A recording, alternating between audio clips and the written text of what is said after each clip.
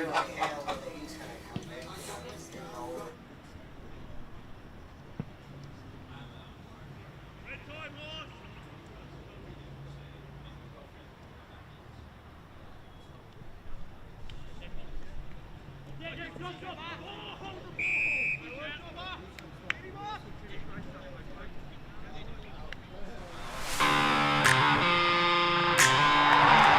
are listening to Radio Eastern FM 98.1. With live and exclusive coverage of the EFNL football season, bringing you the match of the day with score updates from all divisions. And now we cross to our commentary team for the Radio Eastern 98.1 Match of the Day coverage.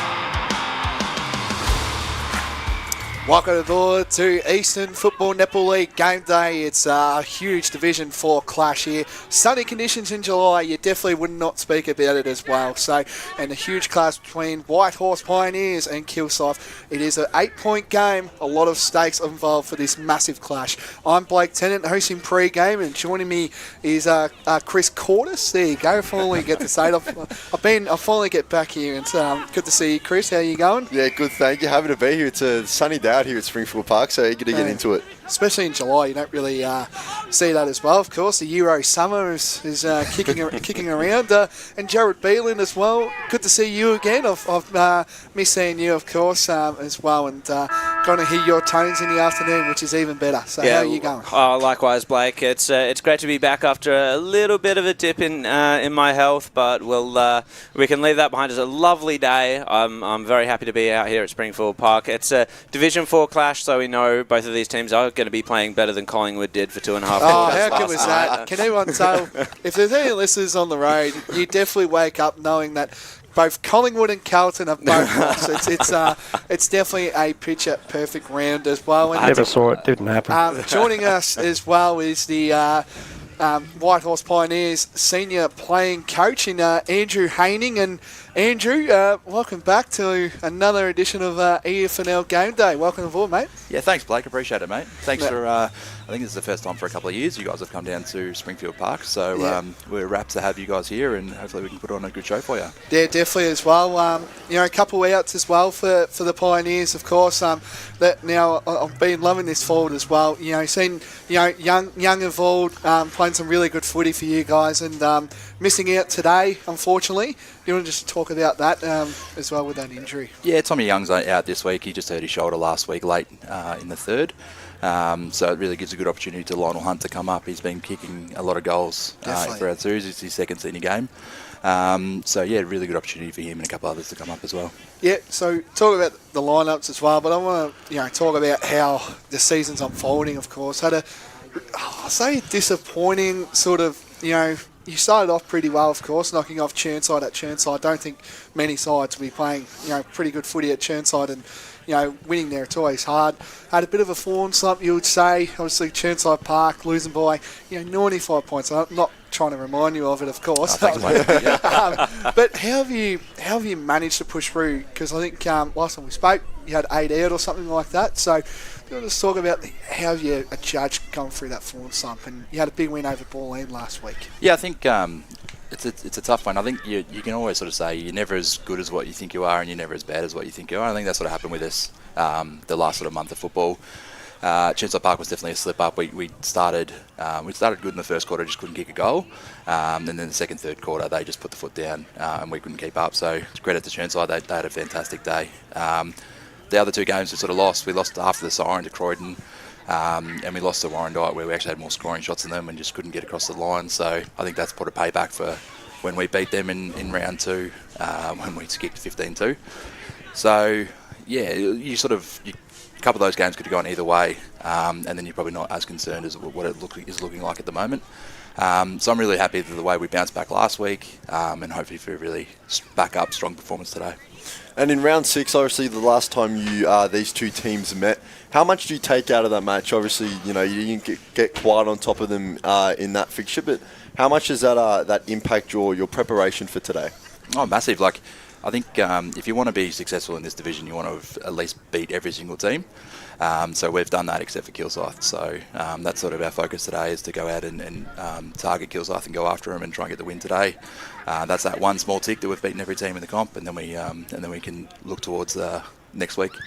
Yeah, excellent. And, you mentioned you want to get after them, obviously, without giving away too much. We don't want you to reveal any secrets. But what's one of the keys we can look out for today on the field for you guys to get over the top of them? Yeah, I think for us, what we've sort of really spoken about in the last couple of weeks is sort of our voice, our connection, and being engaged. So it's really important that we're sort of really loud. So hopefully you guys will pick up on that we're loud on the field. And our connection, like the little things like, patting each other on the back, picking blokes up off the bottom of the pack, celebrating little things like spoils and tackles, making sure that we're all engaged and switched on for the entire four-quarter performance. Of course, that means great to speak to you, Andrew. By the way, of course, that means leadership. And I noticed one of the ins today is Michael McDougall, and he's, from what I've seen, been a stalwart of the club. How much is his inclusion going to impact the way the day is going to go? Well, he's fit, mate. He's he came to me at the start of the year. He qualified for High Rocks for the World Championships in Chicago. So he came to me at the start of the year and said, "Oh, look, I don't want to play before that. I really want to give this a good crack." So he represented Australia in Chicago for High Rocks, which I think was a great achievement. I'm proud of him, and I'm fully supportive of him doing that. So he got back earlier this week, has trained both nights and lit the track up. So I'm sort of just giving him the keys just to run right today, hopefully. And, with players like that who play their first game, like, you're allowed to make mistakes, and I'm fully supportive of him to make mistakes. It's all about what he does after those mistakes. But I just want him to crack in hard and enjoy his footy, and it'll be good to have him back. That's awesome. And another bloke that I don't think I'd ever noticed play for you guys necessarily is Maverick Gleed, who's debuted in 2007, a senior debut back then, which sort of surprised me as someone who I'd not seen. Can you tell me a little bit about him? He's played 3 senior games in the past couple of years. I'm fascinated about his inclusion and what he brings to the side. Mav Gleed is a club legend. Him and his family are really, really important to the Whitehorse Football Club. He's a 2-time premiership player. He won a premiership in 2007 as an 18-year-old. Won the flag as a captain in 2018 as well. So he's currently our reserves playing coach as well. But unfortunately for him, his form's been too good.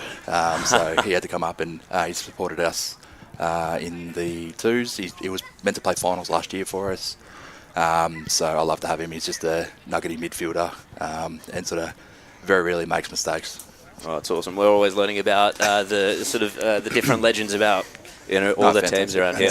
That's good to see. And I just want to touch on as well, your reserves are currently winning 45-17 at half time, I do believe. I just want to touch on, do you feel like you've got the depth there as well? Like, do you feel like that's definitely been there? Because I've followed, Whitehorse, obviously heavily last year, of course, because, you guys made the grand final, of course, and your reserves unfortunately lost in straight sets, I believe. And do you feel like you've got that to cover, some of these players that are coming in and out of the side? Yeah, I definitely think so. When I sort of came on board, we've had very minimal players actually leave the club. We've only brought on new players. Like, as I said, we've probably got about 8 or so missing in the seniors. And we've also got a handful missing out in the reserves today as well, with full sides. So the depth is really there this year with lots of strong numbers. And it just sort of shows that our twos are playing good football. Your 19s are playing some pretty good footy too as well. 19s, yeah, unfortunately lost to Knox earlier today. But for me, with the 19s, I'm not really fussed about the wins and losses with the 19s. Like, hopefully they make finals, but it's their first year in multiple years of having 19s. So Nick Repper, the senior coach of the 19s, is doing a fantastic job. We've actually got Riley playing his 3rd game today on the 19s. We've brought through 3 19s this year, which we just haven't had in the previous years. There's also a couple that I reckon we could play in the seniors and do very well. So having that 19s come through has been fantastic. Yeah, you definitely would be having a few headaches as well, Andrew, as well. So, no, it's always good to chat as well. Thanks for joining EFNL Game Day, mate, and wish you all the best appreciate it, today. We're actually a bit nervous for next week. We've got Forest Hill next week. We've heard about this full forward they've got in the twos. Hey, it's a ruck, mate. It's not a forward, it's a ruck, mate. Maybe I'll drop myself next week then and I can play please don't. No, please do. Please do. Yeah, but it's always a pleasure to talk things EFNL footy with you, Andrew, of course. Do you boys know about this moonlighting he's been doing for Kilsyth basketball as well? So yeah, we do. It's a bit concerning that he's jumping ship for football to basketball. So. And I think we've also mentioned he was a Chandler medal in 2014. No, that's expired. He doesn't like talking about that. All right, that'll do. Good to talk EFNL Game Day. Thanks, with guys. you, Andrew, have a great call. All the best for today. Cheers, Andrew. No worries. Andrew Haining, the senior coach of the Whitehorse Pioneers. Just a quick one. Always good to chat footy with Andrew. He's obviously the Chandler medal. As you're saying, it's expired because it's been 11 years since he does that. So it's always good. And Whitehorse, they're up and about as well. Grand final last year. So how do you boys make out of that? Well, always good to chat to him. I feel a bit bad that I didn't know who Maverick Lead was now as a club legend of Whitehorse, but we have, in my defence, 50 teams to keep track of. Yes. But no, really, really good to chat to him. He obviously loves talking footy, and it's a very interesting time of the year for Whitehorse, of course, coming off the back of 3 losses in the past 4 games. So yeah, pretty introspective about that. So we're gonna get Damien Murray, of course, from the Kilsyth Cougars, senior head coach, in a couple of minutes. So we'll just quickly go through a couple of the games. Of course, Churnside Park have the bye. Of course, obviously you got this game. That'll be on Radio Eastland at 2:10 or 2:30. Sorry, I should say. Oh no, 2:20 it says here. I was reading 2:30, but anyway, you hear that as well in an hour's time, of course. Forest Hill v Templestowe. Bulleen Templestowe, sorry. I should say about that. Down at Coonong Reserve, I'm better than that. But yeah, so they're playing this afternoon. Do you make a case of Forest Hill? Of course, they might be missing out on a few reserves players here and there. But how do you assess this one? This is they're playing for a cap as well. I do believe as well. I'll explain later. But how do you guys feel for this game? Do you make a case for Forest Hill, or do Bulleen Templestowe bounce back after a really tough loss to Whitehorse last week? Well, I mean, is this not Forest Hill's best chance for a win? They're taking on the next top side at home. I feel like this is the game on the whiteboard if they're circling one in to be their best chance to take a victory. Bulleen Templestowe, I don't think they'll necessarily let that happen. I feel like the quality is just too high there for the Bullants. They've come into the competition pretty strongly, not necessarily faltering in a new competition. But at the moment, we do have Damien Murray, the coach of Kilsyth. Yes, we do. We have Damien Murray joining us as well. Early, which is great. We loved seeing people getting in there early, of course. I did say that to you, Damo. But welcome aboard to EFNL Game Day. Good to talk things about the league and also a bit of Kilsyth too. Yeah, thanks for having us, Blake. Obviously set the standard there on punctuality, so good to be here. No, it's good. Always good to talk as well. But we might just start as well. So, do you feel like it's been an up and down sort of season? You know, second on the ladder last time we spoke, playing against Churnside Park. And, a couple, here and there losses, but you've also, knocked over a few, incredible sides. Of course, beating Whitehorse, of course, and, you've really challenged a few sides. How have you seen since the last time we spoke to you? Not so much up and down, mate. I think the 2 losses in a row puts a bit of consistency in it.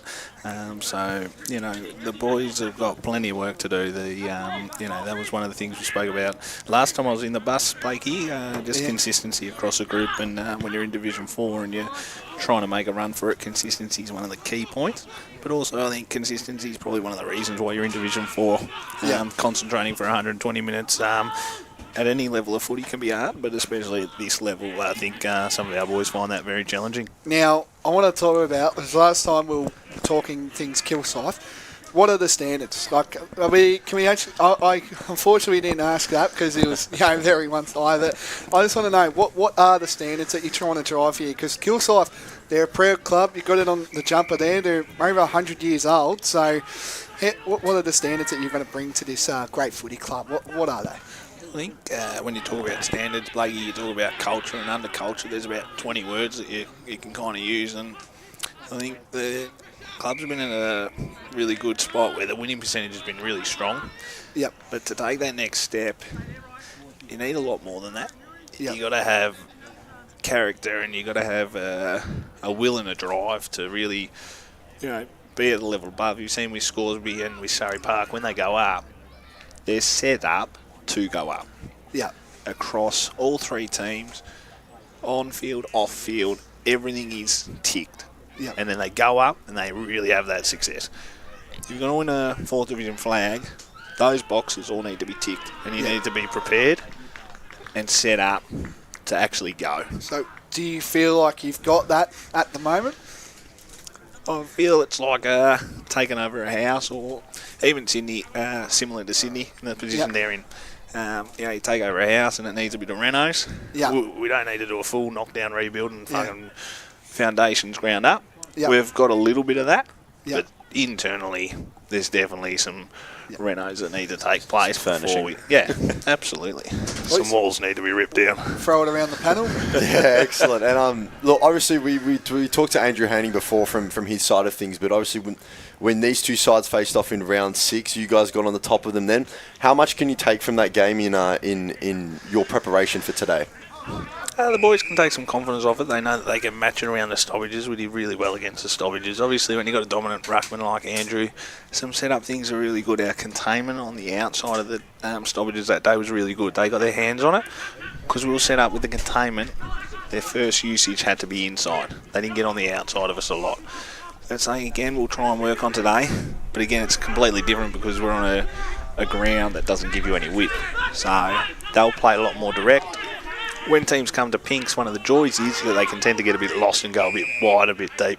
Gives us a defensive advantage. With that is, our boys probably get caught up too high sometimes when they come to a smaller ground here. Again, goes back to the concentration and week to week, 120 minutes. What are you bringing and what aren't you bringing? So all those factors will play a role today. Like I was actually on the ground and it looks like it's a 2 kick and a goal potentially. So, yeah, Joe? Yeah, so you talk about concentration, right? What are the hallmarks? You know, if your players are concentrating for the whole 120 minutes, how is that manifesting to us as spectators? As a spectator, so when teams are concentrating, there's someone driving that. There's leadership, there's voice. There'll be a general down back who's talking, who's setting up people ahead. Often what you'll find with us when we're on, we've got that. There's talk, it's very loud, people are setting up. When we lapse and when we don't, you can hear a pin drop out there. It's very quiet. Often even when I'm playing out there, being on ball, you want to hear something from behind you, hear something from your forward. The boys go into their shell, and obviously at times our depth's been challenged. So you lose the leader, you lose that voice, and all of a sudden it drops off very quickly. So again, something that we need to address at the club, and something you'd be looking at recruiting in next year would be leaders. Yeah. And who are the players sort of you're counting on to provide that voice either forward or back today? We get Mitch Jacobs back. He did his calf in round 2, so he's the captain. He's a good player too. I'll tell you that. He's a bloody good player. Yeah, so he comes back in today, and that's one of his strengths is his voice, and that's what makes him a leader, is his voice. So he comes in today. He'll be down back, so hopefully with his addition you'll hear that voice out there today. And hopefully the other boys walk a bit taller and, his confidence can help give other people confidence. If you're talking to me and I know that I've got that meter, or I know I can go back with a flight, or I know I can impact, it makes my job a lot easier. It makes everyone's job a lot easier. So hopefully he feeds them that. And one of the other players that I've noticed over the years for Kilsyth, one of the big goal kickers is Ryan Goodinson. He's not hit the scoreboard as much previously, but I've come to assume that that's because he's playing a different role, perhaps? It's something that we've worked on is obviously coming in again, it's changing the game style. I don't want the boys standing flat-footed, so Ryan's had to work really hard on his work rate and going up the ground.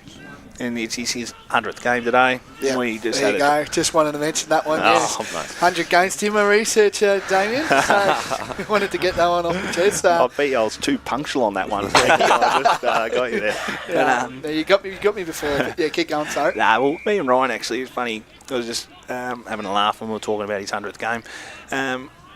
The pre-season was really hard because I come in and I was probably the first coach who's actually challenged him to work hard. To not just stand in the forward pocket and get his 40 goals. I was like, man, I need you up on the half-back flank. And, we definitely had challenging moments there. So it's a credit to him that he's been able to hold his spot in the senior side, that he's still playing. There's probably times where in the pre-season we had stern words and he probably thought, don't know. So, it's a credit to him and the character that he has, that he stuck with it and gets a reward today. And can you talk to us quickly about William Clemmer on debut for today? Obviously, he's been doing really well in the 19s. What can we come to expect from him? Yeah, so Will will start forward. He's got an opportunity. We've got 6 under-19s out there today, which is awesome. I just spoke to them about how lucky they are that they get to play with 5 of their mates as well. There's very few teams running around that have the 6 under-19s, so to get the opportunity, to debut, but then debut with 5 of your other teammates, it's pretty good. So his role today will be firstly to have fun and enjoy himself, and then secondly, if he gets the opportunity to pop up and kick a few goals, that's great. You don't want to put pressure on these kids when they come in to have 20 touches and 5 goals. It's unrealistic, and if they are being the benchmark of your club at that age, then again you've got to look at your leadership and look at the top end of your list and go, boys, come on. Yeah, I've been saving this question, and you probably know where this question is going too. But I'm looking through the AFNL transfers, and I'm scrolling down, and I see a very familiar name that has been around our league. And you can have a look at his 70-metre barrel, as our great BWS called that grand final terrifically. And now, before we get into his name, he did have a scene on one of the most famous Channel 9 shows, boys, Married at First Sight, and I tuned into that and I saw Jeff and I thought, wow, this is the character Jeff is, which is great. And, I love to see him. But Jeff Goebels signed at Kilsyth. Is this... how many games are we going to get of big Jeff Goebels? Because he's a star of the competition and he's been at Baldwin heavily. When are we going to see him in the red and black, mate? No comment. Can I ask the connection? I'll give you something on that. And what's the connection to down there as well? Is it you mates of him or? Yeah, just mates, and then through the gym and a few of my other mates. I'll give him a shout out to Tim McGuinness down there at the Hurt Locker. Does fantastic work just prepping guys for the pre-season. Blakey does beautiful work with the Roval Hawks actually. There you go. And with Blackburn, they head in there and do their stuff. No, we'll wait and see with Jeffy. Yeah. Are we going to see him maybe pulling the boots to get him qualified? Because I think that'll be a huge boost if you guys can get him to qualify. Because obviously you just need the 3 games. So he can't play anywhere else, Blakey. He's cleared to us. He can't go anywhere else. So I know. All I'll say is if he is going to play, he will obviously be playing with us. And believe it or not, Blake, we're well aware of the 3-game rule to qualify for finals as well. I have to do my research there as well. So we're well aware of that. So no, I spoke to him this morning, and we'll see how we go. Obviously, he's got his 10-year reunion I heard down at Baldwin Park. So I don't know if he's down there or not. Obviously, you rang him, of course. But I think we might wrap it up there. Awesome. Damien, of course, a little bit of cheek, which is what we love down here as well. And I hope you enjoy the game on the sidelines today. Not playing. Another question. When are we going to see you back as well? Just quickly before we let you go. Hopefully not too much longer, mate. One or two. Hopefully that's a plan to kind of be back by Warrandyte and set up for the last 4. Whether or not that's realistic, we'll find out when I go back to training. But I am looking forward to catching up with you on the boundary, Blake. That should be definitely. That should be good fun this afternoon. All right, enjoy the day. Thanks, boys. There you go, Damien Murray, the Kilsyth Cougars senior coach, of course, doing terrific things as he started his coaching regime down here at Kilsyth. So that's both coaches done. I really like Damien's honesty about sort of what he's looking to implement at Kilsyth and what might be some of the deficiencies, I suppose. Obviously his reserve side, unfortunately, is not doing the thing that he would like to see do, of course, because Kilsyth, they're a proud club and they're hosting the grand finals and the final series in First Division. If you've seen, please check on the EFNL social platforms, of course, on Instagram, Facebook, and of course the website. The finals just got announced too, and the Pioneers are up 53 to Kilsyth 24. Third quarter action for this Division 4 reserves. Just quickly, this is probably, apart from this one, obviously this is the match of the round, but this is, I'll say, the other match of the round. Croydon North taking on Warrandyte, and looking at this game, Warrandyte are in insane form at the moment, knocking off Chirnside Park at Chirnside. You don't really speak about that too often at Chirnside, dropping home games, but Whitehorse obviously got him earlier on in the year. How do we see this one playing out? Of course, it's at Hughes Park. The Croydon North, they're doing okay. I feel like they've got I would say, an easier sort of run home because they play Forest Hill twice. I mean, no disrespect to Forest Hill, of course. They're not playing the greatest of footy. I think they've got Balling Temp maybe twice as well. I'll have to look a bit deeper, of course.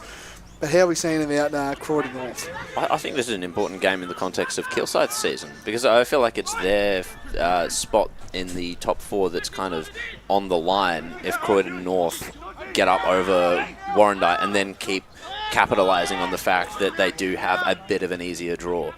So I think the permutations of this, unless perhaps even like Kilsyth win here today, but they do have a tough draw on the road home. So the permutations of this game between Croydon North and Warrandyte are fascinating for the rest of the season in Division 4. I think Warrandyte they've stepped it up in terms of quality, and Paul Donahue, I think he's an experienced enough coach to know how to keep that momentum up for a side, and even a young side as well, such as they are. Chris, what do you think? Well, I completely agree. I think Warrandyte have been building some really, really nice form in the last month or so. Obviously, I would be shocked if they were to catch Chirnside Park at this stage. You'd assume that top spot's wrapped up, but they've been doing really well. We do know that the Kangaroos can get up for a game every now and then, and they can take a big scalp and get a lot of people talking about them. But I just think that, while they're more than capable of putting together a big performance, I just think Warrandyte have been trending a bit too nicely for anyone to tip against them at this stage. Yep, so there you go. So we're all going Kangaroos or Warrandyte? I think Warrandyte. Yeah. Warrandyte, okay. Who did I go? You had the tips up on the record. Yeah, I did. Bear with me. You went Warrandyte. So I think that's a clean sweep for Warrandyte across everyone. Apart from Paul, who went Croydon North. So there you go, Paul. Paul's a kangaroo for today. There you go. He's also in front of us, of course, as well. So we're moving into Division 3. We're actually doing really well with time here, boys, just letting you know. So we might... Punctual. That's it. So before we get into the game, the last game of Division 3, so we'll go to Donvale Fair Park. Played at Donvale Reserve today. Do you think the Vales can, get going after a really disappointing game against Ferntree Gully? I know it wasn't the strongest side that Donvale fielded, but how do you see? Do you see the Lions in Fair Park getting home here, or is it just going to be a bad time to face Donvale? I think, obviously coming off the loss, I don't see a world in which Donvale dropped 2 straight. In all honesty, it was the same when they lost their first game earlier on in the season. But, I won't say a class above the rest of the competition because obviously scores be holding very well with them and matching them at this stage. But at the moment, although Fair Park are trending nicely and they picked up a good win last week off the back of a few inclusions, and they're looking to do better, it's just too much of a gap for me between Donvale and Fair Park. So I think, especially at Donvale Reserve, this is just the Magpies going through the motions and they'll win. No Ethan Duncan as well, still out. And of course, we haven't seen James Browser probably since round 1 or 2. So yeah, that is a big out. It is a big out because he's a dual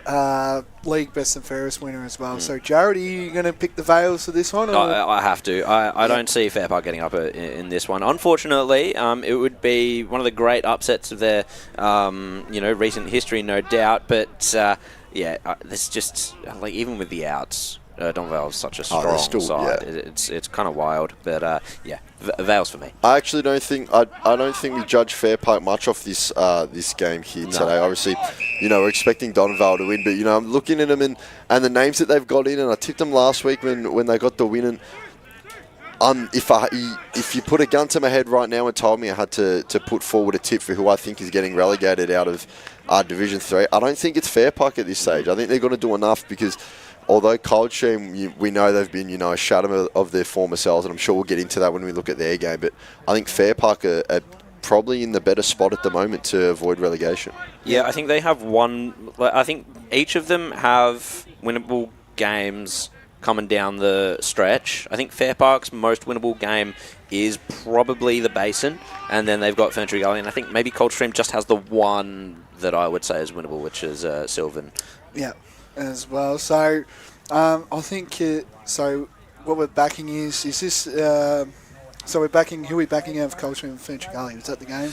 Yeah, I got to go Ferntree Gully in this one. Ferntree Gully, even though it's Mitchell Edmonds' 150th game as well for Coldstream today, so that could definitely have a bit of a bit of a go sort of thing. At home, it can spark some morale for sure. And Ferntree Gully have dropped games that we really wouldn't have expected them to, but they've also won games that we haven't expected them to. So it's an interesting one. I'd really like to sort of know a little bit more about Ferntree Gully, especially given the fact that they've had some really big, like quite a few outs in the off season, but then a smaller number of huge inclusions. Yeah. So it's an interesting list balance, I guess. I tip Ferntree Gully. Chris? Yeah, I tip Ferntree Gully. I think it's interesting as well with what you said, Jared, because obviously everything that we hear out of that club is, you look at your Premier Data do their top stat lines of the week on Instagram and all that. All we see is Jaden Stevenson. So it is quite interesting to see, maybe it's, on certain weeks when they're picking up wins like last week against Donvale, they'll get more people around him to help him, or whether that's just really too much load falls on his shoulder. So I think they'll beat Coldstream today, but we know that there's quite a sizable gap between their best and their worst footy. So I still think they'll win, but I wouldn't be shocked if this one was less than a 3-kick game, in all honesty. Stevenson listed as full forward as well on the Ferntree Gully Facebook page, of course. Oakley District taking on Knox. Tough one as well, just due to how these two sides are going, of course. I don't think Dwayne. Come on, I've got to put more respect on that man's name. Dane Swan, he's not playing this week, of course. Had a really good game. I think he had 30 and 3. Just absolutely taking the mickey as well for that one. But this one's an interesting game. I haven't been too happy with how Knox's form has been. I know they're fourth on the ladder. They're going to qualify. I think they should qualify. Yep. But do we make a case for Oakley District to take a scalp over Knox, who are fourth on the ladder? Yeah, well, obviously, we look at Knox and we say, yeah, they're fourth on the ladder, but it was really, they started off out of the block so well at the start of this season. They gave themselves that buffer to the point where their form recently has been a little bit disappointing. It's improved a touch from what it was about a month or two ago, but it has been disappointing recently. You might not see that so much looking at it at face value, but I still think they're a quality side. But the thing is, although Dane Swan is out, you've still got, I think the kicking consultant's still down there, Grouden, so he's still a big inclusion. Yep. They're at home. They're starting to build really nicely. Of course, we saw them a few weeks ago. They've still got some quality players around there. Blake Pearson's back in. He had his first game back from injury last week. Kicked, I think it was 7 or 8. In a big win too. In a big win, yeah. So they've still got contributors around the ground who can make this far from an easy tip and far from a blowout win. So I have tipped Knox on this one, I have to say, but it's one of those ones where if you're looking through the divisions and you're looking at games which you think might go either way on the flip of a coin, we could see Oakley District get an upset win here. Yeah, I agree. I think what this was the tip? Sorry, Jared, just quickly get up the tips as well. Yep. Jared, keep going. Yep. Yeah, this was, I think, who did I tip on the podcast? I think it was Oakley District, because this is where the finals kind of start for the districts at this point. They've got a tough run home. They are 2 spots out of the 5. We can't rely on the Basin to drop games necessarily because they can cause upsets. I think it's season on the line kind of stuff, and it will be next week as well for Oakley District. They just have to keep winning, especially against these top sides, and I reckon they'll be able to get themselves up for this. And I think Josh Groudon's such a big inclusion for them. Of course, Blake Pearson is as well, but his stability and balance across the half-back line and his ability to pick off targets like you'd never say, in Division 3.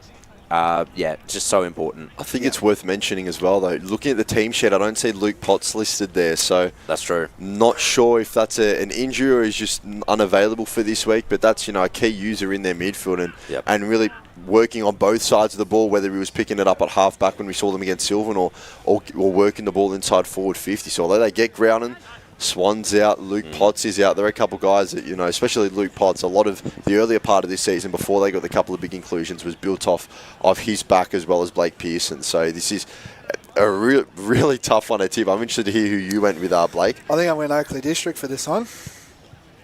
Is that correct? Yep, that's right. No, I think they'll win. And as you said, Jared, this is the sort of, where you want to be sort of thing. But Damien Hardwick said it the other week, actually, on his press conference, it's called Big Boy Month. So that's what he calls July, the Big Boys Month. So I guess he's definitely up and about. Tim Hardwick, after his son's had a big win over your Pies, Jared, which is even better. But we'll move on. Not me mentioning it would have been enough. Scoresby take on the Basin. I'm going to go Scoresby. I think Scoresby 100% get the job done over the Bears. And then this game here, this is the match of the round in third division, I reckon. Sylvan taking on Upper Ferntree Gully. Where at? At Sylvan. Okay. Now, I don't know if you guys saw E-Fanel Insight. I don't know if he was out. I'm not sure. I'll have to see what Ryan's doing. I know he's a busy man. But Sylvan have got a very good record at home, but away, they're 0-6. Yep. Are we going to go an Upper Gully upset here today, or do Sylvan decide that we know how good Sylvan's been and they get a win today? What's your verdict on this one? Well, they're 6-1 at home. I believe in that loss came to Knox. I think it was only by a couple kicks. So I've completely sold my stocks on Sylvan. I think, looking at it from a finals perspective, they can make finals if you're 0-6 away from home. It's forget about it. But although, you have to give credit to them, they've made Sylvan Recreation Reserve a fortress. But I think especially coming up against a side like Upper Ferntree Gully, who've been doing really well in the last few weeks and the last couple of months as well, I just think, although we know how good Sylvan are at home, and normally if you see them at home, you tip them. If you see them away, you tip against them. I just think this is a side that they're coming up against now that are in a much better position than they were probably at the start of the season, or what people expected them to be at the start of the season. So I think this is just one of those cases where, although Sylvan will play a lot better than what we've seen them play away since they're on their home turf, they'll make a good account of themselves. I just think Upper Gully, if they really want to cement themselves as the team outside the top two that can really push to be there at the pointy end of the season, I think they win this game, and I've tipped Upper Gully. And I think I went Sylvan. I went Sylvan for this one, I think, or did I go Upper Gully? Upper Gully, Blake. Oh, Upper Gully. I don't know about that one. Might have been a typo. How quickly can we edit that? Might be a typo by Ryan Long there, our media manager, of course. But we might take a short break. Just quickly before we do, boys, so if I can put the onus to you. So we touched on this last week. We've touched on it a few times since Dane Swan got to Oakley District. Obviously, it's top 5 play finals in Division 3. They currently sit there with a record of 5-8. Now, last season they made it at 8-10, meaning through their next 5 games, 5 weeks left in the season, if we're saying that's the same pass mark, which it might be a bit higher, but if we're saying for argument's sake the same pass mark, they need to take 3 wins out of their next 5 games, which is, who do they have? Knox at home today, Upper Gully away, you'd probably put that down as a loss. Yep. Ferntree Gully away now has to be a win. Has to, yep. I think. Fair Park at home has to be a win. And then round 18 might be the decider where they play away to the Basin. I think they've got the best run home. That's just what I reckon. I reckon Oakley District have got the best run home out of, sort of every team. So that's how I'll say. We're going to go on a break there. Thanks to that, Chris. It was really good to, break down a few things about how Oakley District are going. But we're going to take a short break here on the E-Fanel Game Day presented by Eastland. It's between the Whitehorse Pioneers and the Kilsyth Cougars. Today at Eastland, Lucy's trying on jeans for a momentous occasion. Coffee with the ex. She needs jeans she can move in because she's definitely moved on. Jeans that get a second look, but don't give any second chances. Jeans that say, why yes, I have spent the last 8 months in a post-breakup juice cleansing, kickboxing, personal training frenzy. And it looks as though she's just found the perfect pair. Yeah, that's great. Bravo, Lucy. For all of life's little moments, there's Eastland. Eastland. Live real. Sprained your ankle bursting through the banner? For bumps, breaks or bleeds, be seen sooner, close to home, at Knox Private 24/7 Emergency Department. You'll generally experience shorter wait times. Knox Private 24/7 Emergency, 262 Mountain Highway, Wanturna. Do you feel good about your bank? Because there is a bank you can feel good about. They share their profits to fund big community projects, small community clubs, and vital emergency services. They've given $250 million to help Australian communities thrive. They have all the products and tech you expect from a big bank, with service you don't. It's Bendigo Bank. Feel good about who you bank with. Try Bendigo. Search bendigobank.com.au or search Bendigo Bank near me. Tobin Brothers Funerals wear their heart on their sleeve. Their clear and easy-to-use website and Memory Maker app make it easy for families to make an informed decision. Here's James McLeod, Managing Director of Tobin Brothers Funerals. There's no mystery about our pricing. It is clearly displayed on our website and our app. We have staff standing by 24 hours a day, every day of the year to assist you in your absolute time of need. Visit tobinbrothers.com.au. Tobin Brothers Funerals, celebrating lives. There are only 3 things that should be flushed down your toilet. Pee, poo and paper. Some wet wipes and antibacterial wipes say that you can flush them, but you can't.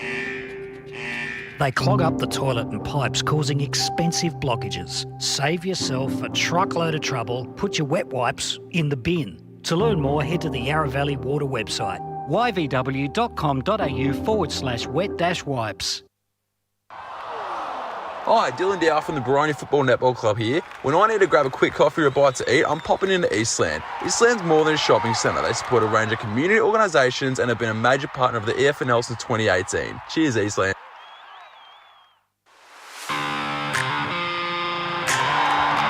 You are listening to Radio Eastern FM 98.1. With live and exclusive coverage of the EFNL football season, bringing you the match of the day with score updates from all divisions. And now we cross to our commentary team for the Radio Eastern 98.1 Match of the Day coverage. Yes, welcome back to Eastland. Match of the round played here between the Whitehorse Pioneers and the Kilsyth Cougars. An 8-point game, as we said. And as soon as I said it was a nice sunny day, I don't see any sunshine around here. It's overcast around here today, so as well. So I'm just not going to talk about the weather anymore. Every time I talk about it, it's just... We tell you every time, Blake. Yeah. Shut up. Yeah, so... It might even have a little bit of rain, which is not great, especially down on the boundary, but that's okay. So we've talked about Division 3 and Division 4, of course, as well. We heard our thing, so you can go back on the YouTube platforms and have a listen back to what we said about the other games. But now we're going to talk about all things Division 2. Now, I might just quickly go through a couple games that aren't really, sort of the big games sort of thing. So... Wanturna South taking on Ringwood.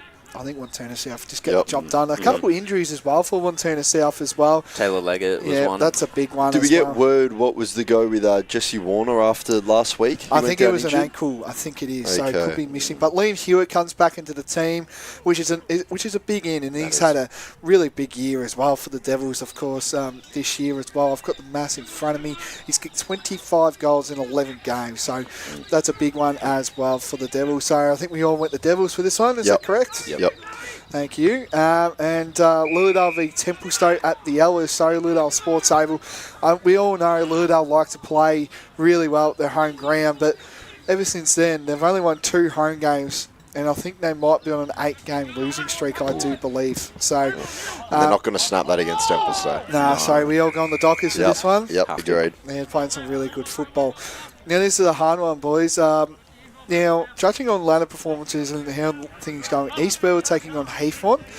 Now, last time Heathmont and Eastbourne would play, I don't know if you guys saw, but Eastbourne, coming through on the microphones there. Someone's not happy, a reserves player as well. Eastbourne won by 55 points against Heathmont. Last time these two sides played. It's played at Eastfield Reserve, of course, another ground that's hosting finals this year as well, which is really good. Good seeing Eastfield back on the park as well for hosting finals. Of course, they used to host a lot of grand finals back in the day as well. But how are we seeing for this one? Do you see the Jets winning, or can we see an upset with Eastfield beating the Jets? Because the Jets, they're in some good form. How are we seeing this one, boys? I've actually gone and tipped East Burwood. This was my my roughie of the week personally, but I just think they haven't been as bad as their ladder position has indicated that they are, and it shows that through their percentage.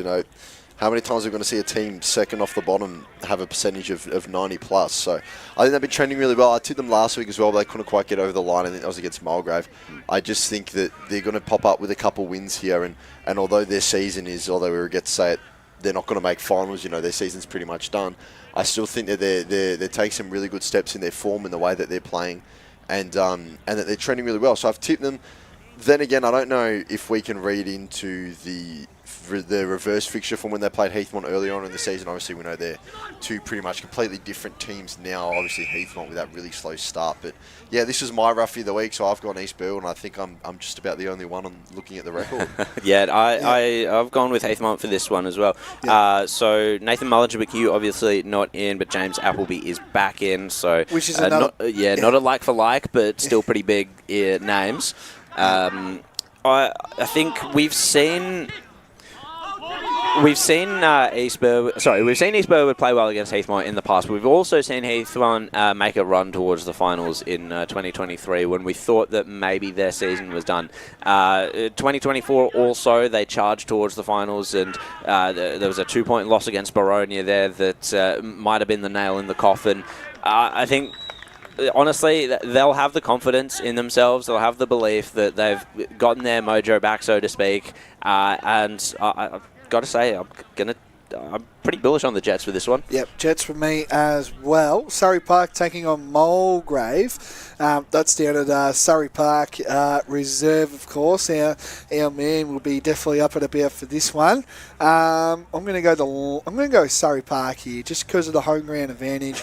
And if you have a look at the ladder, boys, it's a 2-game gap between third and fourth as well, and also a 3-game gap between 3 and 5th. So I think it's too early to say, but if Surrey Park can win this game, I think they're definitely going to lock up now third spot, and I can't see them, falling out of that top 3. It's the double chance, and that's huge. Yeah. For sure. For a side that's won back-to-back premierships as well, and seen them doing really well in second division. And now it's annoying sometimes because we all know that Surrey Park supporter that used to be with us, of course, and he loves his little Surrey Park side. So it's good to see, but I think we're all going to go Surrey Park for this one.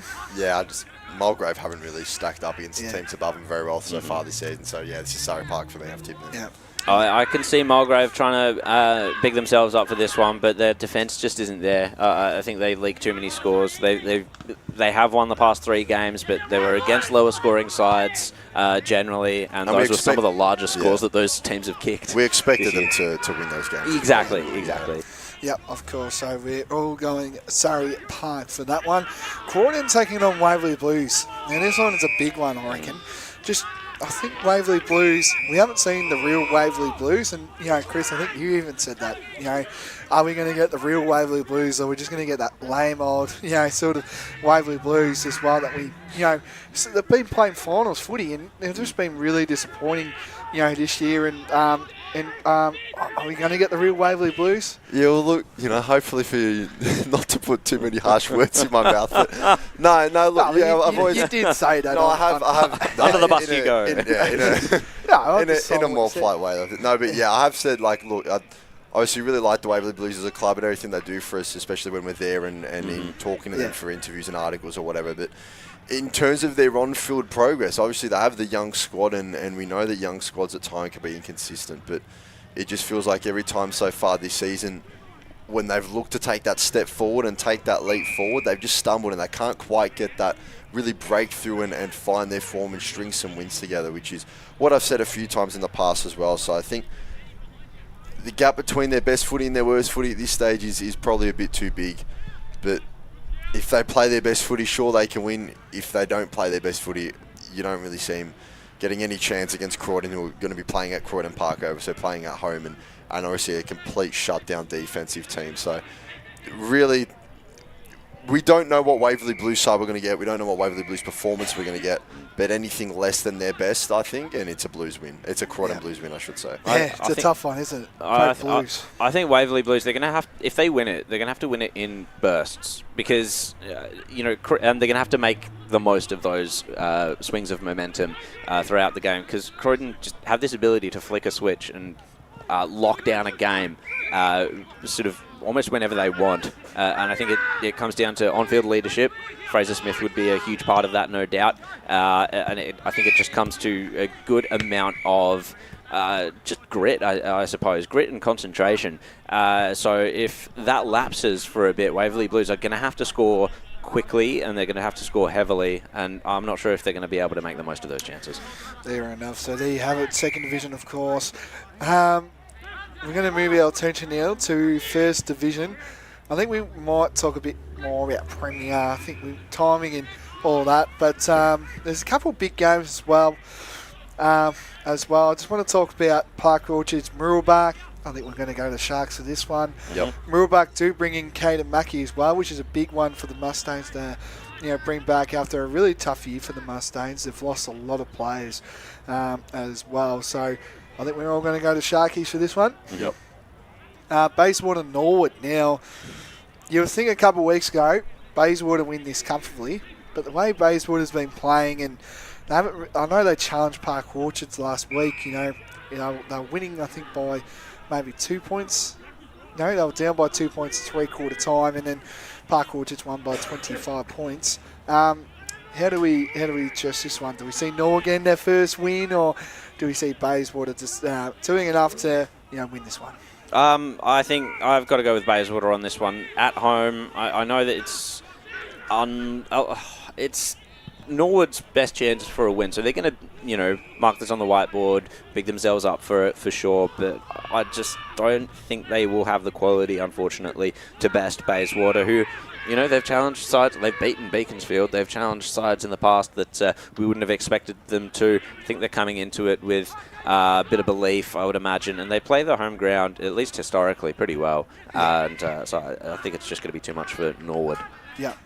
Yeah, I agree. Just Bayswater? Yeah, Bayswater. Norwood haven't really shown me anything to suggest that we should be tipping them at this stage. So, I'm going with Bayswater. And then the other two big games, of course. Now, this one, on paper, you'd say the Saints in South Belgrave, because it's the Saints off today. North Ringwood taking on South Belgrave. Is this the game? Is this the game where South Belgrave lose their first game, or do you see South Belgrave just doing what they're doing at the moment, playing some incredible football? Is this the game where North Ringwood, win, or are the Saints just going to keep doing what they're doing and go marching in South Belgrave? I would be shocked if this was the game that they dropped, to be honest. I thought if they were going to drop any game, especially with all the outs that they had last week and playing a Beaconsfield outfit that I believe we're playing at Beaconsfield Home Park as well at home. So they won that game. They've been blowing teams around them out of the water by, however many points you'd like, or however many points they feel like on the day, it seems. So, North Ringwood have been trending nicely, but I think it was the North Ringwood head coach that was on the weekend recovery episode. Yeah, Matt Price. So we heard from him, and he said it's not so much exactly a free hit that he said on that podcast episode, but it was more just a bit of a test of a yardstick. So it's more North Ringwood are going to get more out of this game, even if they lose, because they're going to learn, where they're at, and obviously when you play the top sides, you learn where your weaknesses are. But yeah, I just think South Belgrave have been too good. I think the opportunity for them to drop a game has passed now from the last couple of weeks with Park Orchards and Beaconsfield. So I've tipped South Belgrave. South Belgrave for me, Jared. North Ringwood were my roughie. I still wouldn't be I still expect South Belgrave to win for sure. But I think if they are to lose a game in the run home, it would have to be this one. I know. That North Ringwood, look, it is an interesting sort of mindset they'd be going into it with, especially given that they haven't won a game against any of the other top five sides, which is, a bit of a red flag for mine, obviously. It's that situation where I think at Quamby, it's their best chance to take this sort of a scalp. It's best chance to build momentum heading into the finals. And, if they are going to be a contender, then they're at least going to get close today. Yep. So we're going to move our attention to Premier. I think we might have time for a little bit of Premier talk as well. We love talking about Premier footy, of course. But there's a couple one-sided sort of games, I think we all know, that could go, the sides here. East Ringwood taking on Berwick. Can we make some room for the Wickers, or are East Ringwood just going to run away with this one? I don't think I can make the case for Berwick, unfortunately, in this one. East Ringwood, they've just got too many styles on too many lines, and Berwick, look, they'll give a good account of themselves as they most often do. But look, if they keep it close at half time, then I think that's a win in my book for the Wickers. Yep. Yeah, it's probably the pass, Mike. I'd agree if they can just hang with them for a bit. But I mean, looking at of course, how good East Ringwood's, midfield is and how well they move the ball with. I mean, looking at today, Josh Tovey's in, James Bealow's in, Connor Downey's in, both the Waitmans are playing. how do you stop that, really? So, yeah, I've gone with the Roos. Baldwin taking on Mitcham down at Baldwin Park. Do we see the Tigers?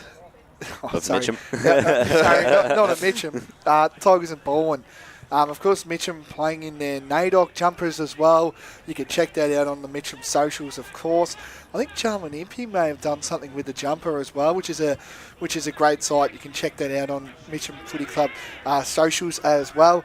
Do we make a case for Baldwin to beat Mitcham comfortably, or do you have a case for Mitcham to beat Baldwin? I'm going the Tigers and Baldwin comfortably, I reckon. Yeah, I'll agree with you there. They're building a nice gap between them and Roeville in fourth now, so they've really kind of locked down that top three, you think, at this stage. And, I mean, I just don't see them dropping the game like this with how they've been going all season. They've been playing really well. They've been winning well, winning ugly.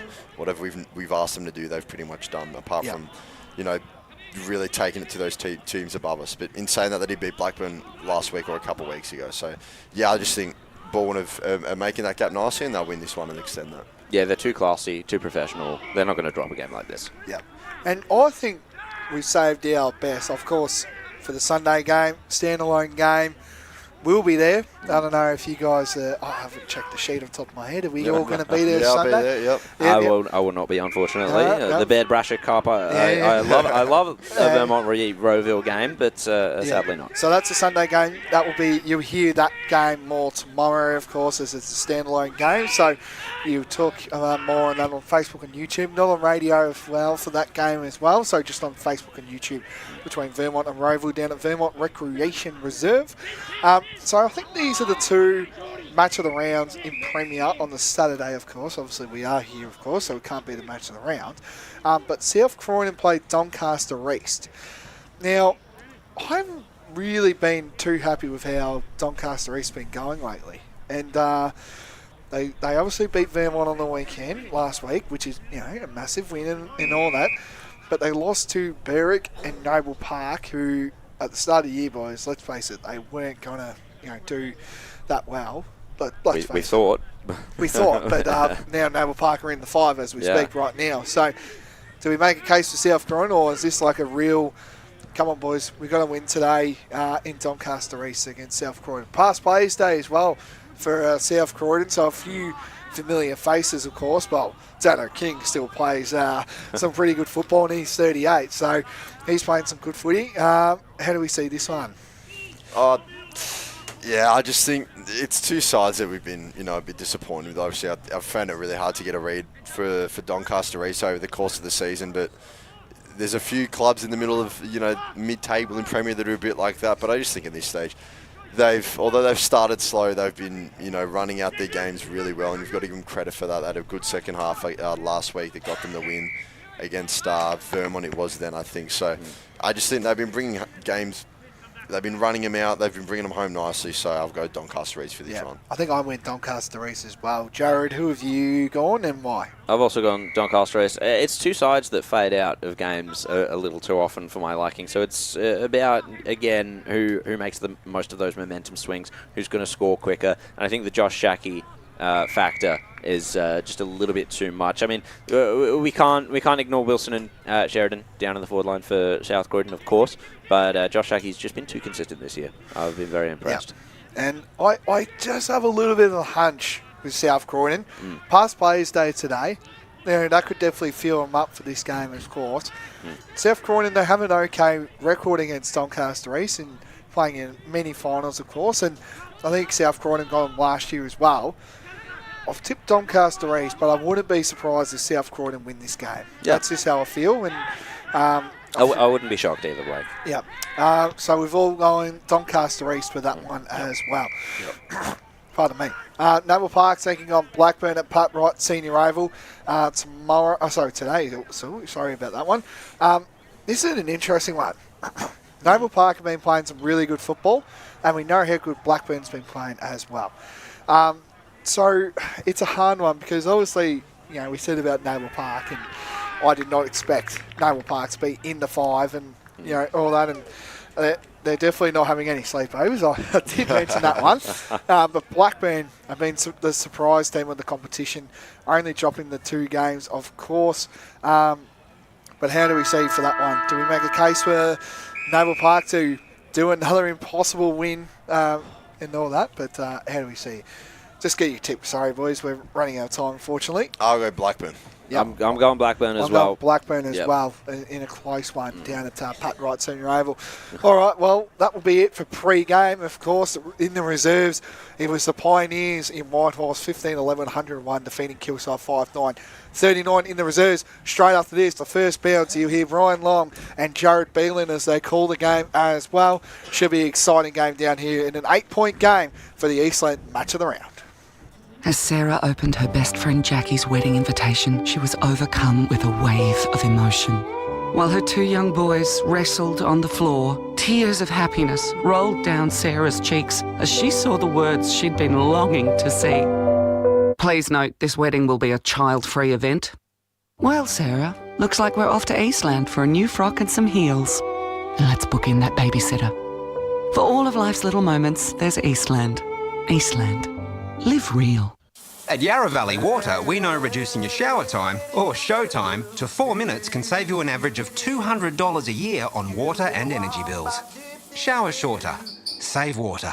Authorised by the Victorian Government, 1 Treasury Place, Melbourne. Sprained your ankle, bursting through the banner? Broke a finger, high-fiving the ruckman? Or did you run into the goal post again? For bumps, breaks or bleeds, be seen sooner, close to home at Knox Private 24/7 Emergency Department. The preferred provider of emergency care to the Eastern Football Netball League, you'll generally experience shorter wait times. You don't need private health, but there is an out-of-pocket fee. Be seen sooner, close to home at Knox Private 24/7 Emergency Department, 262 Mountain Highway, Wanturna. Do you feel good about your bank? Because there is a bank you can feel good about. They share their profits to fund big community projects, small community clubs, and vital emergency services. They've given $250 million to help Australian communities thrive. They have all the products and tech you expect from a big bank, with service you don't. It's Bendigo Bank. Feel good about who you bank with. Try Bendigo. Search bendigobank.com.au or search Bendigo Bank near me. The first time I met the team at Tobin Brothers Funerals, I felt like I'd known them for years. They're so caring, honest and passionate. James McLeod, Managing Director of Tobin Brothers Funerals, sums it up best when he says, Every day our people get out of bed to assist client families in their absolute time of need. Our people love what they do, and you will not find a more highly trained group of people than those at Tobin Brothers. Visit tobinbrothers.com.au. Tobin Brothers Funerals, celebrating lives. Hi, I'm Ben Desson from Montrose Football Netball Club, and when I need a new kit for a night out, I head over to Eastland. But Eastland is more than a shopping centre. They support a range of community organisations and have been major partners of the Eastern Football Netball League since 2018. Thanks, Eastland. You are listening to Radio Eastern FM 98.1. With live and exclusive coverage of the EFNL football season, bringing you the match of the day with score updates from all divisions. And now we cross to our commentary team for the Radio Eastern 98.1 Match of the Day coverage. Springfield Park for the Eastland match of the round. Whitehorse taking on Kilsyth. Big top 4 Division 4 clash. It's the first time we've been out at Springfield Park since 2018. Been quite a while since we've been able to head out here, and it's a pleasure to take us underway into this big Division 4 clash. We've got a full crew team about to be assembled out here. I'm Ryan Long, media manager with the EFNL at the moment, joined by Ray Baird and Paul Uconi for the first time this afternoon. Ray, great to have you on board on another Saturday. It's a big weekend. We've got Sunday footy as well, live streamed, and of course this game, a top 4 clash, and a couple of late outs for Whitehorse. Just, I think, makes this one a little bit more interesting. Well, I know I've got one down here. One of their main one out. Who's the other one? Well, Young was the other one who he's not selected, but played last week and was important. Right. So. Yeah, no, it's good down to 3 this clash. It's a very important clash for Division 4. Both these sides, could drop out if things don't go their way for the rest of the season. So, as you said, Ryan, it's been a few years since we've been down here to to the Pioneers ground, and a good crowd here, and it's not a bad day for football. Yeah, absolutely. Fantastic day again for another July Saturday. We've done quite well with the weather. Paul Uconi back again on a Saturday afternoon.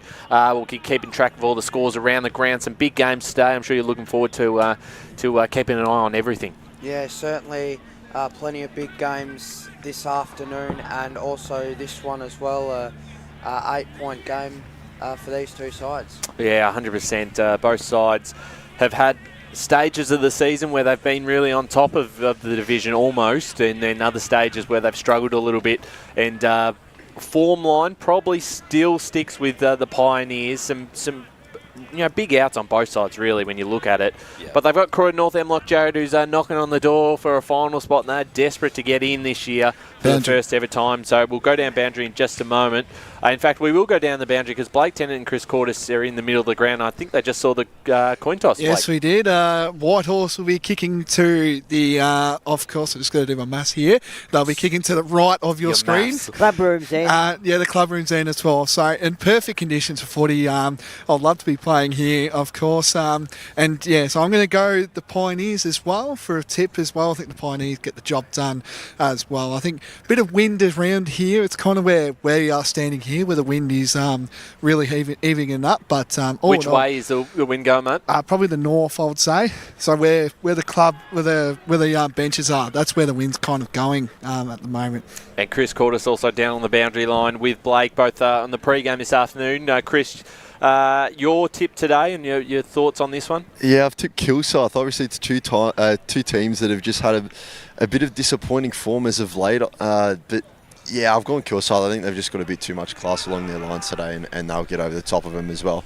It is also just worth mentioning this middle of the ground here where the ball up circles are is quite dug up from the game before us as well. So maybe something to keep an eye on in the centre. Yeah, 100%. And where you guys are, I don't know if you're still in the square, but there's not much room from the square to the boundary line on that side of the field. It's probably, in my opinion, I reckon it's a 2 kick and then you kick the goal, I reckon. So that's how well I see it. But it's where we are right now. There's a massive mud pit right here, so we're going to try to stay away from that. But all in all, really good conditions. Yeah, thanks, boys. We'll keep you updated across the afternoon. Jared Beanland also in the play-by-play chair. Great to have you back on a Saturday, Arvo.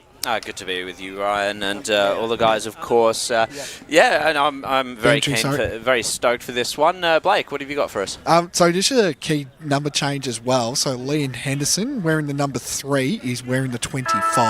So 25. Yep. So thank you, Blake, as we're going to get stuck into it. First bounce out here at Springfield Park. Whitehorse trying to break through and get the first centre clearance. Ball comes out now. A chance for Nelson. Got rid of it. Kilsyth stole it and go inside 50 for the first time this afternoon. No mark taken. Ball hit the deck. There's Ivanovic around this one. Dangerous when they really get going. We'll get a ball up inside 50 for the Cougars in the opening 30 seconds of this clash at Springfield Park. The ball up, tapped down, that time from Boakes towards the boundary side. Kilsyth looking to keep this one alive. The kick away, bouncing into the hands of Jacob Virtue. Just got his hands away in time, under a lot of pressure. Kilsyth able to cut this one off, but enough numbers around the footy here for Whitehorse. Stoffels was tackled and we'll get a ball up on that far side. Yeah, great pressure by Kilsyth then when Whitehorse were moving along that outer side. Yes, that's something that Coach Damien Murray was talking about, trying to lock down the clearances a little bit. And they'll be able to get it inside 50. Bouncing ball towards the top of the goal square. Goodinson taps it to try and get some advantage, but it's just trickled over the boundary line. We'll have a stoppage. Kilsyth doing all the attacking in the first couple of minutes of this game. Boundary as well, sorry boys. Blake. And also I think Damien also mentioned that there's 6 under-19s playing for Kilsyth today, which is great to see. Yeah, no, that is excellent. Quite an interesting dynamic, no doubt, for them to debut with all their mates, as Damien Murray said. We'll have a secondary and I bet Blake Tennant, you know every one of them, don't you? I don't, unfortunately, Ray. Henshaw tries to scrag it out. It's come into some space here, trying to paddle it to himself. There is Goodinson once more. He comes to ground, bit of pressure in the defensive lines for Whitehorse, manage another stoppage. So Kilsyth, it could be dangerous from this area. They do have a couple of goal sneaks down there. Chasing it was Jackson. He's gone up against his fellow number 8 in Parsons. Yet another ball up there. Stoppage after stoppage. Kilsyth just circling, trying to get that first blood on the board. Fabris, though, with the clearance, has now come to Sim. His kick clears the lines. It's fallen into some space. Drew Sells will pick it up. No, that was Lamb, in fact. Got it out to a teammate who tried to bustle his way through. Jacob Virtue says, no, you don't. That's a great tackle then by Virtue. Yeah, that was excellent. And he's going to find the running player because he got the free kick. It was out to Carroll. Spearing ball and a chest mark taken at left half forward for the Pioneers. And it's in the hands of Lionel Hunt. He's been the inclusion, the like-for-like inclusion, I suppose, for Tom Young. And let's see what Lionel Hunt can do for the Pioneers. He's going to line up for this one. This is his senior debut, was against Croydon North a couple of weeks ago. He's just pulled it to the right. Big mark in the goal square, though, for the Pioneers. And it looks like it's going to be Riley Berzins. He timed his jump perfectly. Everyone else seemed to go a little bit early. He was a late one up, but he got higher than anybody else, and a great mark there right on the goal line. Just 18 years old, I believe. He's kicked just one goal in his senior career thus far for Whitehorse, and there's his second. And the Pioneers with the first blood. Yeah. Been playing 3 minutes, 45 seconds. We've had one entry inside each, forward 50s, and a goal to the Pioneers. So Pioneers on the board, 1 straight 6 to Kilsyth, no score in the first 4 minutes of this clash out at Springfield Park. Good ball movement by the Pioneers as well down this near side. Yeah, made the most of that opportunity, and we're back in the middle again. I think that's one way they're going to catch Kilsyth out, is we keep that ball moving quickly. Yeah, 100%. So going up in the ruck that time, no one really got clear possession of it. It was Boakes for Whitehorse, and wrapped up in a tackle. Jackson means we'll do it all again. Another ball up in the middle of the ground. Boakes wins this time. The ball's still not going anywhere from centre of the ground. Boakes versus Browning. Ball comes out here for Kilsyth, who get the clearance forward towards the half-forward line. Bouncing footy just went straight into the hands of Elliott, who puts the shot on goal and has hit the woodwork. So just a minor score. One behind to Kilsyth. They trail to a Whitehorse 1 straight 6. An opportunity gone missing then for Kilsyth. He had more time than what he thought, actually. Hit the woodwork so hard it bounced another 20 metres back into play. So done it was. Picks out Sims. He out-muscles his man Aiton. Kicks it to the corridor. Dangerous stuff. And he's turned it over. Sells takes the mark. Looking for some options. Fielding the offers down the line for Kilsyth. Now who's it come to? Nearly marked by Goodinson. He was worn heavily by his man. Henschel picks it up in the pocket. Tackled immediately, though, by Chris Gilliand. And we'll have yet another forward stoppage for Kilsyth. It seems like something that they'll need to make the most of, the Cougars, because they're getting a lot of them. They just need to find some clear air to score that goal. They didn't that time.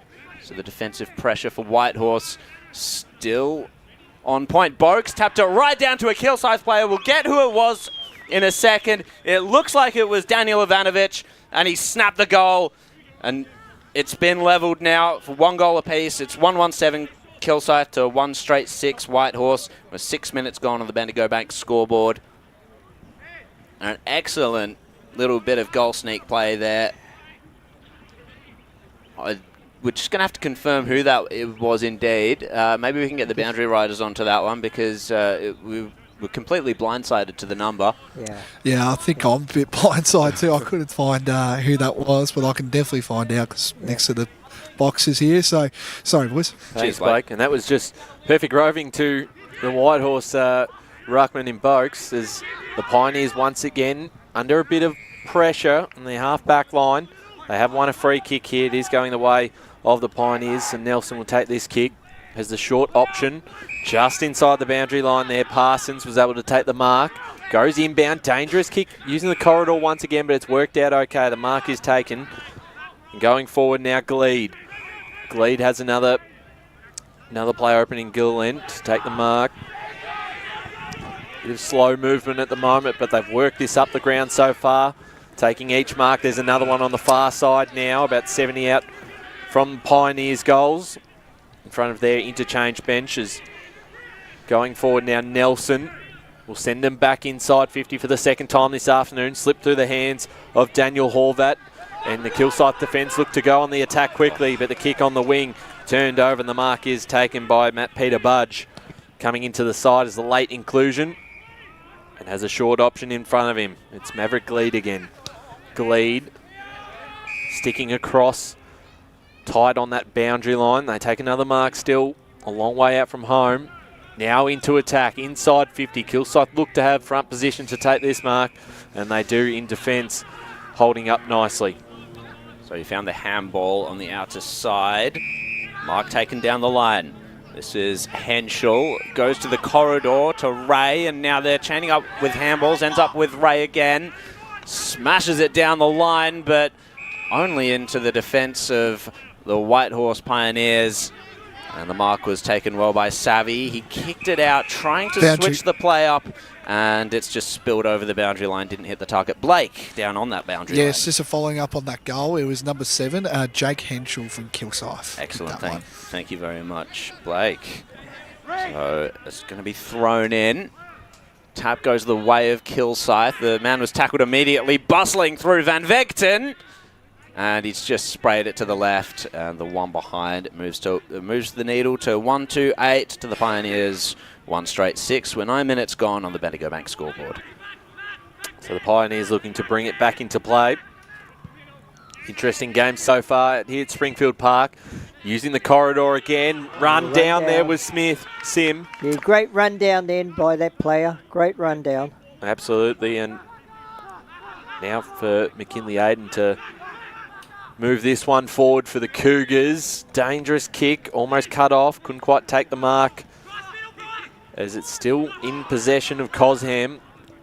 Dangerous handball through the middle of the ground. Now Fabris for the Pioneers, looks to switch it towards the far side, keeping it in front of himself was Burzins. Again, Fabris involved, tapped forward by the Cougars. As the Pioneers now once again use the corridor. It's just all numbers for Kilsyth, but no one wanted to mark the ball that bounced in front of Sheepers. They were lucky to get away with that because there was 4 of them, not one took the mark. On that far wing, there's Ray. Tapped towards the boundary side. Picked up that time by the Pioneers. And they gain a bit of territory. McDougall with the handball forward. Inside 50 again to Vanovic. Got hands to it. Ball slipped through his hands. Applying the pressure down back. So both sides a little fumbly. The last time that the Pioneers have gone inside 50, they've just bombed the ball in. They've got to lower their eyes and hit a target. Yeah, I wonder how much of an effect that is of Young not being there. Stripped of it immediately was Burzins, so Kilsyth will gain another stoppage there in that defensive line. Thank you so much for joining us here on Eastland Game Day with the EFNL Division 4 clash between 3rd and 4th, Kilsyth and Whitehorse. Both teams look like they're finals bound potentially, but a win here is, of course, important. Kilsyth earned themselves the free kick from that stoppage, and they're going to switch up the play. We've got Max Lefebvre to slam it down the line. The tie roping the boundary line. Did it stay in? No. So the bouncing ball finds its way over right in front of us here in the van. Waiting on the stoppage. Browning will go into the ruck against Boakes. Henschel to try and extract it. It was Van Vegten in the end to get the kick down. 2-on-2 in the defence for Whitehorse was Savvy. Couldn't take the mark, but tried to take the ball away. He was tackled. Good forward pressure by Kilsyth, forcing these stoppages. Able to give themselves some opportunities here. Boakes tapped it down, but it's gone straight to Jackson, who's flailed away. It was Elliott, in fact, Trent Elliott, flailed away at goal, and he pushed it to the right, and yet another behind. So the opportunities are there for Kilsyth, but they're not quite capitalising. One thing that's obvious, Boak's getting all the knockouts, but the Pioneers are not, taking advantage of it. No, they haven't so far. As a long kick out of defence towards us, broadcast side. Great mark taken there by Daniel Horvat, right in front of us as he goes down the line. And another mark on the chest for the Pioneers as Sim came off the side of the boot. And again, Kilsyth had some numbers around this ball. Ball falls out to Stoffels, tight on the boundary line, got the handball off to McDougall, but out of bounds inside 50. And just their disposal going into their forward half has just probably been a little bit off. And obviously with no Young there, it's going to change the dynamic of this forward line structure. We'll certainly see how that progresses across the afternoon. Fabris, did he get his handball away in time? No, he didn't. So Kilsyth defensively been okay and probably had a fair bit of it. There's Ivanovic, such an important player for the Cougars. He looks to go forward, but it's cut off and a very dangerous spot. The ball comes out. Now Hunt got the kick away. They go back. The handball from Gleed. And they maintain possession of the footy. Here's Haining from outside 50. Will load up towards goal. Holds its line. Not quite touched on the line there by Sheepers. So just a minor score. 117 Whitehorse, 139 Kilsyth. Well done to Kilsyth then. Not only one, but they had two players right on the line. Yeah, they were ready for that, and I think that's good awareness by the Cougars as they're going to try and chip it out of their defensive line. The mark's been taken by Muschetti. Finds a short option. They're being patient with this one. Ray it was, and now over to the other side. Kilsyth will go up the outer wing. Out of bounds. And that was out of bounds, so not great kicking there. So Whitehorse will bring it back in. Not great kicking there either.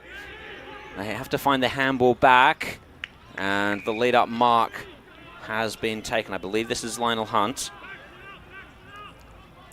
He's looking for options, considering whether or not to take the shot at goal, or to find perhaps a Horvat or a Burzins or some other likely goal kicker.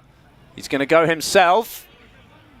Oh, and he nearly got it, but it was a good effort, I think, especially from that angle. Just the one behind, however. Whitehorse moved to 128. Kilsyth 139. We're 14 and a half minutes gone in the Eastland match of the round. So clearing kick. It's not a good one. It's turned over. Parsons takes the mark on the chest, and it's probably been the story of this first 15 minutes of the quarter. Both sides, foot use, so just a lot of turnovers, and especially in a coming out of defence too. And this will give a chance for Caleb Parsons to line up. He'll be kicking from just outside the arc. Good looking kick. It's not quite going to, in fact it stays in, but Ivanovic will tap it across the line. And just another minor score, but that ties things up 1-3-9 apiece. 15 minutes gone first term. And now it's Kilsyth not able to escape their backline, although with a mark down here right in front of us, they're going to be able to. It was Daniel Ivanovic there, gets the kick inboard, and I think this is Luke Ivanovic to take the kick. He's going to have to step around Horvat, who might have taken him high. No, holding the ball. So big mistake there by Kilsyth, letting that happen, and Horvat finds his man Lionel Hunt, and he's going to take another shot. Same sort of angle, different side of the ground. That was poor play by Luke Ivanovic. Then you've got to be aware of what's around you if you're going to play on like he did. The opposition player was about 2 steps away from him. I'm shocked that he didn't see him. Yeah. He's probably one of the bigger men on the ground, Horvat. But Lionel Hunt, he's come in. He's got another shot at goal. That is a nice kick. And it was a good kick before that didn't quite make it, but this time it has. And Whitehorse will get their second. They move to 2-3-15. Kilsyth 1-3-9. 16 and a half minutes gone on the Bendigo Bank scoreboard. Hunt's been prominent in the first 10 minutes or so of the game. You know, for a guy that's only played, his second game or so for the season, he's really been prominent. So second on the board for the Pioneers. I'd just like to see Kilsyth go down the corridor a little bit more. I think coming out of that back 50, they're going wide all the time. Sometimes you just got to risk it and go down the corridor. So Haining against Browning here, but there has been a free kick awarded to the Pioneers. Could have been 6-6-6 as Haining goes forward, and right in front of us, broadcast side, the mark is taken by Daniel Horvat.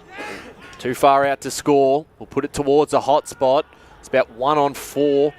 Still a chance here for the Pioneers. Couldn't quite control it at ground level. Good Burzins. And we'll get a ball up 10 metres out from the Pioneers' goals. Ball comes out. We'll get another stoppage. This is right where the Pioneers want it. With 17.5 minutes into this first term. 2-3 plays 1-3. Trying to get this one out of the ruck was Horvat, and was going nowhere. Tackled well by Mitchell Jacobs for the Cougars. And we'll do it up again. Umpire wastes no time to ball it up. Punched away. And we'll get a follow-up ball up. This umpire's very quick to get it going. Browning sells, taps it. Stolen there by McDougall. Fell into his lap. His kick is too far wide, and it is out of bounds on the full. So no score. And we'll go to the score centre for the first time this afternoon with Paul. So in Premier Division, South Croydon 1-2-8 lead, Donny East 1 straight 6, Baldwin 1 behind lead, Mitcham yet to score, East Ringwood 2-3-15 lead, Berwick 1 straight 6, and Blackburn 1 behind to Noble Park yet to score. Thank you, Paul. So 2 kicks down the line by Kilsyth, and once more they've turned it over. It was Dunn who took the intercept mark. He's just going to send a high one in hope and give the ball straight back to Kilsyth with another intercept mark. They're going to look for the wings again. This is McKinley Ayton. He's got some speed on him and a decent kick as well. Diving mark taken. Very well done by Daniel Ivanovic. And that's the mark that they needed to send it back inside forward 50. It was a floater of a kick. I didn't like that. And it's going to cause a stoppage here as Browning ends up on the bottom of it. No, it comes back out. Henschel now sees a man free in the corridor, picks him out. I believe Leo Henderson with the ball now. Little chipping option. Ayton just couldn't handle it. Haining just picks him up. Boundary. Let's go to Chris Cordes on the boundary line. Just quickly, guys, Ray mentioned before that Kilsyth were using the corridor so much. It might be because Tom Dunn's just setting up as a spare behind the ball for the Pioneers. Thank you very much. So straight into, back down to forward line for Whitehorse, and Horvat's taken the mark from that clearance. It was 2 kicks and bang. He paid the free kick, actually. He was holding. Thank you very much, Ray. Definitely there. Head was wrapped around him. That was quite amusing there. He just picked, Haining just picked Ayton up like a child. Yeah. And Horvat now to go back and try and slot his first for the day. 29 goals for the season thus far. 54 last year, which was a personal best for him in the senior side. The main spearhead, of course, the two-headed beast of Horvat and Young. It's missing one head today, but let's see what Horvat can do on his own. Well, he's speared his first for now. And that will be Whitehorse's third. They'll move to 3-3-21 to Kilsyth 1-3-9. And let's get some more scores around the grounds with Paul. In Div 1, Beakey 1 straight 6, lead Boronia yet to score. Bayswater 4 straight 24, lead Norwood yet to score. And South Belgrave 1-3-9, lead North Ringwood yet to score. And I think that just on that last passage of play, that's where they look the most dangerous. If they can isolate Horvat one-on-one, that's where he's going to do a lot of his best work. He has got a lot of his possessions up the ground this afternoon so far, but back in the middle again, can Kilsyth get the response? There's a free kick here going towards the Pioneers, holding the ball, free kick. So taking this is Harrison Prout. Looks like he wants to switch it towards the far side, has a player open by himself, takes the mark on the chest. So here's Matt Peter-Budge, who sends him into attack. One-on-one, there's Horvat again, couldn't quite control it. and wrapped up. We'll get a boundary throw in.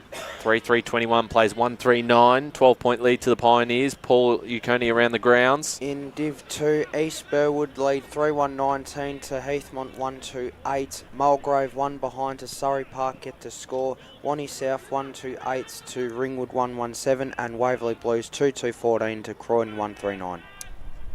Out here it's a 12-point lead to the Pioneers, who are deep into attack. Underneath this one, Stoffels. Called for a ball up. Coming up to the 22nd minute mark of this first term. Thanks for joining us on Radio Eastern 98.1 FM or our Facebook and YouTube streams. Browning got the tap down. Pioneers win the clearance. Bouncing towards the boundary line, over and out. We'll get a boundary throw in on the far side, the far pocket. Some more scores around the grounds in Division 3. In Div 3, Ferntree Gully 4-3-27 to Coldstream 1-2-8. Knox 3-2-20 to Oakley District 2 behinds.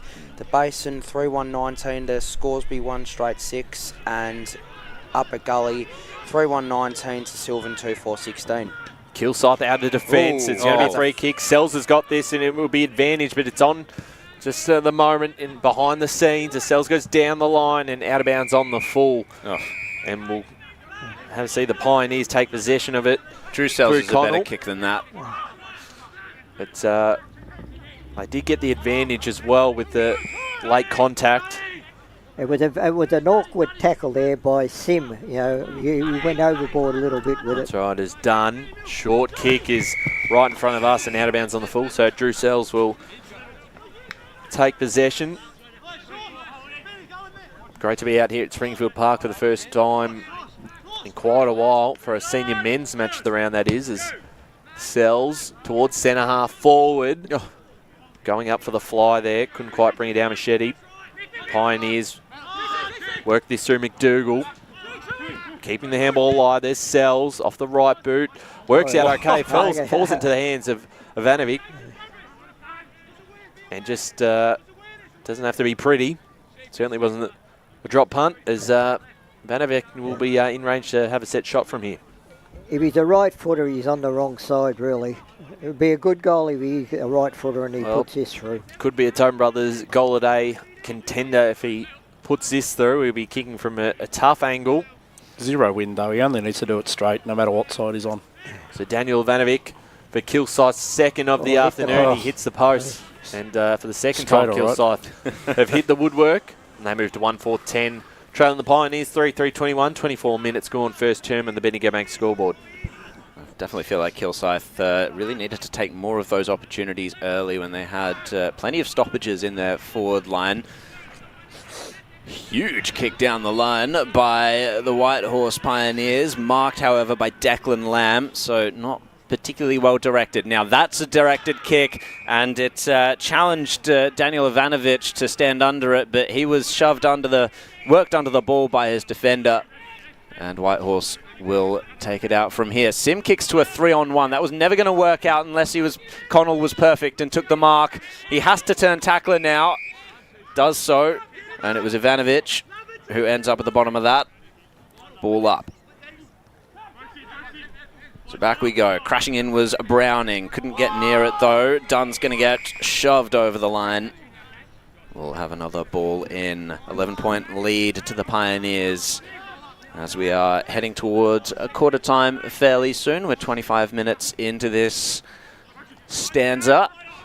Browning just wrestles it out of the ruck contest, kicks it to a completely open centre half forward, so the race is on. Carroll will get to it first. Jackson for company, however. Goodenson's there too. The tackle was laid. Advantage paid. Kilsyth shot at goal. Oh, it's home. Oh, voice break for me. I don't know who kicked that though. Once again, we've got it was Jackson who was there, picked it up. It was him. Excellent goal. Wish I did him justice with the call. There was nothing pretty about the entry into the forward 50, but they scrambled it good and they got the reward. Absolutely. That moves into 2-4-16, trailing Whitehorse 3-3-21. 26 minutes gone first term.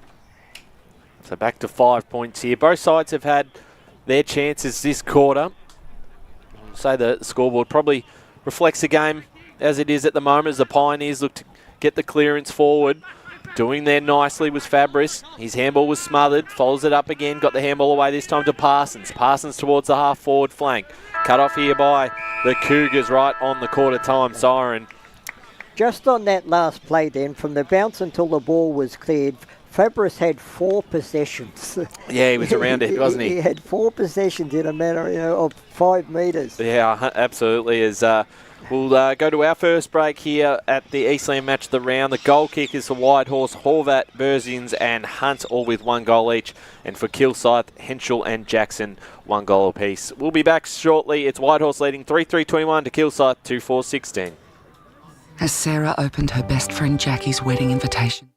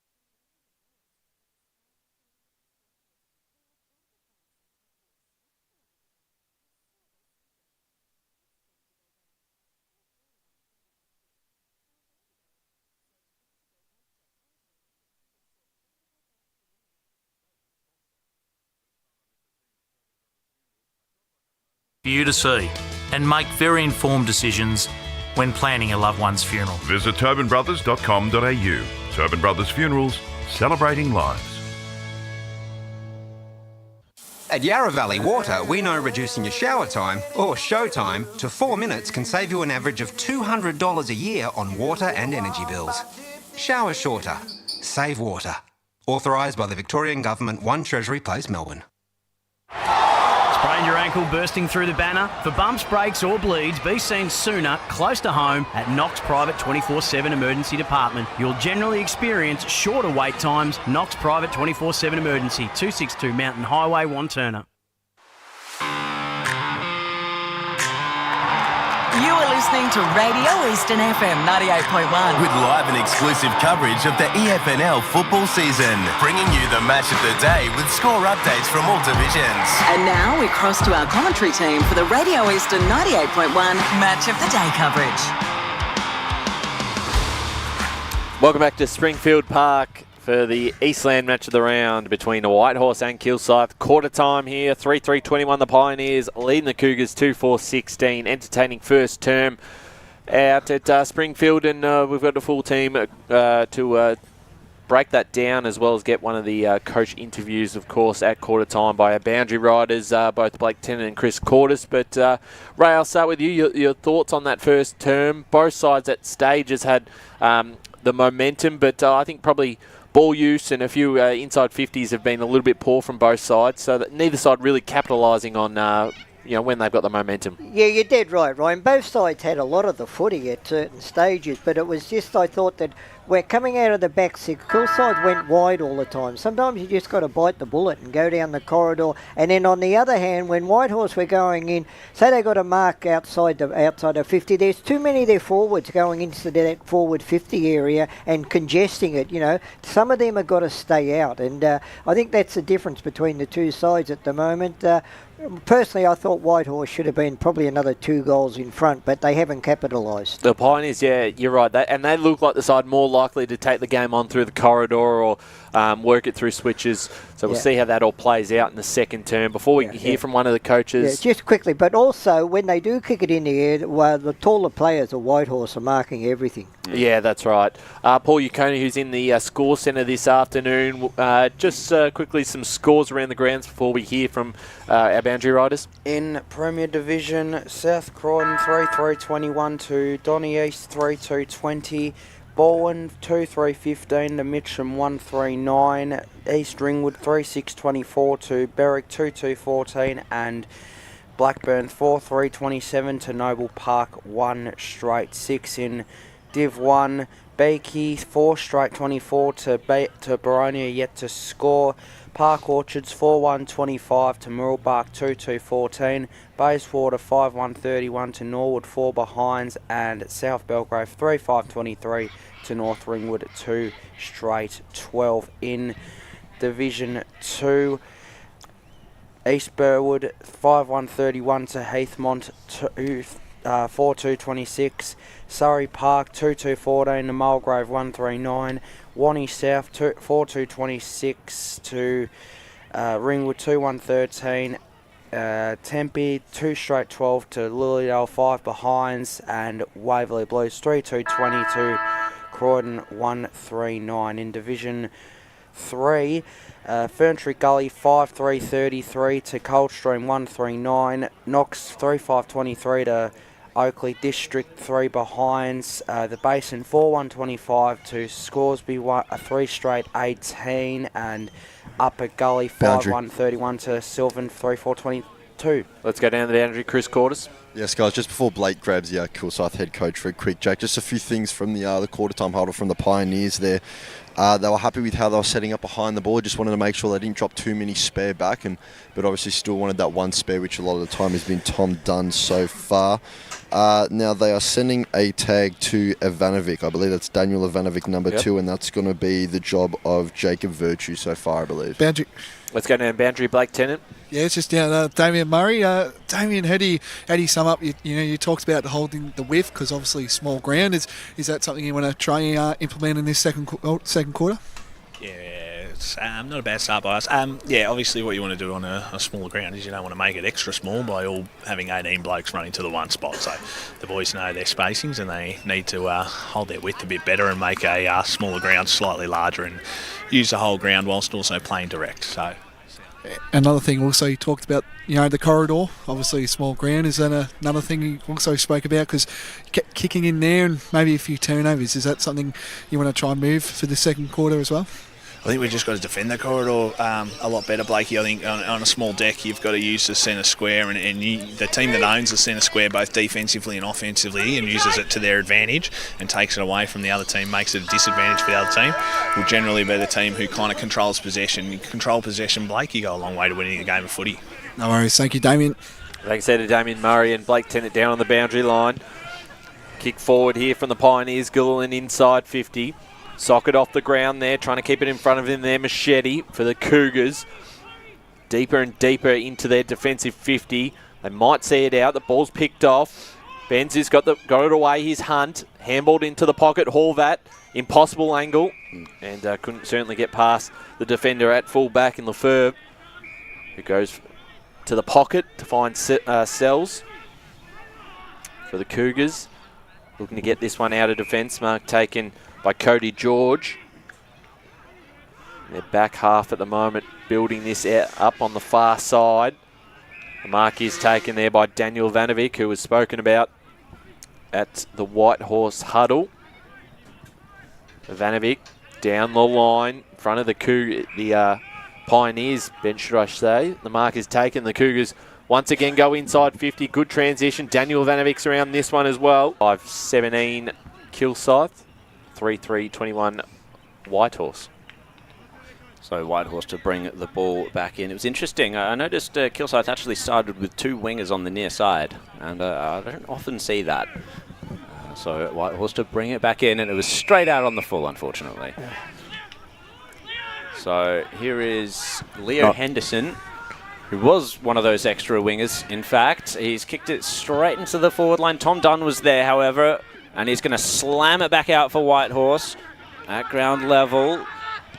We've got Kilsyth just working it out pretty nicely. Easy mark taken by Drew Sells. He's going to assess his options. Does he find the corridor? Does he just send it longer? No. He sort of bites off the 45 with a very short kick. And it's McKinley Ayton. And he's going to go back wide. Mark taken by Max Lefevre. Whitehorse set up well, but that's a decent kick. Good spearing pick out, and Muschietti will take the mark. Still perhaps a kick and a bit from goal, so he's going to set it to the top of the goal square. It was one for the leaders, but it came off hands and Whitehorse. Composure. Sim had his kick smothered. It's still in the hands of Whitehorse. They're happy to take it over the boundary line. Boundary. Let's go to Chris Cordes. Jared, you mentioned that the Cougars had two out to the weak side. It's actually something that the Pioneers address and are okay with leaving for now. They just said they'll address the switch ball when it comes. Thank you very much for that, Chris. It's one to keep an eye on, as is this bit of a wrestle there, I think. The two Ivanovics involved? Yeah, brothers sticking up for each other. So the umpire's going to have to bring this ball back into play. Still a little bit on, but play continues. Not to give away a 25-metre penalty. It looks like he's involved in just about everything in terms of the biff. Yeah, he's a man who likes throwing his weight around, not just in the contest, it seems. So the free kick is now gone to Trent Elliott. It's online. It's there. What a kick. No, it's no. How well am I doing today? I thought you must have been watching a replay from 10 minutes ago for a moment there. Jeez. Well, Trent Elliott missed that goal, and it's 2-6-18. Yet another opportunity gone begging for Kilsyth. So the Pioneers out of defence towards us, broadcast side, looking for Horvat. Was juggling it, couldn't quite control it. Ball slips the deck. The kick away this time for Muschietti. Bouncing footy inside 50. They've had done pretty much all the attacking early in this second quarter of the Cougars. Wrapped up by Haining is McKinley Ayton. So the ball up onside the 50 arc. Browning getting involved for the Cougars. All the numbers here for the Pioneers. Sim got the handball away, and now they'll look to use the corridor again. Standing in front, couldn't quite take it because Cosham, but certainly provided a good contest for the Cougars. So we'll get a ball up. Centre wing here for the broadcast side. Hanging out of the middle, got the handball away to Fabris. Trying to get through a tackle. Ducking his head there. Elliott through inside 50 now for the Cougars. Punch from behind. Ball comes out. Virtue got the handball away. Cougars with plenty of numbers around this one. Muschietti towards the top of the square. It's a one-on-one. Going to be div good for Gooditson. Just didn't have the front position on that one. Luka Ivanovic picks up the footy and is taking a ground. So we'll get a ball up in the pocket here in front of the Kilsyth goals. Probably deserve a goal with their start to this second term. And ball going nowhere, so we'll get a ball up again. We've certainly seen a big improvement in the endeavour of Kilsyth in this quarter since quarter time. That's for sure. It does look a little bit like the start of the first quarter as well, with quite a few stoppages in Kilsyth's forward line. Tap comes out. It was Elliott who nearly took it away, ended up in a tackle. Sim once again involved. He's just I guess maybe that's just the way he plays on the edge, and it's good. It's good to watch for sure. Haining taps it down. Savvy wrapped up. Yet another ball up. They're definitely getting stuck into him every chance they can. Blood rule. Yep, there is a blood rule. That and is Sim. Not surprised. Yeah, the other thing we've seen a lot of so far is play on the broadcast side, which is something we just never say. I reckon we've seen more of it in this game than we do. Well, there's no wing on the far side. I know. Yeah, well, exactly. that was the other thing I was going to say is that like when I went for a walk over there earlier, and the boundary riders can probably confirm this, the very heavy track over there, it is muddy. Paining gets the tap down. Whitehorse, no clean possession just yet. Boundary. Henschel happy to take it over. Blake Tennant on the boundary line. The funny thing is, one of the runners over here almost tripped over in the mud. So I was about to start cracking up laughing, but unfortunately didn't do it here. But everyone is just very cautious because obviously the mud is where the players run onto the ground. Chance for Kilsyth. Scooped up. That was Clello. Gets it out to Goodinson. Falling down, kicks the goal. Yep. They deserved the goal in Kilsyth. They've had the ball inside their forward 50 for most of the quarter, and eventually they've got one. So they move to 3-6-24. They take the lead against Whitehorse 3-3-21. We're gone 8 minutes in the in the second quarter. Blake Tennant. Yeah, Goodinson there, 100th game as well, playing his 147th career game, but today is his 100th game for Kilsyth today, boys. Thanks there, Blake. Great to see, and has been probably a talking point for us on the podcast and the media team and broadcast for the last 4 to 5 years. Just how strong of a player he is. Such a strong forward present. Punch forward this time by Boakes to the Pioneers into space on that far side. And we'll get another ball up. Just say about Boakes could knock it out of bounds from the centre square on that far side. Again, he gets a tap out over Browning. Going forward there, Ray. Umpire lets it play on for a little bit to see if that ball comes out. But it doesn't. 8.5 minutes gone second term. 3-3-21 Whitehorse. Trailing Kilsyth 3-6-24. Ray got the handball forward. Cut off here by Berkman for the Pioneers. They link up again. Carroll run down by Ray. Holding the ball. Yeah, great pressure again by Kilsyth. Yeah, pressure intensity's been strong in this opening second term. Opening 10 minutes of the second term. Down the line, Ray goes. Intercept mark is taken by Joel Savvy. So Savvy looking to just send it where it came from. Straight back down the line towards the half-forward line. Ball hits the deck and Whitehorse get the forward 50, but it's 2-on-1 and the Cougars will be able to clear this one out. Handballed it to Ayton. Got it off to a teammate there in Van Vegten, whose his kick was a poor one, fell into the hands of James Nelson for the Pioneers at centre half back. So what can Whitehorse generate from here? They have had good series of transitions. He played on. 25, I thought. Yeah, he played on, but he took him high. Yeah. So Whitehorse now to figure things out. Will this be one of their transitions that ends up in a score? Carroll finds the man on the outer side. It's Savvy. And Kilsyth holding them up at the moment. Defensive structures holding up nicely. The kick straight into the forward line. It comes off hand, scooped up. Whitehorse now with a shot at goal. Bouncing ball. It's going to go wide. And just to the one behind. The first score for Whitehorse in the second quarter, 3-4-22. They trail Kilsyth 3-6-24. Blake Tennant on the boundary line. Just what I've noticed here, it's just the time of possession that Kilsyth has had with this ball has been really well this quarter. I haven't seen it that was the first time I've seen it in Whitehorse's inside 50. So under a little bit of trouble here. Run down was Burzins. Coughed that one off Kilsyth. I think that's the second time, that's been in Whitehorse's inside 50 this quarter. Kilsyth are just controlling the ball really well here. So Browning with the tap down will come back inside for the third time, but it's cut off by Machete, who can take the game on through the middle, takes a bounce, gets past an opponent, sends it inside 50, was looking for the mark is taken straight away off his Clemo, bouncing towards goal. It was smothered. And it was touched, so a minor score, 3-7-25 Kilsyth to Whitehorse 3-4-22, but love that from Machete to take the game on from centre half back and just give themselves a bit of an option. That's the best passenger play that Kilsyth have produced today. Yeah, it's good to see them have another dimension other than going wide, which is what Whitehorse seem to want to do at the moment. They've done that again, and it's eventuated in a boundary throw-in.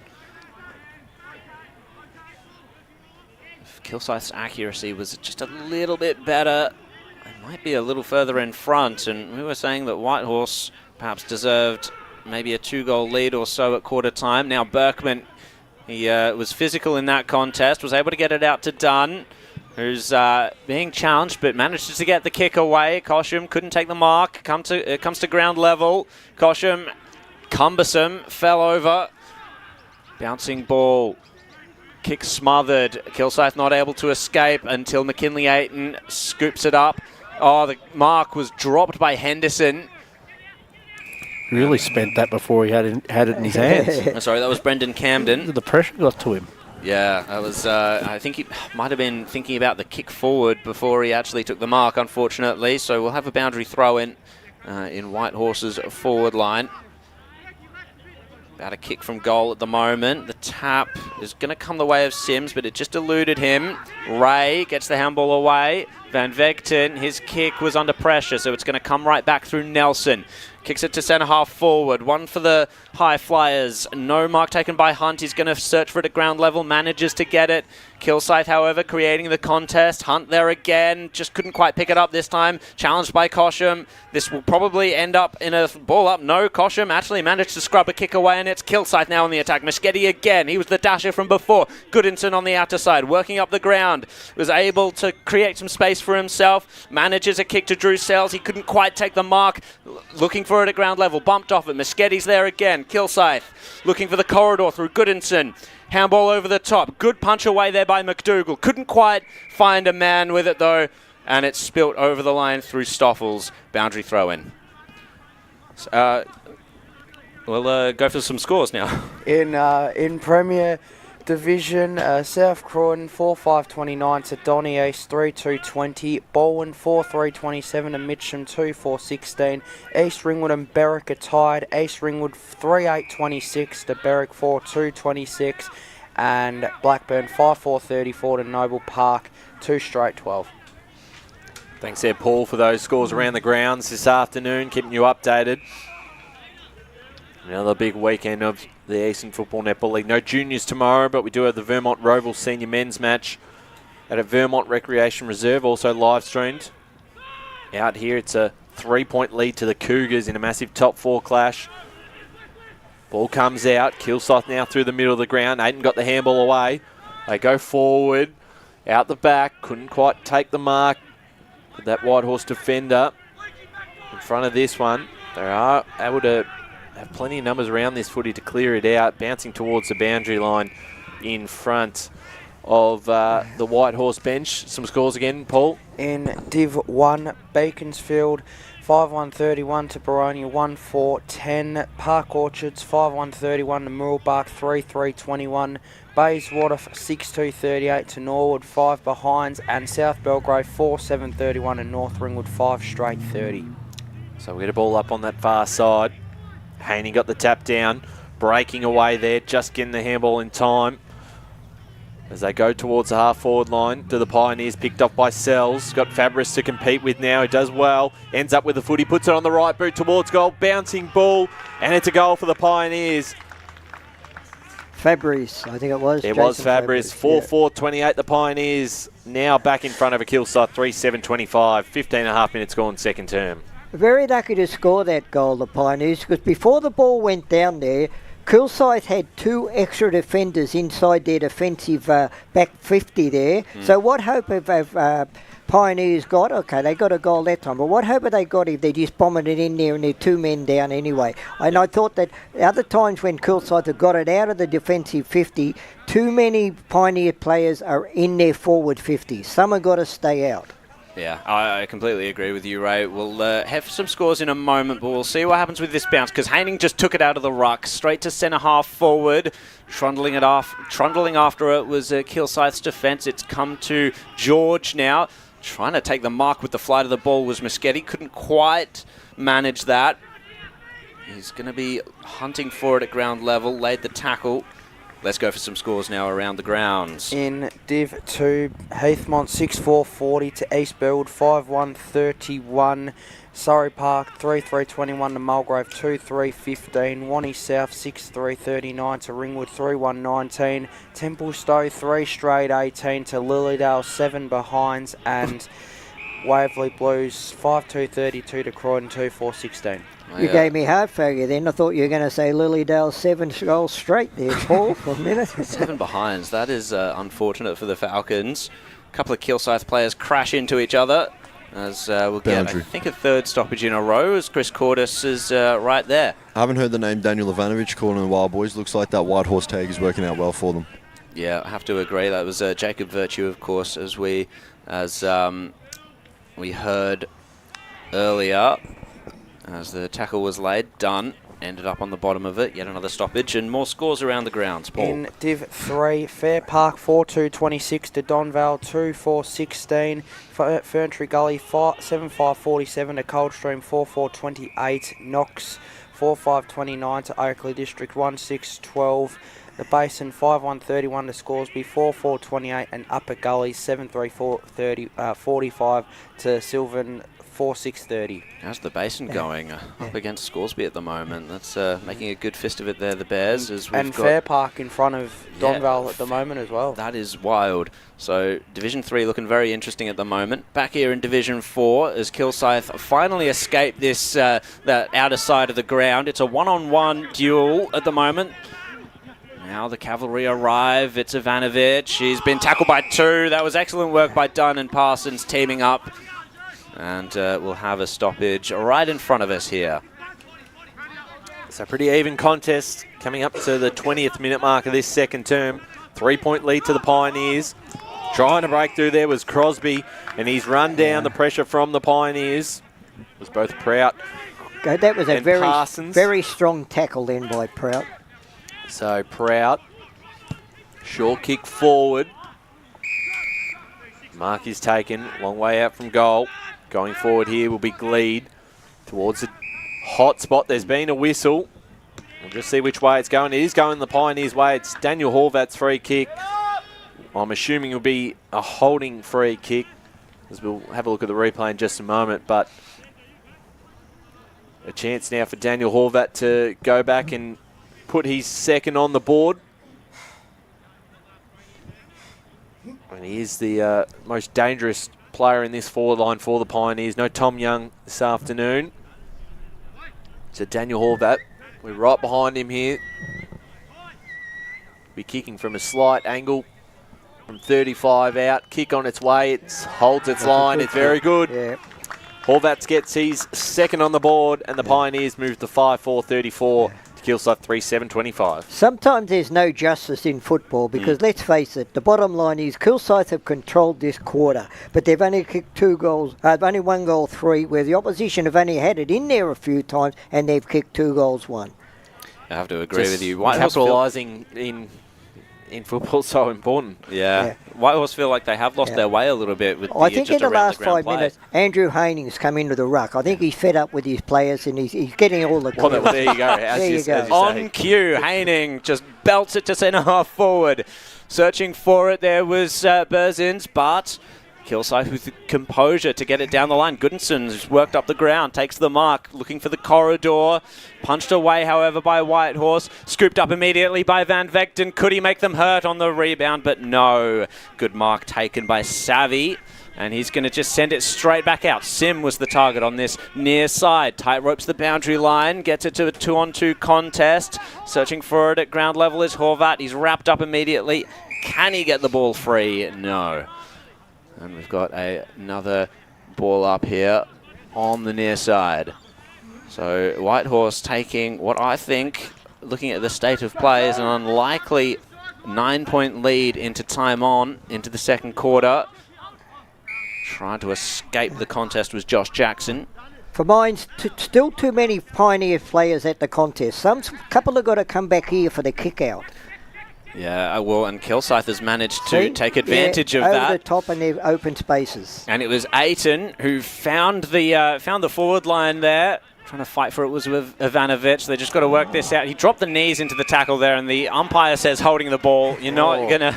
That's the third time Ivanovic has got the ball, avoided the tackle and turned back into a brick wall. No one's fooling that umpire. As Savvy manages to take the mark. Whitehorse looked like they were going to be open for a second there, but they're forced wide. And Sim just saw the ball trail out in front of him. He's not particularly happy with Savvy. And so we'll have another boundary throw in here. Springfield Park. Thank you so much for joining us on EFNL Game Day. Division 4 action, Kilsyth versus Whitehorse. Haining in the ruck again. Browning couldn't quite even the contest that time. Crosby gets a bouncing ball to centre half forward. Dunn's aggressively tackling in there again. And wins him a free kick. So Tom Dunn, former Reservoir man. He's played pretty well today. Definitely stands out with the frosted tips out there, or the dyed hair. So punch away from the contest by Kilsyth. Whitehorse have the presence at ground level. It's Stoffels, but the boundary throw-in will eventuate from that. So on the far side, we're coming up to the 23rd minute mark of this second term. 5-4-34 Whitehorse leading Kilsyth 3-7-25. Haining's been dominant this quarter in the ruck, got the tap down, and they go forward again. Trying to break through there, McDougall. He's not going anywhere, and we'll get a ball up. 50 out from the Pioneers' goals. So again, Haining over the top of Browning, but Kilsyth numbers around this footy. They use that far side. Cut off this time by Joel Savvy, who's been involved a bit this quarter. It's the short option in Nelson. And they'll look to switch this all by himself. There is Berkman. Has time to play on. Ivanovic chasing him hard. Worked hard to get to that one and maybe affect the kick. As Aiden, perfect kick through the corridor, finds Bailey Ray, and it'll be 25. Yeah, that was, no, not quite. I thought the umpire looked like it was. That was late. Yeah. That should have been a penalty. So Bailey Ray. Centre square here at Springfield Park. Long kick, looking for Ivanovic, in front position, couldn't quite grab it. Had Berkman to compete with. Pioneers towards the boundary line. Connell sees it out, and we'll get a boundary throw in. 24 minutes gone second term. Kilsyth would love to get one back on the board after what has been a pretty strong quarter from the Cougars. But yet they've been outscored by the Pioneers, who've just been able to make the most of their opportunities. Going up in the ruck there, Ivanovic against Haining. Off the ground, and the mark is taken for the Pioneers in the full-back position. That would have been the goal of the day. That would have been. You would have locked it in. Yeah, that would have been excellent. So Stoffels is the target. Was able to lead into the space and outpoint Ivanovic of the Luke variety. And that was horrible. A terrible kick, unfortunately, by Stoffels. I mean, it's for the leading player, but surely you know the leading player is not going to mark it if it's over the line. Exactly. So Ivanovic will use the corridor. Getting a fist to it there was McDougall. Out to Ray for the Cougars. Gets past an opponent and puts it back inside 50. Ball fell up into Prout's hands, but he was met with the tackle from Henschel, and we'll get a boundary throw in. Back inside the Cougars forward 50. Won't be long until the halftime siren, so can they get one back and make this a 3-point game at the halftime break? Browning got the tap down. Sim wrapped up by two Cougars, and once again we'll get another ball up. Inside Kilsyth's forward half of the ground. Haining got the tap away, and Whitehorse looking to clear this one out. Centre wing on the far side out here at Springfield Park, picked up by Cody George. Got it away, the handball was cut off. Ball comes into Sheeper's hands. Here's Prout, his kick was smothered. Kilsyth not quite clean with their hands to get out of trouble. And it's held up here. So we'll get another ball up. So, Browning versus Haining. Kilsyth win the clearance, slip through the hands of Nelson for the Pioneers, and it works out for the Cougars well as they go inside 50. The kick's a poor one again, and just certainly didn't give Goodinson really any chance there as the halftime siren sounds. And for probably a dominant quarter from the Cougars, they'll be a little bit disappointed that they couldn't really put it on the scoreboard. 3-7-25 trailing the Whitehorse Pioneers, 5-4-34. Jared Beanland with the goal kickers before we go to our last break here.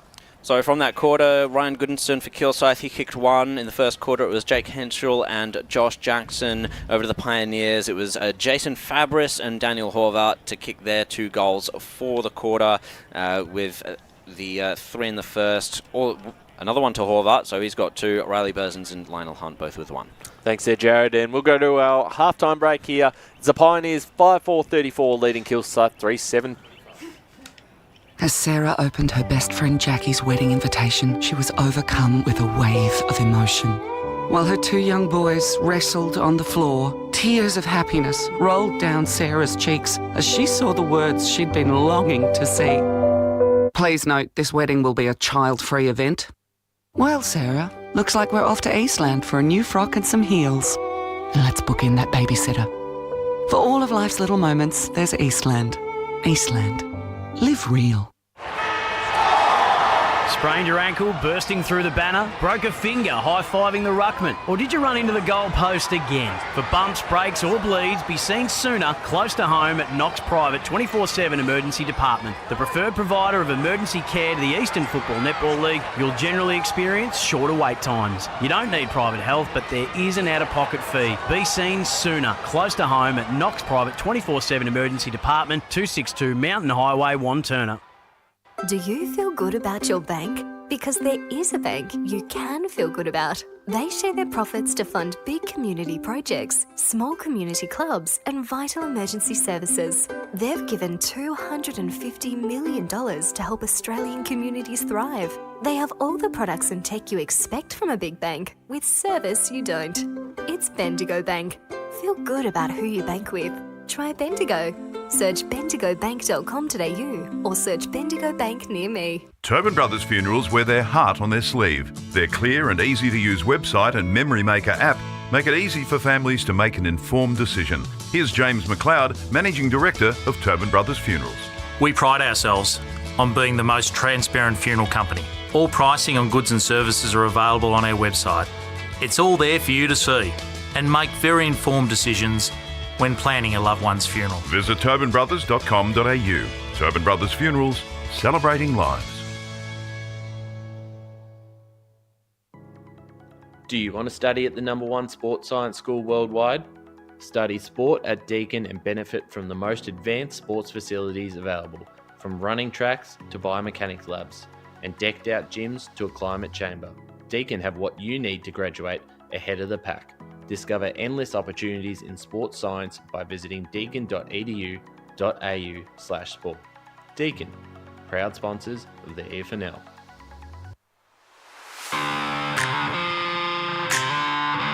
You are listening to Radio Eastern FM 98.1. With live and exclusive coverage of the EFNL football season, bringing you the match of the day with score updates from all divisions. And now we cross to our commentary team for the Radio Eastern 98.1 Match of the Day coverage.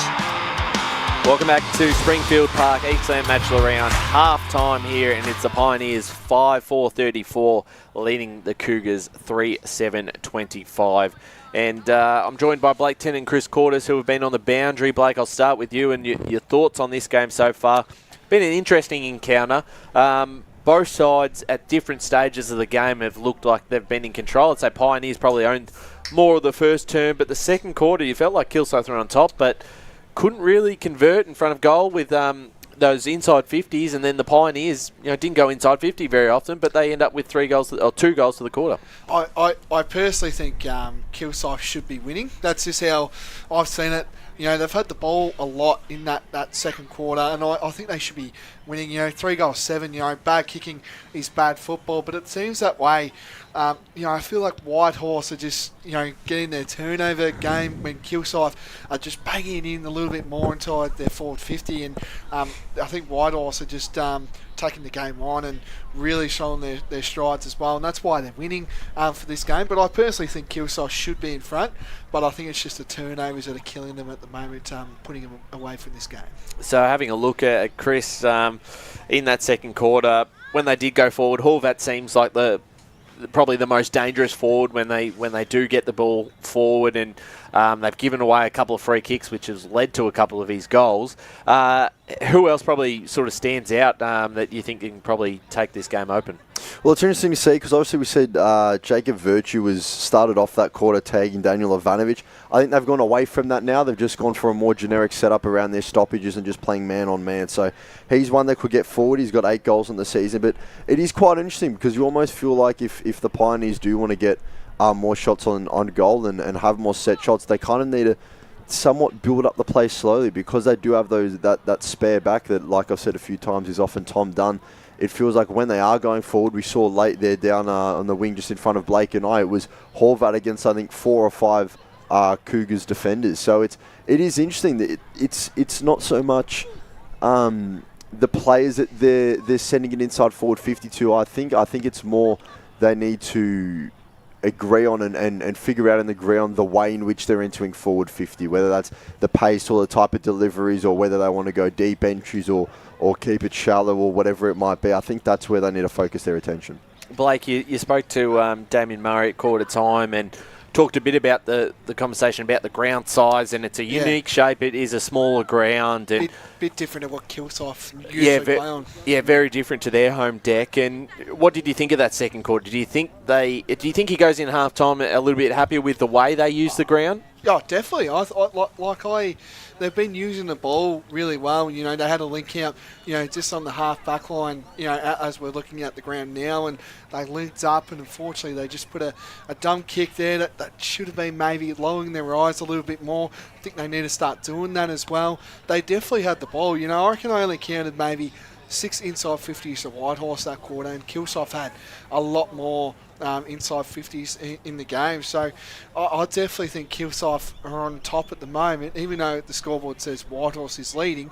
Whitehorse are just kicking goals from Kilsyth's mistakes. That's just what I think is happening. And I thought, it's a good point, I thought guys like Machete really got involved in that quarter. Ray, it's been massive. Yeah, they look like some of the guys that will take the game on through the corridor. For the Pioneers, Chris, obviously Andrew Haining played a bit more in that quarter in the ruck, and you can just tell the difference. And with his size advantage up against anyone, he's going to be very hard to beat on those ruck stoppages, and was able to create some forward 50 entries too, just off his own work in the ruck. Yep, that's exactly right. And it's a good point because they started off with our number 20, Patrick Boakes, in there at the start. And although he's a taller ruckman in the team, it wasn't quite the same. And as soon as Haining went in, obviously with his size and his physicality, he's able to dominate that. But it also means that if the ball drops and Kilsyth aren't able to get a quick handball out, we've seen a fair few times, Haining's actually one that's getting in the middle and doing the tackling himself. So not only is he responsible for Whitehorse getting the ball out, but he's also responsible for them locking it in. And that's why a lot of the time, although we've seen, Kilsyth probably dominated that quarter a bit more, it just feels like when Whitehorse are going forward, it's everything's coming through Haining, and that's why as well his defensive side of that ruck contest, like I just alluded to before, that's why although Kilsyth had a lot of the footy and was seeming to get their hands on the ball a lot, it meant that they weren't giving up a lot of influential touches. Yeah, absolutely. Blake, some scores around the grounds before we go to our last ad break here before the second half. Yeah, we'll start off in Premier Division. It's a draw down at Chingon Park, South Croydon and Doncaster East. South Croydon 35 apiece with Doncaster East. Baldwin are flexing their muscles on the Tigers and Mitcham. I've said that in the pre-game show. Baldwin 55, Mitcham 28. East Ringwood 4 points at the moment over Berwick, 42-38, and I think this game might be over, but it's too early to decide. But Blackburn 59 to Noble Park 26. Division 1 now, Beaconsfield 5-4-34 to Baronia 4-4-28 there, so good game down there at Miller Park. Park Orchards doing what they've been doing very much this whole year, and it's winning, of course, and 10-3-63 to Murrelbach, 4-4-28. Bayswater 9-3-57 to Norwood, 2-5-17. I think a few of us said this could be the only one that Norwood, and this is the big one. North Ringwood 7-3-45 to South Belgrave, 5-7-37. We did say it. Ooh, okay, we did all say right. it. The Saints in North Ringwood could be the first to beat South Belgrave. Division 2, Heathmont 7-6-48 to East Bell at 6-1-37. Mulgrave leading over Surrey Park 7-4-46 to Surrey Park, 6-5-41. Montana South lead by 20 points over Ringwood, 47-27. Templestowe lead 39-13 over Lilydale. And Waverley Blues, this has been an upset, 44-19 over Croydon.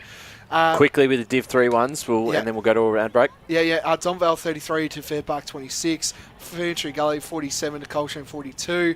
Knox 30 to Oakley District 23. Scoresby 47 to Basin 31. And Upper Ferntree Gully lead 52 to 30. Well done, Blake. We'll take an ad break here. It is the Pioneers leading 5-4-34 to Kilsyth, 3-7-25. Today at Eastland, Lucy's trying on jeans for a momentous occasion. Coffee with the ex. She needs jeans she can move in because she's definitely moved on. Jeans that get a second look, but don't give any second chances. Jeans that say, why yes, I have spent the last 8 months in a post-breakup juice cleansing, kickboxing, personal training frenzy. And it looks as though she's just found the perfect pair. Yeah, that's great. Bravo, Lucy. For all of life's little moments, there's Eastland. Eastland. Live real. Sprained your ankle bursting through the banner? For bumps, breaks or bleeds, be seen sooner, close to home, at Knox Private 24/7 Emergency Department. You'll generally experience shorter wait times. Knox Private 24/7 Emergency, 262 Mountain Highway, Wanturna.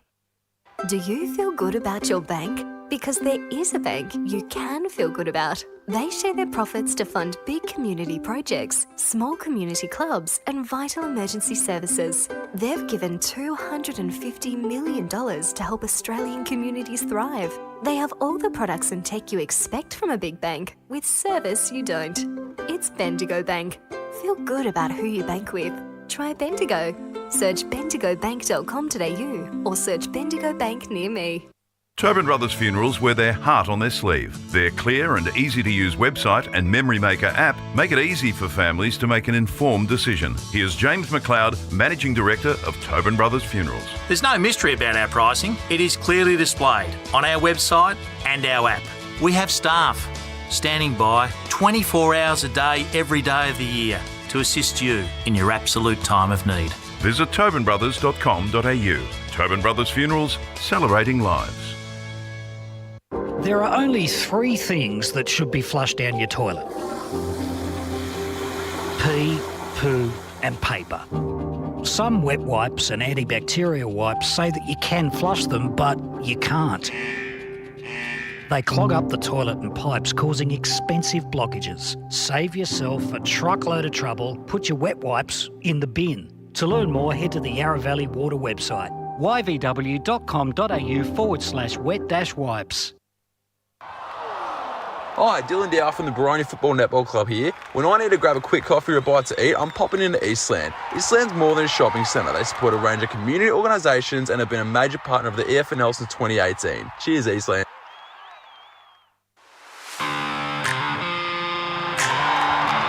You are listening to Radio Eastern FM 98.1. With live and exclusive coverage of the EFNL football season, bringing you the match of the day with score updates from all divisions. And now we cross to our commentary team for the Radio Eastern 98.1 Match of the Day coverage.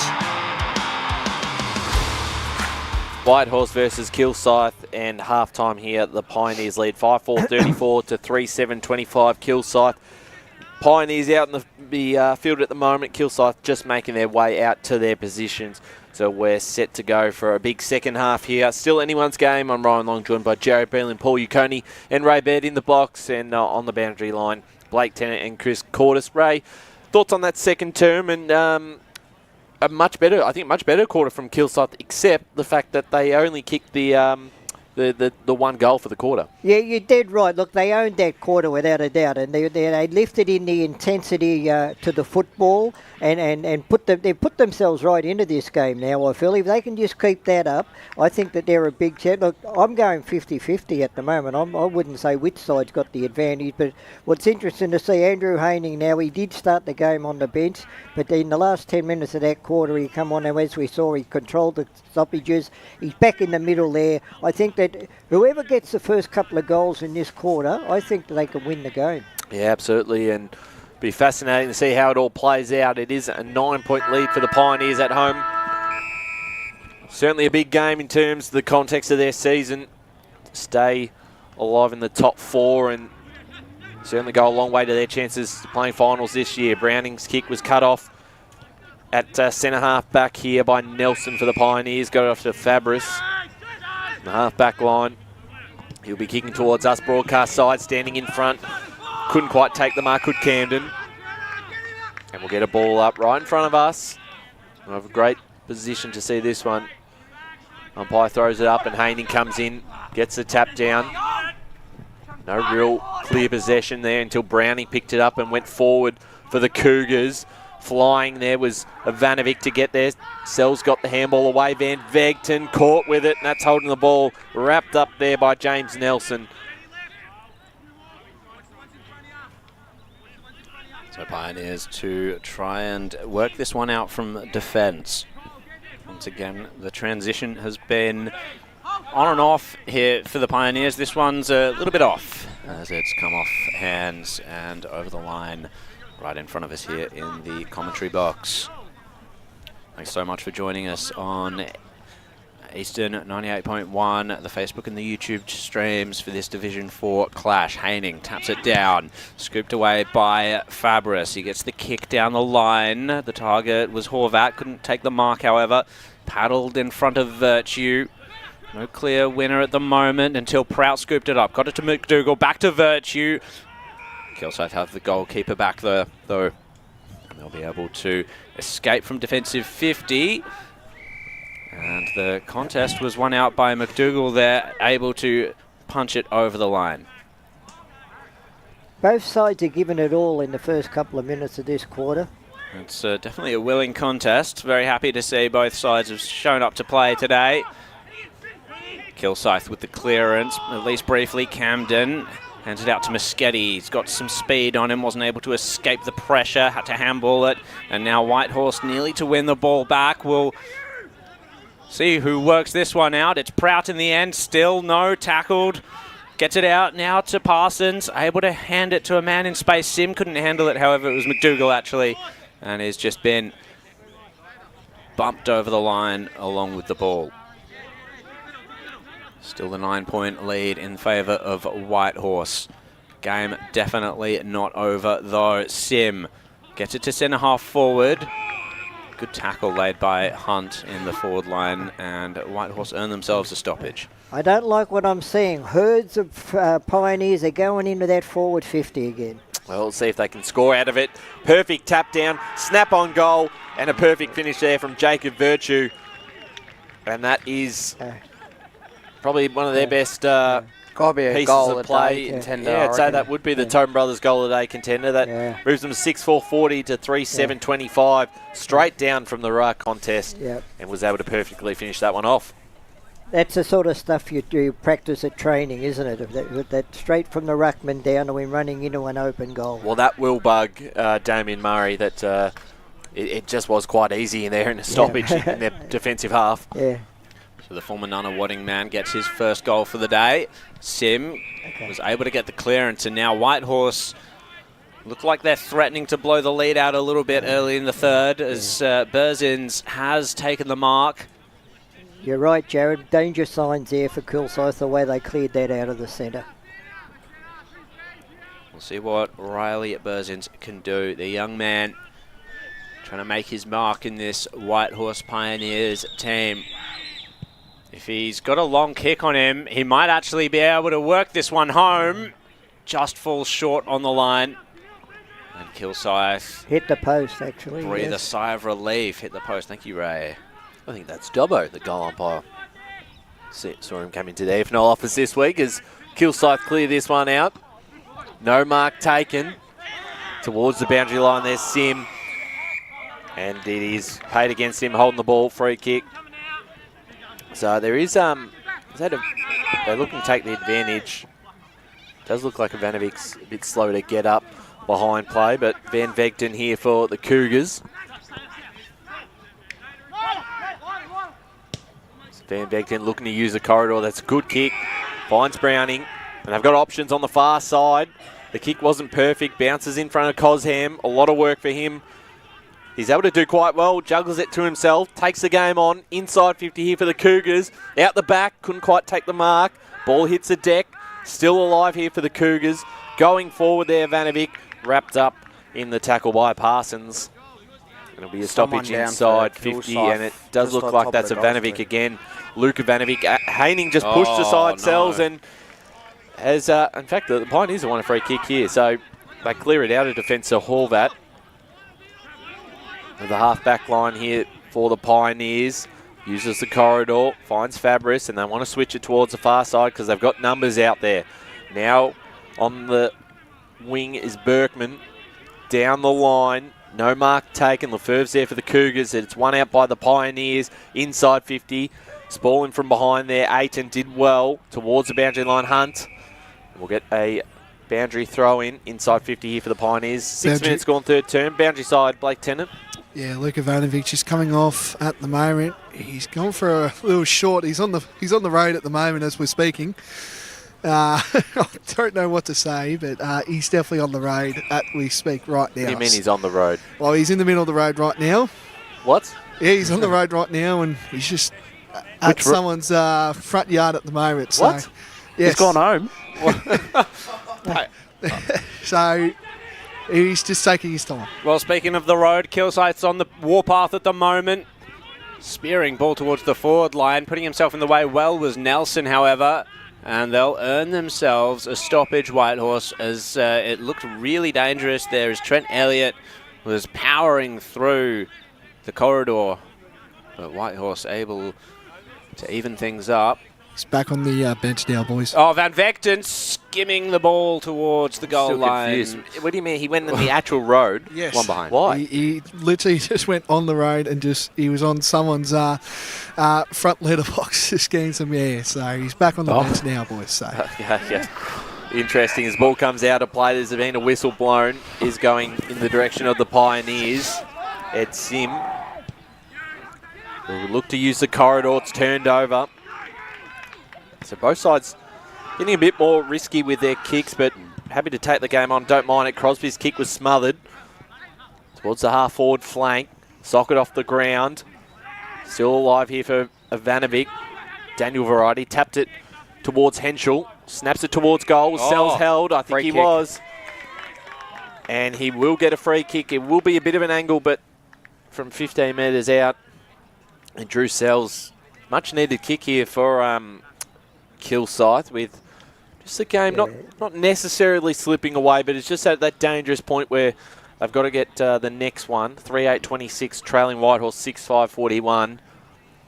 And they certainly haven't made the most of their opportunities this afternoon, but if they can get one back here, certainly not an easy angle, but be kicking from 15 to 20 metres out.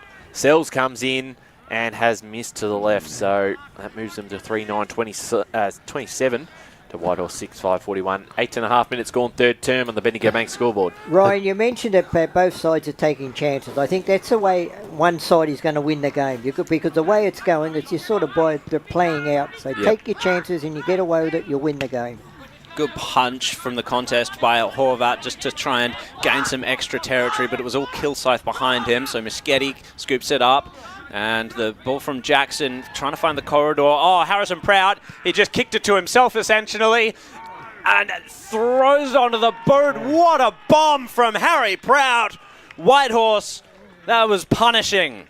Gee, that's a challenger for me. He hacky sacked it himself to himself. He did. It was a half a metre kick. Half a metre kick to himself and then a 55-metre bomb to follow it up. I think the Kilsyth players are lucky that the coaching panel's on the other side of the ground, because right in front of the caravan here where we are, there was 4 Kilsyth players, and the one that picked it up turned the ball over, so that was very disappointing. Yeah, they probably would love to have that one back again. It's now up to 20 points, and Whitehorse with all the momentum, starting to win the centre clearances as well. Fabris was chasing that one. Henschel for the Cougars. Got rid of it. Now the Cougars go inside 50, looking for Sells at the half-forward line. Didn't take the mark, but still ends up with a footy. The handball was cut off as the Pioneers now towards the middle of the ground. Henschel got it off to Jackson. To Browning, back to Jackson. Jackson now switching it onto the far side. Intercepted here for the Pioneers. Off and running now is Carroll. His kick almost turned over. The Cougars with some numbers around this one. The handball back from Cosham. They'll look to use the corridor again. Machete, so they're still not shying away from taking this game on towards Sells. Was behind his man that time, and he's given away a free kick too.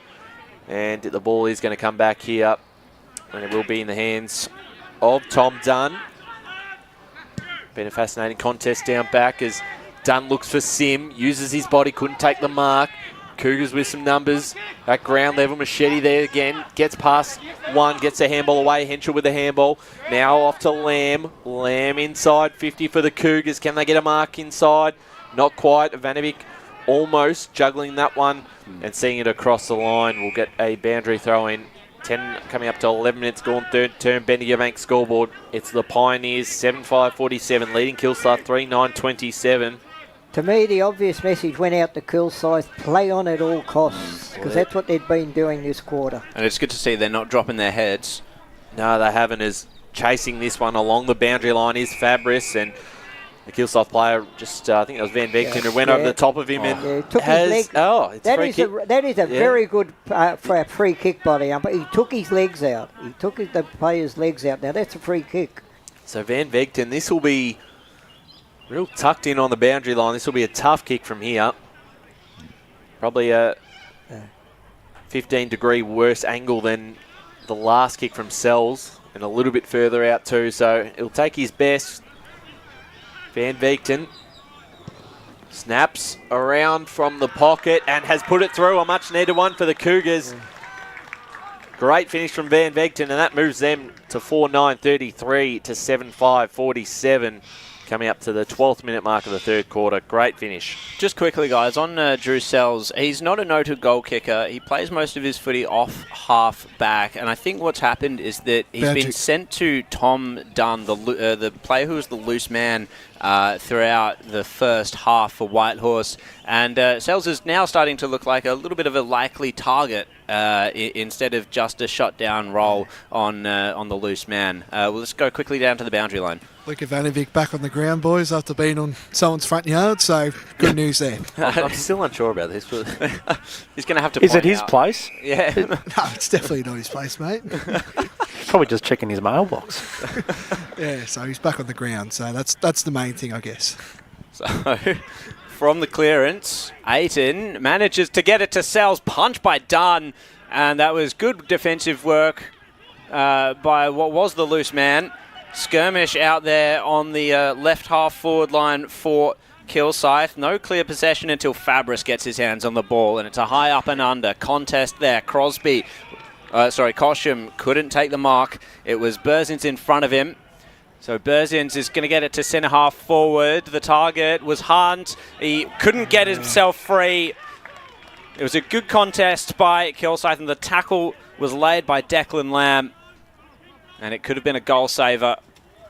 So Kilsyth managing to just put the brakes on the Pioneers for now. They were able to get the clearance this time. The target was Ivanovic.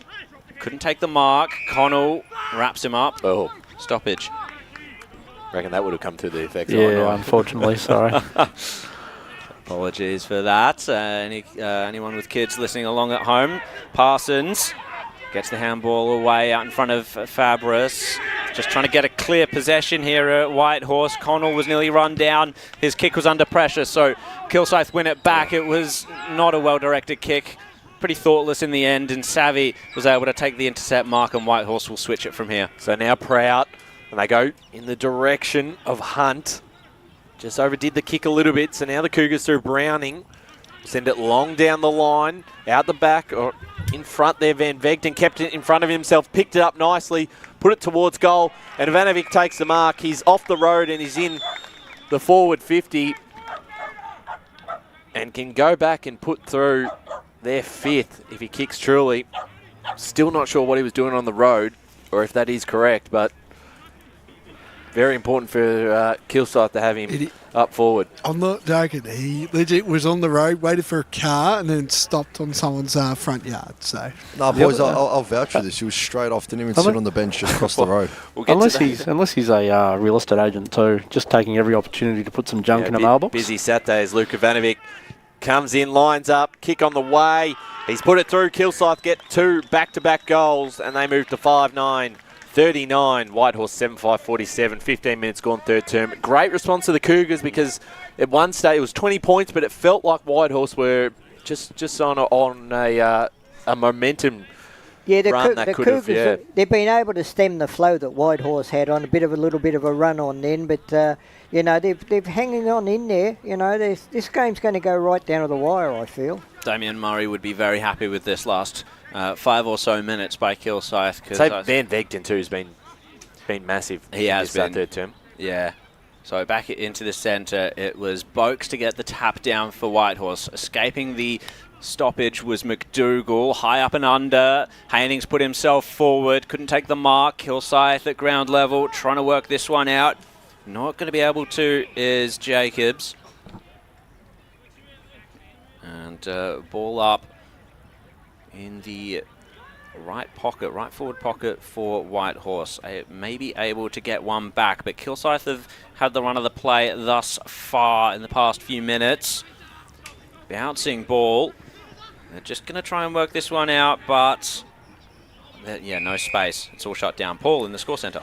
We finally got our first Division 4 score of the day. Croydon North Emlock 5-9-39 to Warrandyte 2-2-14. Ooh, that's big for this game as well. I tipped Croydon North Emlock as well. I noticed I was the only person who tipped Croydon North Emlock. So you're turning into Blake with that. I did see that, Paul. I did see that.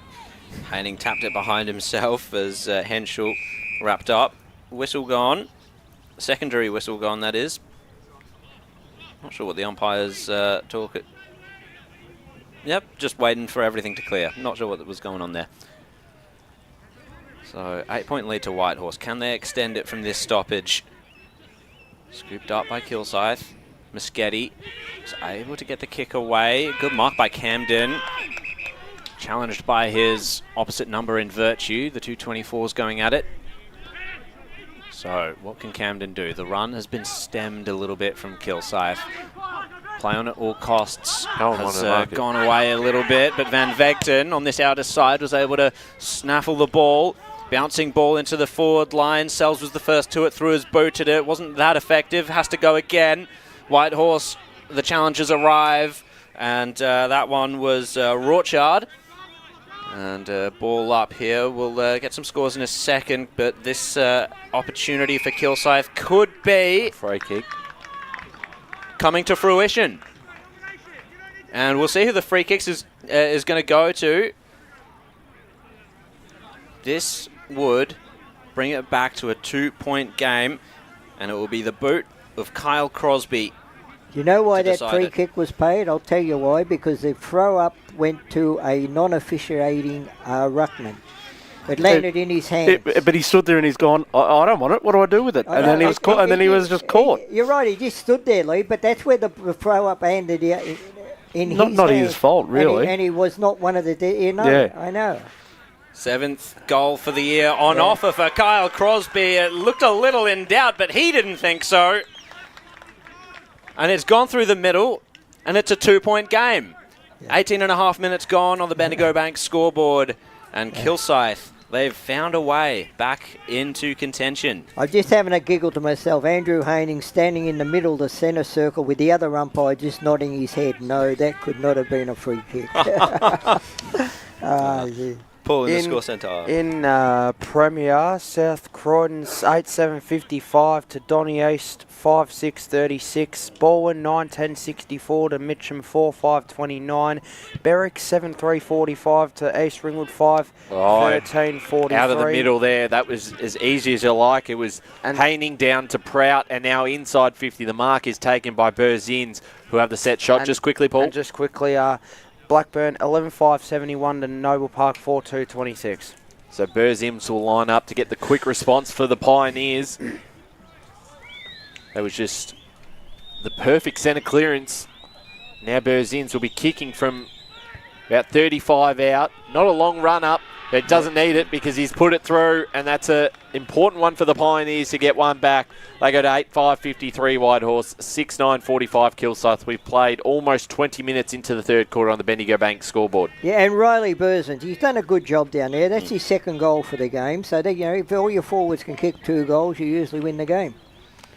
In Div 1 at the moment, Beaky 5-7-37 to Baronia 4-5-29. Park Orchards 12-4-76 to Moorbark 4-5-29. Bayswater 9-5-59 to Norwood 3-8-26. And North Ringwood 8-3-51 to South Belgrave 5-7-37. Oh, my roughie might be getting up in the Saint-Off. As back here, up in a wide kick out here by Whitehorse. Kilsyth were able to take advantage, however. Camden takes the mark from a very short kick down the line. He's going to try and bomb it. Who's he looking for down there? It's a 2-on-2 contest. Whitehorse try to get the defenders back. It's come off hands. Crosby, who just kicked a goal earlier, couldn't quite take it. Taken out of it, there was number 2 for Kilsyth in Ivanovic. And Whitehorse will escape this time. McDougall assessing his options. The blood still pumping, no doubt. However, Whitehorse trying to get it forward. The kick was errant, came off hands. And now Kilsyth will find the corridor. It was a good kick by Lefevre. Kilsyth send it inside forward 50. Getting in the way well was a Pioneers defender. Not able to take possession, however, and that was Berzins actually, who's floated down back. And the scrimmage right now in Kilsyth's forward line won't have a result other than a ball up. Paul, more scores. In Div 2, Heathmont 10-8-68 to East Burwood 7-2-44. Mulgrave 9-5-59 to Surrey Park 6-6-42. Wanney South 11-7-73 to Ringwood 5-3-33. Tempe 6-4-40 to Lilydale 2-8-20 and Waverley Blues 9-2-56 to Croydon 2-9-21. Paul, just between you and me, mate, I picked Mulgrave too. Michael McDougall turned it over. Once more coming out of the defence, but the kick back into the forward line by Kilsyth was turned over. Another intercept marked by Whitehorse now. Yet another contest that doesn't have a clear winner just yet. Browning's in there, so is Fabris. Surely the umpire will take this one. Indeed he does. So 3 goals for the quarter for each team in a very back and forth contest. It's been an entertaining game to watch. It's been thrusts and parries all over. And Ryan Long will continue this. We have like this third quarter, Haining in the ruck, showing his dominance. Got the tap down there. Sim has been a bit more involved in this third quarter. His kick was off the side of the boot and didn't go too far. Crosby with the handball. Got it away to Van Vegten, who's been big. Almost went through the legs there of Connell. Down in the back line. Luke Ivanovic, the ball was stolen from him. He was holding the ball anyway. Free kick here going to Chris Gilliland for the Pioneers. Plenty good ink on both arms and even the leg there. I like it. Ball comes out to Sim. Centre wing, long kick, looking to put him back into attack. Great mark there by Declan Lamb. And he'll look now to use the far side. Has some options over there as they link up. They work this forward. The mark was taken by Bailey Ray. Had to really stretch his arms out for that to take that grab as they go inside 50. Sport from behind. Still in a dangerous spot. Sim got the handball away. They'll look to escape. Looking for Prout. Prout, short kick forward. Haining did well, spoiled it to himself, got the handball away in front of a teammate who can pick it up nicely. Putting it on the right boot forward there. Stoffels hits up a target. And great transition. All starts really from Horvat. Finishes with Horvat. Really starts with Haining in the middle. It was a great delivery in the end there. Did he attempt a drop kick there? Well, that's the thing. He had to. You saw the player coming in, and he had to get rid of it quick. So it was like he stabbed at it. And, Bring back the drop kick, I say. Get on your Paul. Daniel Hall, that will be kicking 2 out of 10. Outside the arc. A fair angle on this one, but he's such a great kick of the football. You'd back him in on most occasions. The stutter step forward. Daniel Horvat. Great looking kick. Not a worry. Never in doubt, and he shushes the crowd too.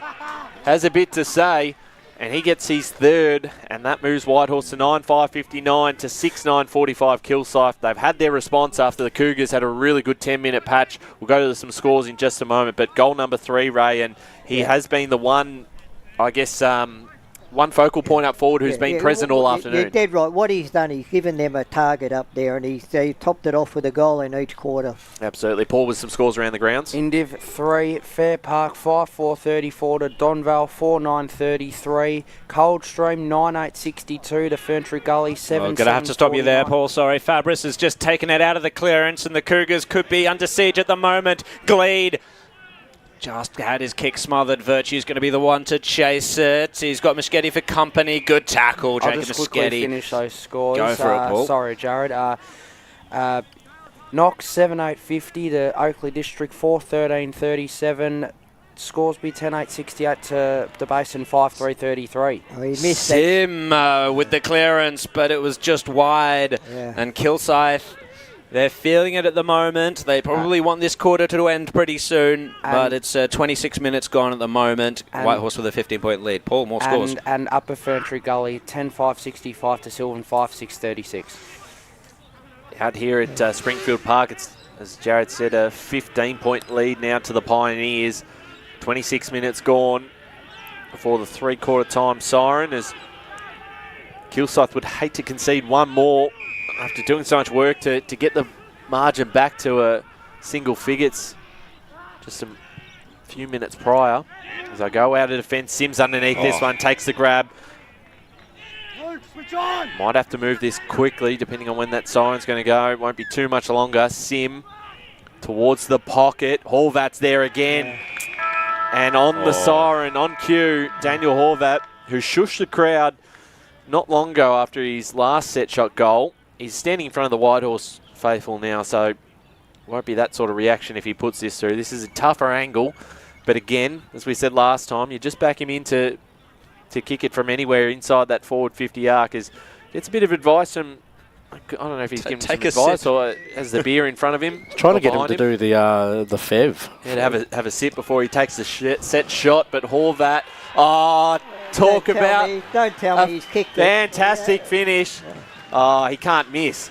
Daniel Horvat puts it through for Whitehorse 10-6-66 to 6-9-45, and he loves it, and every single Whitehorse player on the ground gets around him after that one. What a goal. He's fourth of the day, and he's starting to take it. We thought his third was very good, but that one after the siren, cool as a cucumber, right on the boundary line, just took 2 steps and straight through the middle. Love how he's just leaning on the fence too before he took the set shot. The goal kickers before we go to an ad break, Jad. Horvat playing with confidence. He's got 4 for the day, 2 to Riley Bursins, the young man standing up well. Singles to Fabris, Virtue and Prout. Whereas Kilsyth, they've got all singles. Goodinson, Henschel, Jackson, Crosby, Luke Ivanovic and Nathan Van Vegten. We're going to do our last ad break here before the final quarter. The Pioneers lead 10-6-66 to 6-9-40.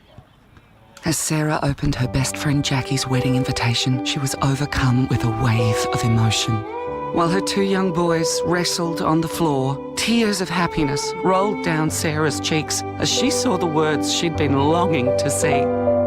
Please note, this wedding will be a child-free event. Well, Sarah, looks like we're off to Eastland for a new frock and some heels. Let's book in that babysitter. For all of life's little moments, there's Eastland.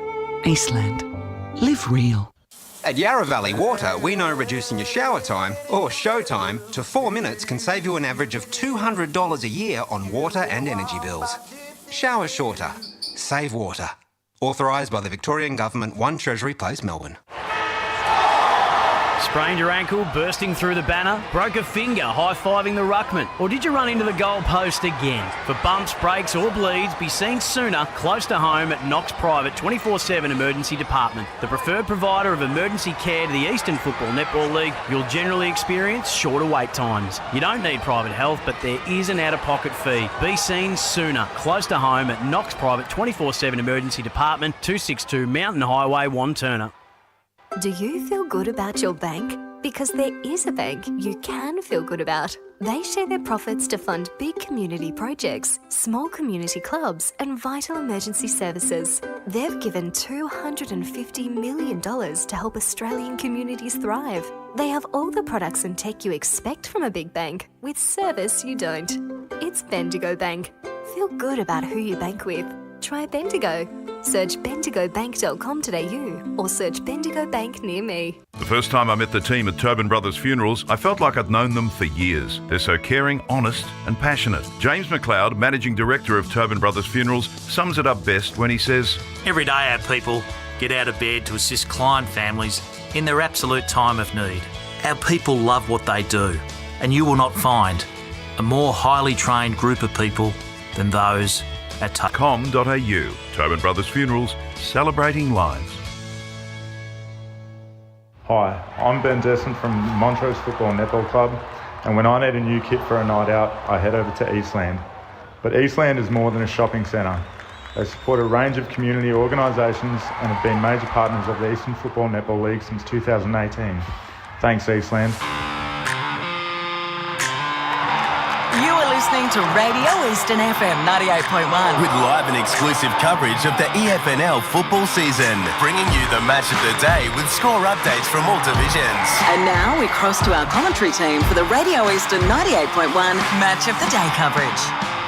Welcome back to the Eastland EFNL Match of the Round. We're live from Springfield Park in a Division 4 clash between Whitehorse and Kilsyth, and currently Whitehorse lead 10-6-66 to Kilsyth 6-9-45. Ray, just quickly before we get some scores around the grounds, Kilsyth, they answered the challenge once during the third quarter. Can they do it again during the final? Well, if they, I think, look, it's unknown. I think they could if things go their way. But look, it's been a great game of football. I think the difference in the two sides has been the Pioneers have got a couple of key forwards down there who have paid dividends, whereas Kilsyth haven't got those forwards. Let's quickly get an interview from Chris Cordis. Boys and Danny, you're in the Pioneers dugout with Tom Young. Tong, they started off strong, but you just keep holding them off. Have you seen the game so far?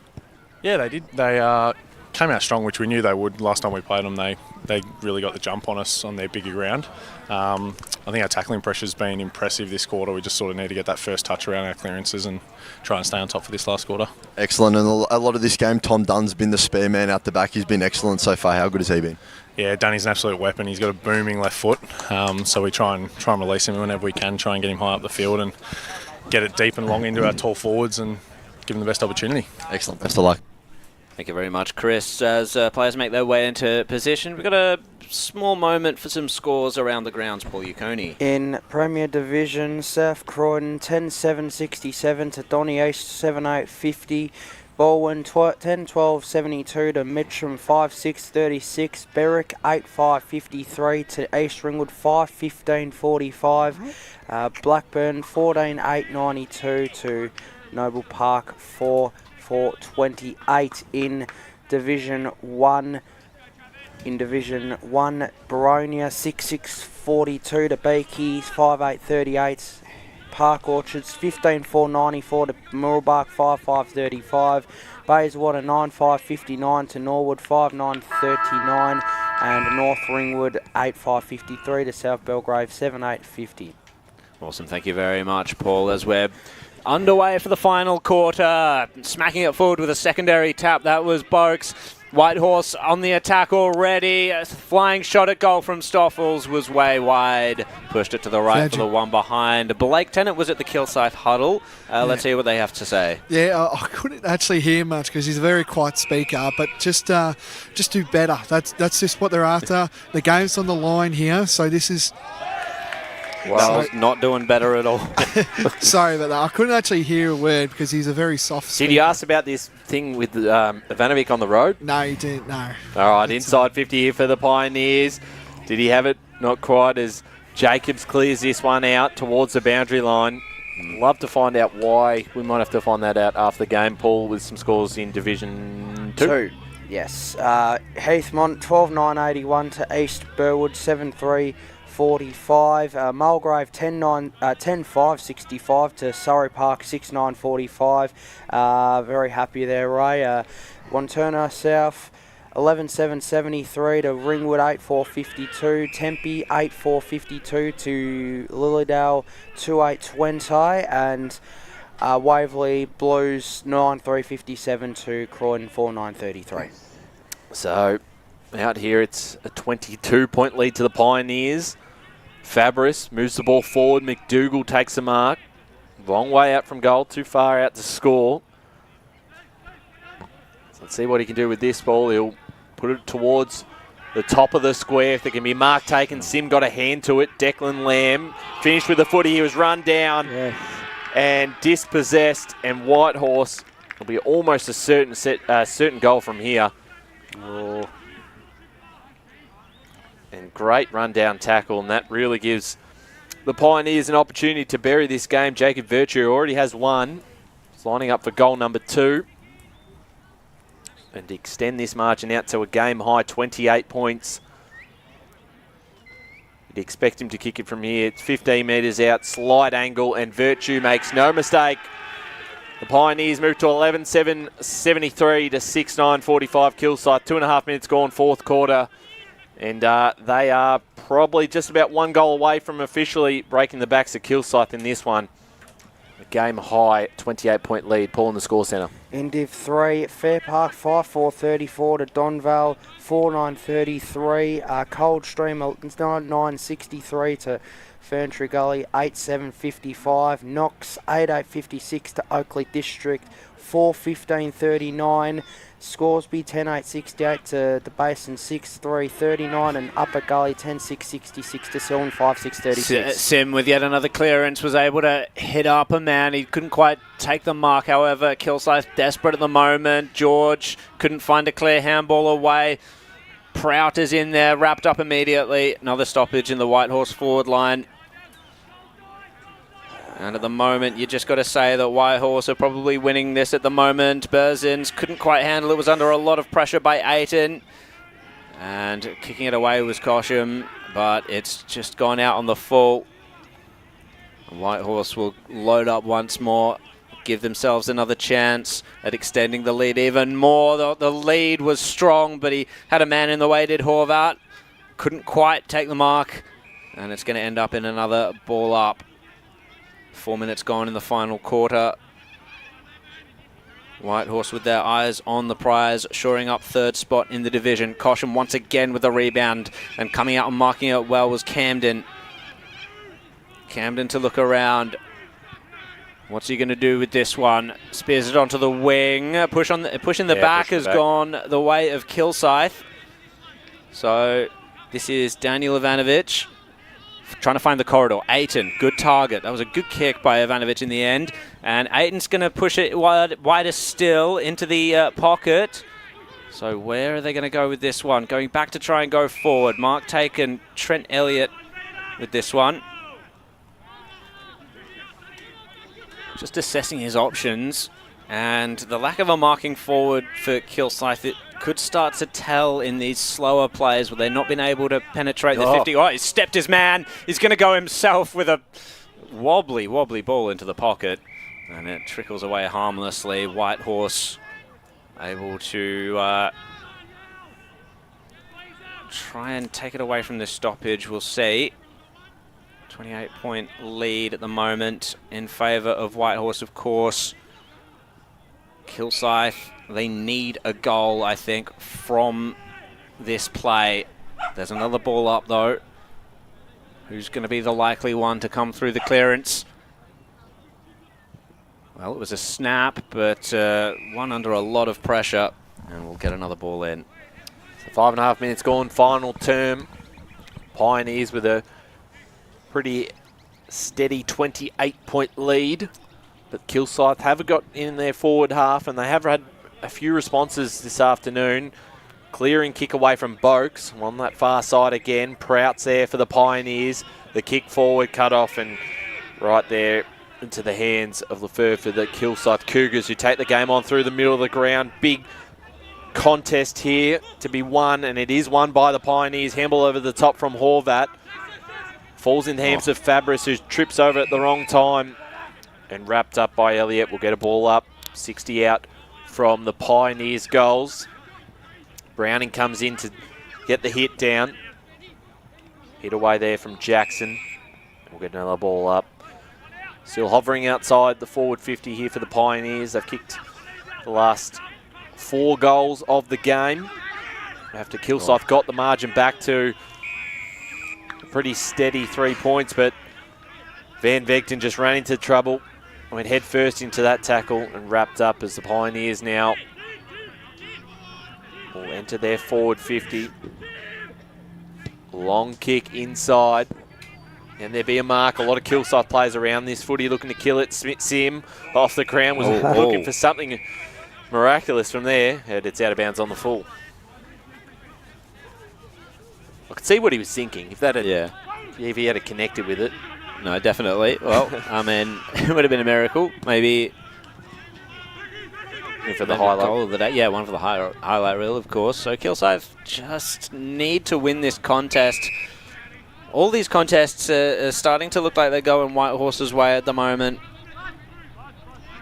Kilsyth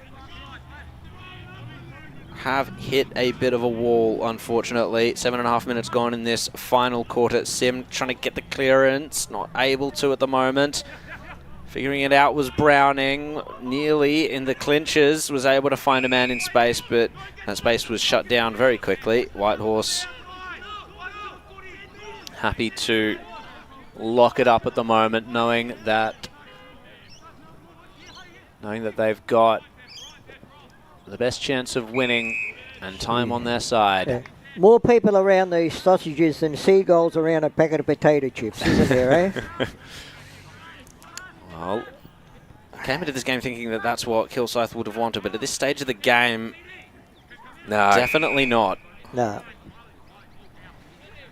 Well, this would be, what, the 5th ball up, I think, on the trot? Yeah, I'd say so.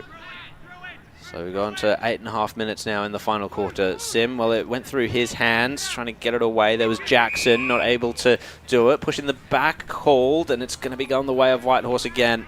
Another entry into their forward line on offer, and it's Harry Prout. He's been very serviceable today, Prout. Absolutely. Over 4 Good. quarters. Yep. Yeah. Good contest winner for certain for Whitehorse. So, a lot of red and black jumpers down at this contest. They all fly for it. One of them punched it, and it's gone over the line. Seems like the energy is just slowly leaking out of this game, unfortunately. Tap down. Sim was the target of that Cosham. Gets another rebound. He's done that well, but into the middle of the ground. And it was mostly Whitehorse. Going to ground was Savvy. He's challenged by Kilsyth. Got the handball away to McDougall. Kick off the ground by Boakes. I thought that mark was taken. No, handball back to Boakes. Fresh airy this time. And now Whitehorse to share it round. It's going back and forth, and it's going to come back again. As Kilsyth has taken the intercept mark from by Jacob Muschetti. So out of defence, finds Browning. Plays on straight away. They've just got to take every opportunity they can. You heard it off the boot. He didn't like that one. It fell into the hands of Nelson. Stolen again. Jackson got his kick away, and he earned himself a free kick in the process of it too. High free kicks. Jackson will move this quickly, passes it off to Henschel. Off one boot, just sends it long into the direction of Vanovic towards the boundary line and tapping it across. We'll get a boundary throw in. 11-7-73 Whitehorse playing Kilsyth 6-9-45. 10 minutes gone final term. We haven't got an update from Croydon North for a while, but they were leading 39-13 at half time. So if they go on to win that game, they'll be equal points with Kilsyth unless there's some sort of comeback here in the final 15 minutes of this game. Aiton's kick out of bounds on the full, and Whitehorse will take possession of it through Joel Savvy. Lights are on. Yes, and of course Joel Dalglish was one of those late outs for Whitehorse, so a couple of big outs for them. I know Kilsyth have had their certainly injury troubles across the season as well. A handball from Sim towards the boundary line. Horvat happy to just walk that across the line. So 11 minutes gone final term. Sir, turn the lights on, please. Knew that'd bring it out of him. There's the boundary throw in front of us, broadcast side. Tap down from Browning. Handballed off to Van Vegten. Just gets past his opponent. Got the handball away just in time before he was tackled. Big tackle laid there by Matt Peter Budge. He wanted to kick it there, Van Vegten, but recognised that he couldn't because his opponent, just had his legs or had stopped his momentum. Did well enough to get it away. Browning tapped down. Yeah. Cop one high, did Cosby. And Crosby will get a set shot on goal here from about 20 metres out. Good chance to kick his second of the afternoon and bring the margin back to 22 points. And If he can do that, just opens up the conversation again. Boundary. Let's go down to the boundary, Chris Quarters. Jacob Virtue back on the ground now after a short break. Expect him to set up on the wing. He's just going to look to give him a lot of run. Thanks, Chris, as Cole Crosby comes in looking for goal number 2 for the Cougars. Crosby's kick straight through the middle. Kilsyth get the margin back to 22 points. 7-9-51 to 11-7-73. 12 minutes gone, final term on the Bendigo Bank scoreboard. I'm pretty sure that went over the backing fence. Careful, my Ryan, car's. yeah, My car's I was just that's where I was going. I did warn him when we at the start of the day. You said because park it was here. dead. It was dead straight too. So And Ray, you saw my car, the Toyota Corolla, all washed and cleaned. You've been telling me for weeks to get it cleaned. with one red Sharon spot on the boot right now. Tanya, Ryan, I just wanted to do it for the lulz. So sorry, mate. So if there was going to be a spark for Kilsyth, it's going to have to come from that goal. Whitehorse, however, get the clearance once more. Scooped up by Stoffels. He could put an end to the resistance. No, not quite. Scooped up again. I think that was Lamb. They managed to escape their defence, but held up there was Ray by Sim. And he's just going to have to find a free option. There's going to have to be movement down the line for Kilsyth. Is there? There is a little bit. Aiton was one of them. I think he targeted Aiton, but it just went over his head. He's not a tall man, but it should have been better than that. And Whitehorse will get it back. And there's Horvat. There's the man that Kilsyth do not want to have the ball at any place near the goals. And he's got it right now. 4 goals for the game thus far, Daniel Horvat. 33 for the season.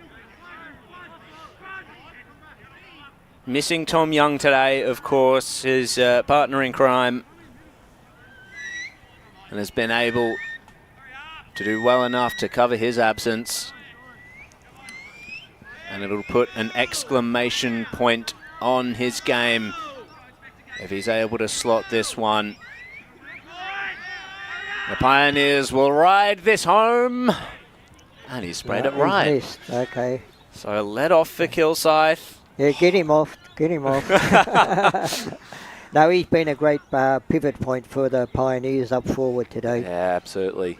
And, that moves Whitehorse to 11-8-74. Kilsyth 7-9-51. 14.5 minutes gone, final term. So 23 points in it. There's still a pulse here for the Cougars if they can get this ball from end to end and get something going. Lefebvre down towards that far side. Savvy's out the back here for the Pioneers. Happy to see it over as Blake Tennant, who's really struggling to bend down to pick that one up. Lost his headphones as he... no wonder Forest Hill reserves were struggling with him. That's the man that's in the centre stoppages for Forest Hill Resi's boys. Yeah, I'll worry about that. That's why they won. He cannot bend over, I don't think. As the ball comes out, Browning picked off this time by great the work by Pioneers. Haining, yes. As they move it down, big tackle laid. And a big one for Kilsyth, holding the ball, free kick. You'd think while Haining was still at It'll be Montrose, he would have given a few tips to Blake. Like how to get on the ground. I had to juggle a lot of things there, guys. Carl Elliott, the former We love you, Blake. Warburton Millgrove man. He gets it to Van Vegten. Over now to Jackson. And now over to Henderson. They're going to have to figure this one out. The clamps are starting to close. Whitehorse defence smell blood. Can they put a stop to this charge by Kilsyth? Sells is in there now. They still retain the ball through Ray, but the tackles keep coming. And it's holding the ball. And Whitehorse managed to put the brakes on. Well, they botched that one up. They did completely. So many opportunities. Yeah, they just couldn't quite find a man who had the confidence to kick it. And Whitehorse, through Berkman, are now going to try and figure their way throughout the ground they know so well. Connell to the spare man back. And I believe that was... you know what? I'm not sure. It was a Peter Budge, in fact. Now over to Gilliland. Target down the line is going to be Sim. But it spills over harmlessly in front of the nigh victorious Whitehorse bench.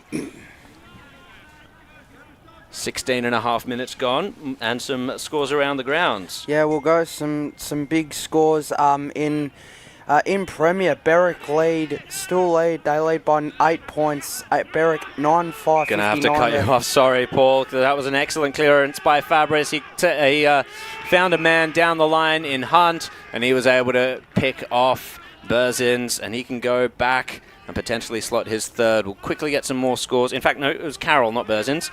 Some more. Oh, no, he's found a man open. And I believe this is Horvath. Horvath, yeah. Who else? Who else would it be? How can you... I know it's late in the game, but he was just wide open and they switched off. Well, I think that's the thing that Damien Murray was talking about in terms of concentration. They had it, I reckon, for 3 quarters for the most part. But when you've got 4 quarters to play against a team with the pedigree of Whitehorse, a player like Horvath, and the other stars along their lines, Horvath just turns away, gives it the... someone give a name to that. I'm not sure what that was. He knew where the cameras were too. maybe a TikTok, boys. I know Ray's into his TikTok, so we'll get Paul to finish off some of those. We might have to ask him about the celebration after the game, I reckon. Yeah, so Berwick have just kicked the goal and they've extended to 14 points. So Berwick 10-5-65 to East Ringwood 6-15. 51 could be a massive upset there. In Div 1, Baronia 6-9-45 to Beaky 5-11-41, and South Belgrave 10-8-68 to North Ringwood 9-6-60. McDougall with the clearance that time. No mark taken by Kilsyth. Horvath again. Could it be 7? No, he's got 5. Oh, he's got... Oh, yeah, I can't count. That would have been 6, To but be hon- it's 5-2 instead. To be honest, I think, and Ray would probably remember this one along with me, it looked a bit more like a bit of jazzercise from the 80s he was getting into. Got some Div 3 scores quickly as well. Donvale 6-10-46 to Fair Park 6-7-43, and Knox 8-12-60 to Oakley District 6-15-51. So here go the Cougars through Sheepers. Ivanovic underneath that one, back on the field, not on the road at the moment. As the ball comes out, almost juggling that and losing it was Parsons. Did well, they got the handball away as the Pioneers have Sim on the far wing. Got some scores from Hughes Park, which we'll deliver in just a moment as the ball goes towards Horvath. Handball over the top of the head. Was it just a handball and hope in the end, cut off by Cosham. Ball comes forward here. This is probably the best chance through Camden towards Ivanovic in the pocket. If he can take the mark on the chest, he does. Worked hard to get there to take that mark. That was well played by Kilsyth coming out of defence then. Yeah. And their forwards gave them something to kick to. Ivanovic plays on, snap around the corner, puts it through, and a late consolation for the Cougars. They now move to 8-9-57, trailing Whitehorse 12-8-80. That score at Hughes Park, Croydon North 10-15-75 to Warrandyte 5-5-35. They look like they're going to get the upset, and with Kilsyth losing this game, they'll be equal on points, and potentially might come down in percentage, but just doing the math in my head, I think it's going to be pretty close. They might be 4th by the end of the afternoon. I think match ratio also comes into it as well, Ryan. That's correct, but they've both played the same amount of games, so it will come to percentage on that one. I think Croydon North might have the easiest run home out of both of these sides, so it's going to be interesting. Fascinating stuff. Haining just takes it out of the ruck. He's done that a couple times today. Been a bit of a feature, and the mark's been taken. Whitehorse will line up for yet another goal. Goal 13 on offer. And it's Burzins this time. Goal 3 on offer for him. As I really liked his game. He's been a good servant today for Whitehorse. Could kick his 5th goal in the maroon and white. Hush falls over the ground as he'll be kicking towards the direction of Luke Ivanovic's house, I guess. There it is. He's kicked it. 3 for the day for Burzins. Whitehorse will take the lead further. He's kicked 3 goals for the day, but he really hasn't been outstanding. He's done a serviceable job down there, Has he got the same run-up as Horvath too? They have that that Josh Kennedy style sort of stutter step, but it works for him clearly. It works, yeah. I'll tell you what though, underrated just set shot kicking, and Whitehorse have been fantastic in front of goals this afternoon. We talk about this all the time. It's such a basic element of the game, but even at the elite level, people or players just struggle to kick their set shots, and Whitehorse certainly haven't. They've done well converting their opportunities. Back in the middle it goes again. Ivanovic with the handball forward for the Cougars towards the centre half forward line. Savvy gets through a tackle, got it away in time. Machete's there for the Cougars. Short kick forward towards the boundary line. Aiton chasing this one. If he can pick it up cleanly, might as well have a shot from there. Great finish. Has he put it through? He has. He has. He has. And that's another Tobin Brothers goal of the day contender. What a finish there. And that brings the margin back to 23 points, 9-9-63 to 13-8-86. And if the game was a little bit close, I reckon that would have really got the Kilsyth faithful up and about. But Absolutely.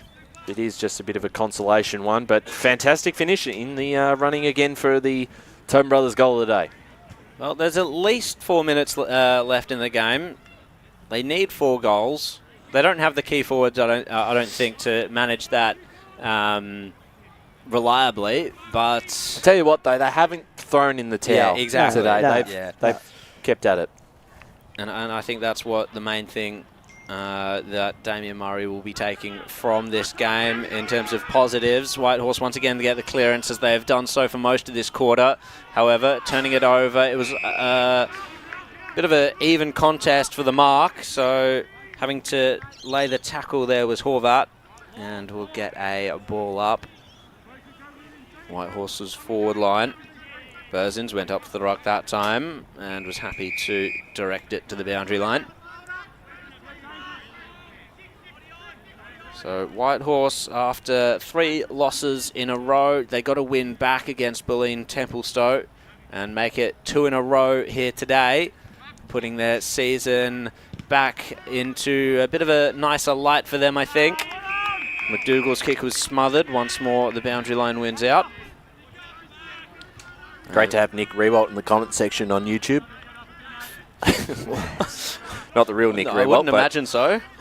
I think he'd be potentially busy today.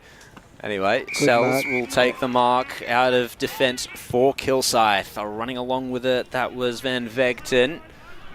Kick to centre half forward. No mark taken, but scooped up by Ivanovic, and he's going to take a shot at goal, and he kicks another. Kilsyth not dropping their heads one bit. Luke Ivanovic kicks his third, and the scoreline is not looking too bad, is it? Well, mathematically this time. Yeah, there is. That's for sure. So 13-8-86 to 10-9-69. I don't know. I mean, They keep conceding the clearances, though, Kilsyth, and that's they can't do that. I think they're... it might be Nick Rewalt in the comments there, because 7 don't do games on a Saturday, so unless he's doing games on radio, I'm not sure. I don't think Nick Rewalt's listening in today, but that's okay. Back in the middle again. I mean, you'd have to get a pretty quick centre clearance here, Kilsyth, if there were any hope of just making this a little bit more thrilling finish. But the quarters haven't been long today either. So. No, that's right. Pretty comfy at the moment. The handball to Prout. Again, the centre clearance won by the Pioneers in the direction of Haining. Clears his head. Here's Horvat. Handball over the top. It actually works out okay. Got it off to Berzin. Socket off the ground. And it's just a minor score, so they move to 13-10-88. Kilsyth 10-9-69. I've liked Boakes' game in the ruck as well. He's just definitely given them first use. Kilsyth have not been able to deal with that. Great mark down the line. The kick went straight to the centre of the ground, and Sells took the mark, got it off to Crosby, and he's found a target. Trying to shake off the tackle there was Muschetti. Kicks it to the forward line, offhand. The boundary throw-in is going to be inevitable. Boundary. Let's go down to Chris on the boundary line. Bit disappointed with you guys in the van over there. That talk went half the field and not a single word was said about it. I was looking at my phone. Was that what the cheers were from over there? I could hear that in the background. I definitely think it was. Massive talk it was. I didn't see where the kick came from, though. I was looking at the contest rather than... I mean, I suppose it was that big. He was probably about 5 metres out from the square. Yeah, that is... I'll have to take a look back at that one. That is impressive. The goal square, that is. Yes. Sim was involved in that contest. As we'll have another ball up. Whitehorse happy to let time tick down. Boakes stripped of it as soon as he had it. The contest rolls on, however, no one escaping from it this time. Let's go to Paul with quite an interesting score. Berwick looked just about home against East Ringwood. They lead by 20 points at the 20.5-minute mark of the last quarter. Berwick 11-6-72 to East Ringwood 16-52. Gee, that has to be the upset of the season in any division. Yeah. Wow. See, I could see that, like at Edwin Flack, I can sort of justify that in my mind a little bit, but at East Ringwood... Incredible. That blows my mind. Would that put Blackburn on top or a percentage in the way? Because I think... Good question. Yeah, they've both lost 2 games at this point. Back to this one, trying to escape from that was Ray. The kick forward goes Kilsyth's way, however, rebounding was Whitehorse. The kick into space, so the race is on. Trapped there by George. He tried to step around his man, but was tackled anyway. Fabris gets the kick wide to Haining. He's got caution. Oh, here he goes. Oh, here he goes. Oh, leave it. And there's also... He's worried Haining was going to clean it. Yeah. There's also... There's a training drill for There's you. also potentially another huge upset in Div 3. Donvale only lead by 3 points against Fair Park at 3/4 time, so... Kilsyth go inside forward 50 again. Oh, he's trying to do it all himself, is Clemo. He was never going to be able to with that many Pioneers around him, and holding the ball was the only reasonable result from that. So Hunt, or Berkman in fact, they're happy just to maintain possession now and let the clock run down. 13:09.87 to 10:09.69. There is your siren. And the Pioneers have got home by 3 goals, 18 points in what was a pretty entertaining game in the end. I think we got our value out of this one. Absolutely. And for the Pioneers, Daniel Horvath kicking 5 goals, Burzin kicked 3, and then Virtue, Fabris, Prout and Hunt all getting on the scoreboard. For the Kilsyth Cougars, Ivanovic ended up with 3 goals in the second half after he had a spell on the road for a little bit, according to our boundary riders, which I'm still not 100% sure if that was right or not. But Crosby kicked 2 goals, Ayton kicked 1, Van Begden kicked 1, Goodinson kicked 1, Henschel and Jackson also with 1 goal each.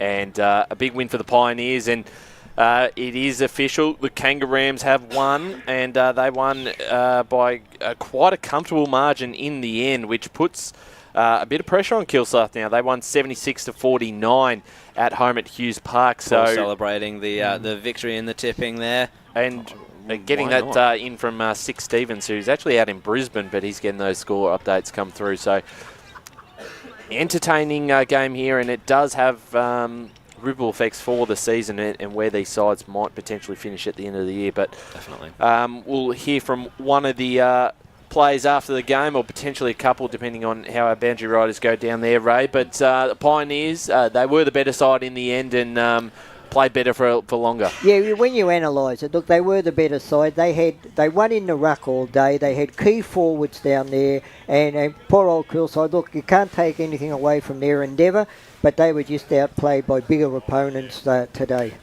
Yeah, absolutely. Boundary. Well, take us underway, Blake. Yeah, just down here with the man himself, Daniel Horvath. You made a name for yourself down here at Whitehorse. How do you judge that performance? You know, really big game today. You know, I think it was 6 today, was it? Only 5. It's 5. I've got on my record 6, but how did you go today? 5. I thought it was all right. The last few weeks have probably been a little bit inconsistent, and as a team, we kind of lacked a little bit of hunt around the ball. And last week we kind of had a really big bounce back in that regard, and I kicked a few last week, but credit to these boys. This is a little ground, and they make the ground look so big. We spread the ball really well, and I'm just lucky to get one-on-ones and the opportunity to take some grabs. Yeah, and you know, there's a little bit of Batman and Robin. Obviously, you didn't have Tommy Young out there today, and do you always ask that? Who's Batman and who's Robin between those two? Because I know you missed him today, obviously. Nah, he's the big dog. He's a ripper. He's been at the club a while, so yeah, he's the big dog. I'm behind him, that's for sure. and just a celebration. What was that celebration just down there? What was that all about? I just saw a dance on TikTok and spoke to a few of the boys, and I think last year I pulled a footy card out of my skin, so just getting back to celebrating and getting around each other, and they thought doing celebrations might help that, and clearly it does. I might look like an idiot, but I'll take it on the chin. Can you do the celebration one more time for the boys? No, it's already on the chin. Right, over to you, Chris. We've got to meet boys. I'm here with Tom Dunn. Tom, brilliant defensive effort from yourself and also the boys. How good does that win feel? It was pretty good. We felt a little bit undermanned losing our fullback about 30 minutes before the game, but it was a good win for the boys. A few tough weeks, as Paul spoke about. So to get on the winning list and beat a quality side like Kilsyth's pretty good. Yeah, and you mentioned since the bye, you were 1-3 coming into this game. Obviously, that's a big win as well. Croydon North Hemlock won today. I'm not sure if you boys are aware of that. So this win goes a long, long way to getting you boys there in finals. How confident are you that you can be there at the pointy end of the season? Pretty confident. A few down weeks, but we know we can respond. We know what we can do, and a few weeks at home for the back end of the season should help us and get some more confidence going. Excellent, mate. Well done. Thanks there to Chris and Blake on the boundary line doing a fantastic job, and hopefully that is definitely that celebration did make it onto YouTube. We'll double check that one, get that one up on the socials, but Blake was right. It was a TikTok dance. Paul, you got an important score, have you? I do have some important scores from Div 3. Got a final score. Coldstream with their third win of the year, 14-9-93 to Ferntree Gully, 8-8-56, and some two games which have some big comebacks in it. Oakley District have hit the front against Knox. Oakley District 9-16-70 to Knox 9-12-66, and Sylvan have hit the front against Upper Gully 12-9-81 to Upper Gully 12-8-80. I think Upper Gully were 6 goals up at one stage. They were 6 goals up at 5 goals up at 3/4 time. Whoa. So that's a big comeback if Sylvan can get up there. Wow. I can't believe that. They are two complete different sides at home and away. That is unbelievable. We're going to potentially get the audio of the song is thanks to Tobin Brothers Funerals Celebrating Lives as Whitehorse make their way into the rooms, and after the song we will go to an ad break, and we've got plenty of time to wrap things up, talk about all those results across the divisions. Plenty of things going on as well as we'll recap a few things. Jade? Sorry, I just saw the score for Donvale and Fair Park tick over on his phone. Donvale's really pulled away in that one, unfortunately, for Fair Park. And even more unfortunate now for them that Coldstream has won that game against Ferntree Gully. Yes, that probably sinks their season now officially. Yeah. And Ferntree Gully too. That's a final score now. Donvale have won by 34 points. Donvale not a bad effort from Fair Park. 3 to Fair Park 7-45. No, of course they were in that game for 3/4 and led at one stage and led at quarter time and led midway in third quarter. Unfortunately, I don't think we're going to get the song unless that's coming through, Lee. I'm not too sure.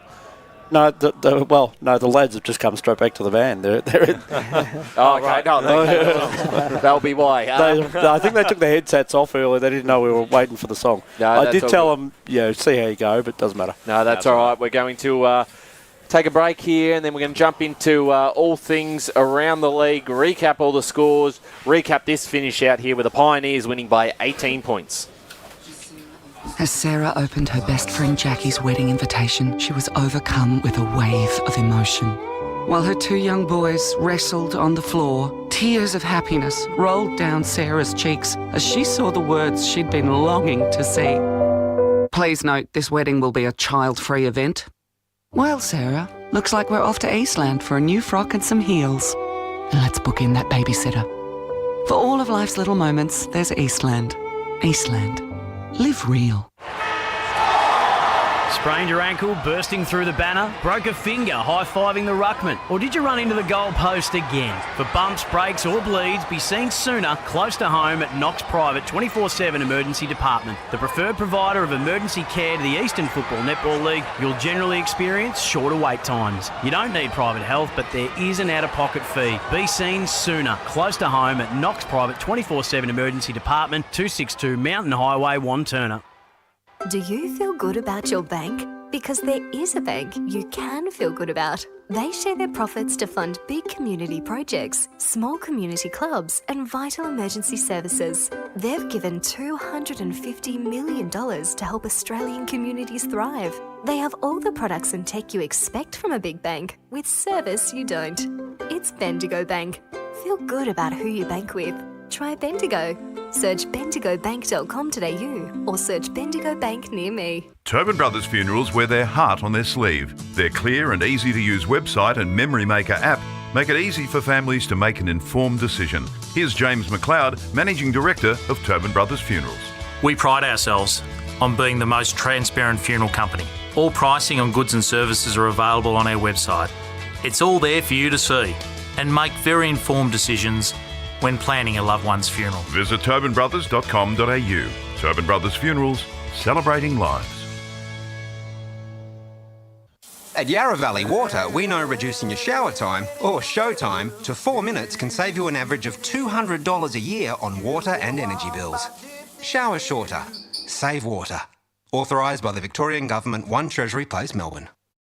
Sprained your ankle bursting through the banner? For bumps, breaks or bleeds, be seen sooner, close to home, at Knox Private 24/7 Emergency Department. You'll generally experience shorter wait times. Knox Private 24/7 Emergency, 262 Mountain Highway, Wanturna.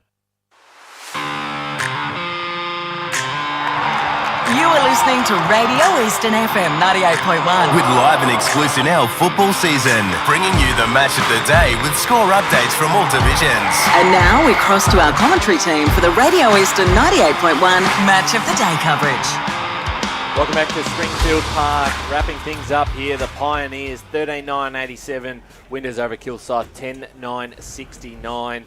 I'm Ryan Long, joined by Jared Beanland, Paul Uconi, Ray Baird, Chris Cordis, Blake Tennant as well will be joining us, and we'll recap all the scores around the ground. So we've got plenty of time to really to break everything down. In fact, we've got almost half an hour, so we'll really stretch this one out and go through everything. We've also got our awards, of course, the Sportsco Eastland Best on Ground, which should be an interesting one. I've certainly got someone in mind, but I know there's probably a few standouts across the board.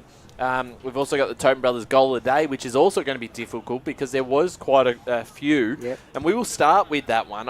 Obviously, recency biased. That last goal, which I believe was... McKinley Ayton, I think. Yes, McKinley Ayton, which was the one in the pocket down there. That was a very good finish. There was Prout, who socketed it to himself from outside 50. There's a few others. I don't know, Chris, if you had... thoughts on that? No, I was just going to say, I don't think it's recency bias at all. That Aiden goal, he got hit while he kicked it, still managed to get the outswing needed to keep it on line, and was just clear middle of the sticks. So that's going to be my vote. That was a very good goal from what we saw on the monitor. It definitely stands out for me. Yeah, I like it. I think that's probably your Tobin Brothers Goal of the Day. If anyone has any objections. Nope. McKinley Ayden walks away with the Tobin Brothers Goal of the Day award, a $50 Coles and Meyer gift card voucher, thanks to Tobin Brothers Funerals, celebrating lives. We've also got our Sportsco Eastland Best on Ground award. We are going to do our 1, 2, 3. Of course, we've got Blake as well, who's doing the hard yards out on the field at the moment, bringing in all the sports cover goalpost padding covers, and great to see him back, and that's his punishment this week for playing at Forest Hill for the last few weeks and ignoring us. He's now got to do those duties, but there he is on the screen. I don't actually, it's not training on our screen, but no, it's training, yeah. Interestingly enough, we'll talk about this when he comes back, Forest Hill reserves, Blake comes out of the side and they win their first game of the season. I think there was an issue, and they've found it out. They've dropped him, and they're doing much better. We'll talk about that a bit later. Sportsco Eastland Best on Ground. I'm happy to write them down, but Ray, you're ready to go. You've got your 1, 2, 3 for today's game. Yeah, look, one vote I gave to Harrison Prout. I thought he was, particularly in the first half, he really stood up, but even his second half was good. He done some of the hard yards. So one vote to Prout. 2 votes I gave to Tom Dunn down back. I thought he was magnificent when the ball came down there. You know, it's great to see a young player play so well, particularly in a defensive role. And 3 votes, 5 goals to Daniel Horvath. To me, he was the key player up forward. There was lots of apologies to other players that came in and out. I liked the work of Boakes in the ruck, particularly in the first half, and also towards the and on the other hand, Luka Ivanovic with 3 goals. He also played very well, so apologetic to him as well. Yeah, it certainly was quite impressive, particularly in that second half. We'll work our way. Chris Cordis, your 1, 2, 3 today. Yep, I've gone 1 vote for Andrew Haining. I just think in the middle 2 quarters of that game, especially when Kilsyth were getting on top of the Pioneers, he kind of took it upon himself to get himself in the middle and kind of steady the ship, and I think that was exactly what they needed him to do at the time. So I gave him 1 vote. Went 2 votes to Daniel Horvath. 5 goals, enough said, really. He was their target up forward. And then I've gone 3 to Tom Dunn. I think especially in such a strong defensive performance throughout a lot of the game, him being the spare man back, obviously his left boot can take plenty of territory and plenty of distance when he used it, and he was really the catalyst and the reason that a lot of their ball movement was getting started down back, so I gave 3 to him. Paul Uconi, your 1, 2, 3 today. My 1 vote goes to Luke Ivanovic. 2 votes go to Daniel Horvath and 3 to Tom Dunn.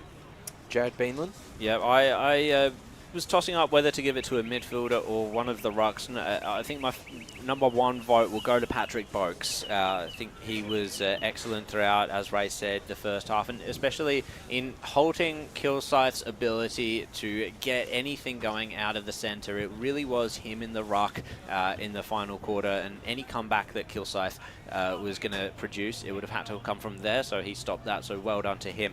2 votes I've got to give to Horvath for the 5 goals, and for all the reasons that have been mentioned, Tom Dunn is my 3. Yeah, I'm just giving Dunn the 1. I've gone him for the 1 vote. You've probably summed up his game pretty well so far. I thought he was really impressive. I've gone 2 to Haining because, look, I just think probably in that second quarter when Kilsyth were on top and he probably played more of a role in the ruck, and just some of the clearance work that he does. He's such a big unit, so he's one-on-one. It's very hard for any sort of ruckman to compete against him. Set up a lot of their clearances and was pretty impressive for them. And I've gone 3 for Daniel Horvath because I think the fact that in a game where I think Kilsyth probably struggled to have that target up forward, Horvath was the guy who, not only would he take the marks one-on-one, but I think he had 1 set shot that he missed, but besides that, he was he wasn't missing, and he was kicking them from tough angles too. And just think it's just an underrated skill, goal kicking sometimes. It's true. We've got Blake Tennant, I think. Is he gone again? He's gone again. Yeah. Very quickly, Ryan, just on Andrew Haining in the ruck. Like I used to do when I first started videoing for the for the EFNL, I followed Montrose around for 2 or 3 years. Yep. So I saw a lot of Andrew in the early days, and I reckon he's almost back to the way he was back then. So that's 10 or 15 years ago. Yep. Yeah, I would agree with that. He's been a great player over a long time. And the year that he won the Chandler Medal, the year that Montrose came up and played in the top division, he was the outstanding ruckman by far that year in that competition. Yeah. So he backed off a bit, but I reckon it's it's good to see him back out there. Yeah, of course. And with 1 person still to come, the Sportsco Eastland Best on Ground voucher is still up for grabs, so it is going to come down to who Blake Tennant gives the 1, 2, 3, which Ray hates. In fact, just while Blake's not here, as I was walking back to the van, he was talking to a couple of mates, I suppose that they'd be, and he says, someone goes, "Oh, we're playing here next week. You're gonna be down. I'll line up on you." He says, "Oh no, I'm a bit sore." I don't know where he has gone. I'm assuming he's probably gone for. He hasn't given out awards or anything yet because we haven't. He doesn't know who won them. Yeah. So there is still, of course, he's not gone for a burger award, has he? He's gone to say hi to Andrew Haining, I think. Yeah, we're not done. We're not. We haven't clocked off, Blake. He's having a chat with Haining at the moment. we'll Yeah, get it some- is. Yeah. Oh, come on, Blake. Well, Ryan, He's got- have you, without telling us who, have you got a clear winner or you got No. equals? Do we No, do the we've got- tiebreaker off most three? Most. It's up for grabs three-score between votes? Tom Dunn and Daniel Horvat. So once he gets his 1, 2, 3, that will decide He's who. coming over. Hold on, I've waved him excellent. over. So obviously, He's on the jog. Obviously, there were some players who probably didn't get mentioned, but were impressive too. Yeah, I 3, actually, 2, 1 votes. I actually really liked some of the efforts from the Kilsyth players, but I thought they came in and out. Van Vegtem was Van one of Vegtem those. was one of them. Vanovic was big in the second half where he hit the scoreboard. We finally got Blake and Brownie tried very hard. Yeah, for- Browning in fought the hard. ruck as well. Undermanned, but tried very hard. yeah, certainly Here we go. undersized compared to them. And Blake, you're going to decide it here with. I won't tell you who's in front at the moment, but your 1, 2, 3 pretty will easy. decide who gets the Sports Go Eastland Best on Ground voucher. It's a hard one for one for me, but my 3 goes to Daniel Horvat. That decides it. Yeah, I think he was really good today. Really strong. Just the vocal point as well with the absent no Young, of course. I'm going to go to 2 votes. Riley Birdsons. I think that's how you say his name, is it? Birdsons, yep. Yeah, good, yeah, actually good pick. He was good. Yeah, and I thought he played and really, he had a tough job today, but I thought Luka Vanovic 1 vote for me. So that means Daniel Horvat is the Sports Go Eastland Best on Ground award winner today. Kicked 5 goals, super impressive. So congratulations to him. He walks away with a $50 Sports Go Eastland Best on Ground voucher as well. Of course, yes, and there's your 2 if you want Doesn't to stop here. Oh, keep working hard. Good work, Blake. Who's the goal the day before I go, boys? McKinley Aiden, number 23. Oh, that was a good snag. Yeah, It rate certainly that. was. So we'll let you get those awards out, and then if you have time, come back before 5:15, and we'll wrap things up. Leave the mic here. We don't want an interview. Yeah. we'll get some scores around the grounds as well from Paul, wrapping up a big day. Start us off in Premier Division and talk us through what's happened. In Premier, South Croydon 18-8, 116 to Donny East 14-10, 94. Doncaster is 2 steps forward, 2 steps back. They lost. Oh, man. I've had enough of them. Sorry. They're just like, what? It's just flip of a coin every week. Like, what are we doing here? My goodness. Baldwin 21-17, 143 to Mitcham 5-12-42. Berwick 11-7, 73 to East Ringwood 8-19, 67.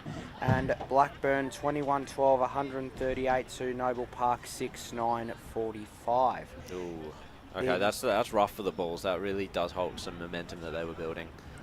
In Division 1, and this is at the moment, it's not sure if it's a final score, but Beakey lead 9-12, 66 to Baronian 8-13, 61.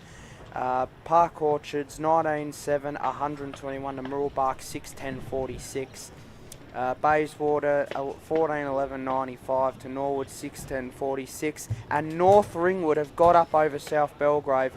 North Ringwood 13-9, 87 to South Belgrave 11-10, 76. I did say if South Belgrave were going to lose any game throughout the rest of the season, it would be that one. And I'm still surprised. Like, don't get me wrong, I'm very surprised. Yeah, that's massive. It's wild. Heathmont 17-12, 114 to East Beld 7-6, 48.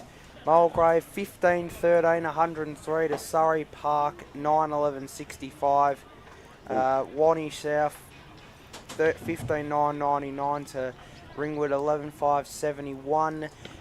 Tempe 13-16, 94 to Lilydale 4-12, 36. And Waverley Blues 12-9, 81 to Croydon at 4-10, 34. So Mulgrave finally took a scalp. Yeah. Finally. Just had a look too. I just came up on my socials. Mulgrave in the reserves, who also won by a point. Adam Booth playing. Yeah. Okay. Too, so just keep an eye on that one. Silver Fox. Just tell, before you go, tell Blake that Adam Booth made a comeback. Blake can make a comeback. He will come back now. What's he got? He's got about another 20 years to... In Div 3, Donvale 12-11, 83 to Fair Park 7-7, 49. Coldstream 14-9, 93 to Furniture Gully 8-8, 56.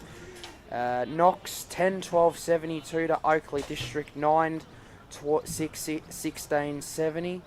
Scoresby 14,993 to the Basin, 7,648, and Sylvan 12,981 to Upper Ferntree Gully, 12,880. That's a final score? Yes. Wow. Ridiculous. And It is quite incredible. It is, isn't it? Croydon in Division 4, Croydon North Emlock 10-16-76 to Warrandyte 7-7-49. I just can't believe. I mean, with Sylvan's and the ladder now, Sylvan back inside the top 5.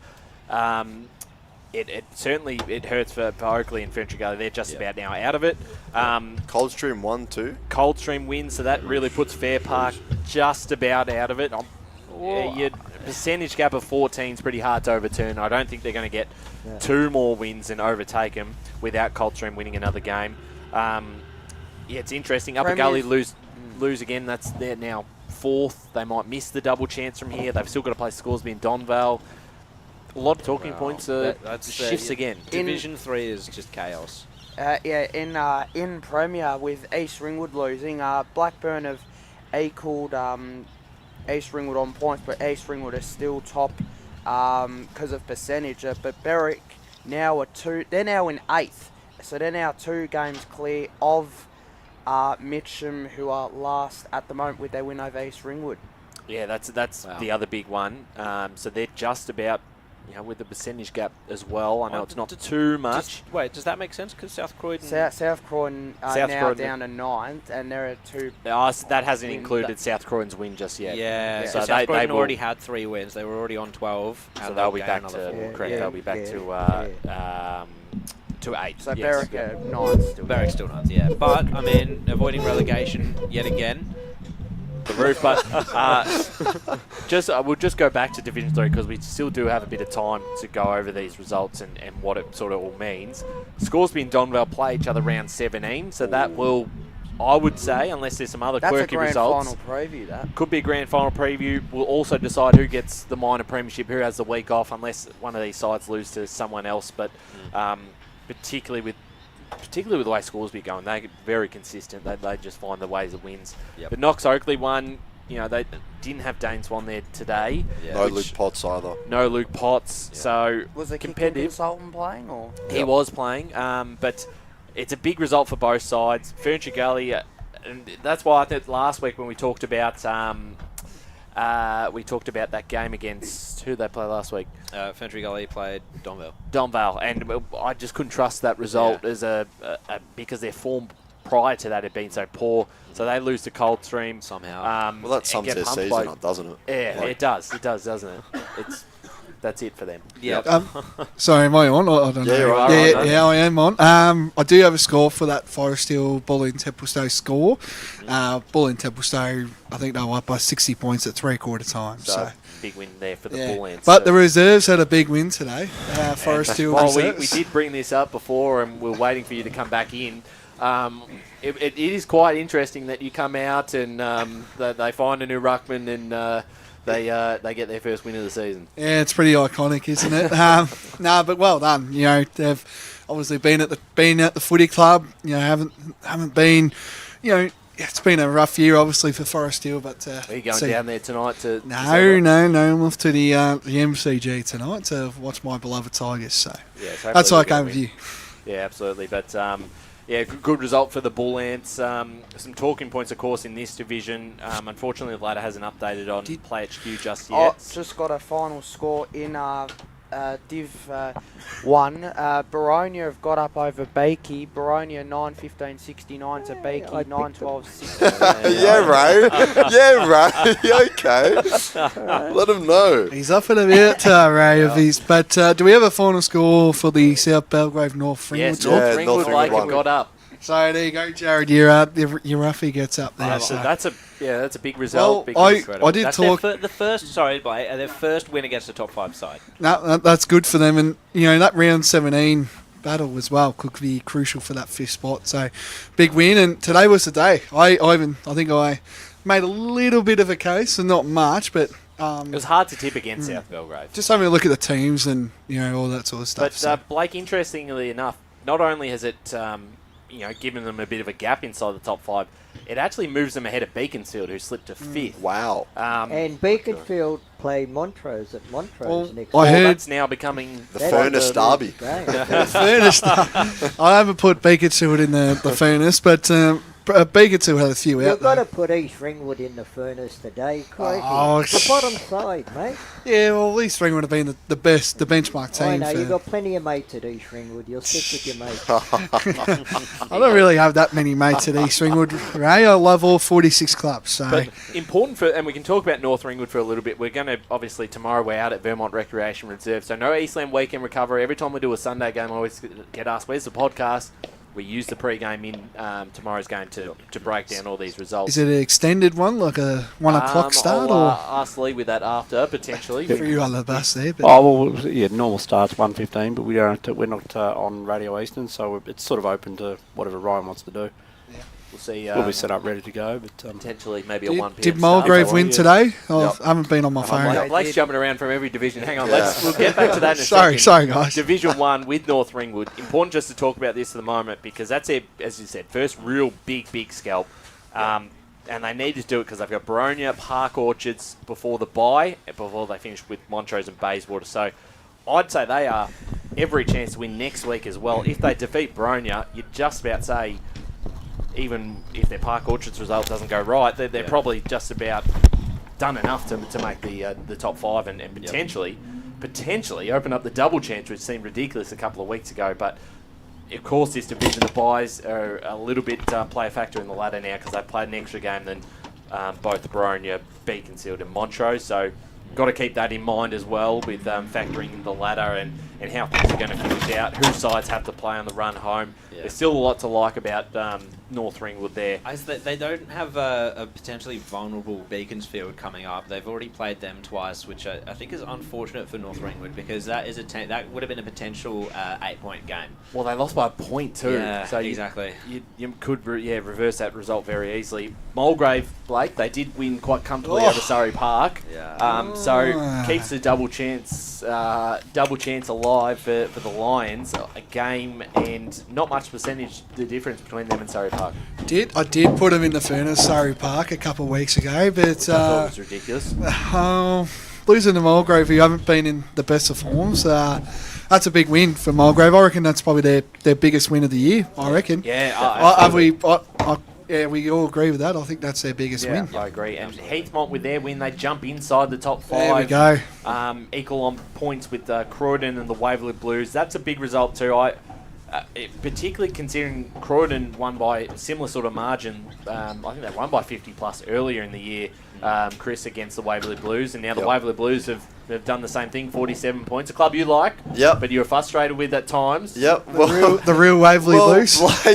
Blake put some words in my mouth in the pre-game saying I called them lame. I like to preface this by saying I did not. Okay. No, I just said week in, week out, they seem that they can't, they kind of struggle to take the big step forward in the big league forward. So I'm stoked that they've got the win, but now I'm really looking at next week and wanting to know what they can do. Just got a final score in Div 4 from Forest Hill and Bulleen Templestowe. Bulleen Templestowe won by 116 points. Bulleen Templestowe 26-18, 174 to Forest Hill 9-4-58.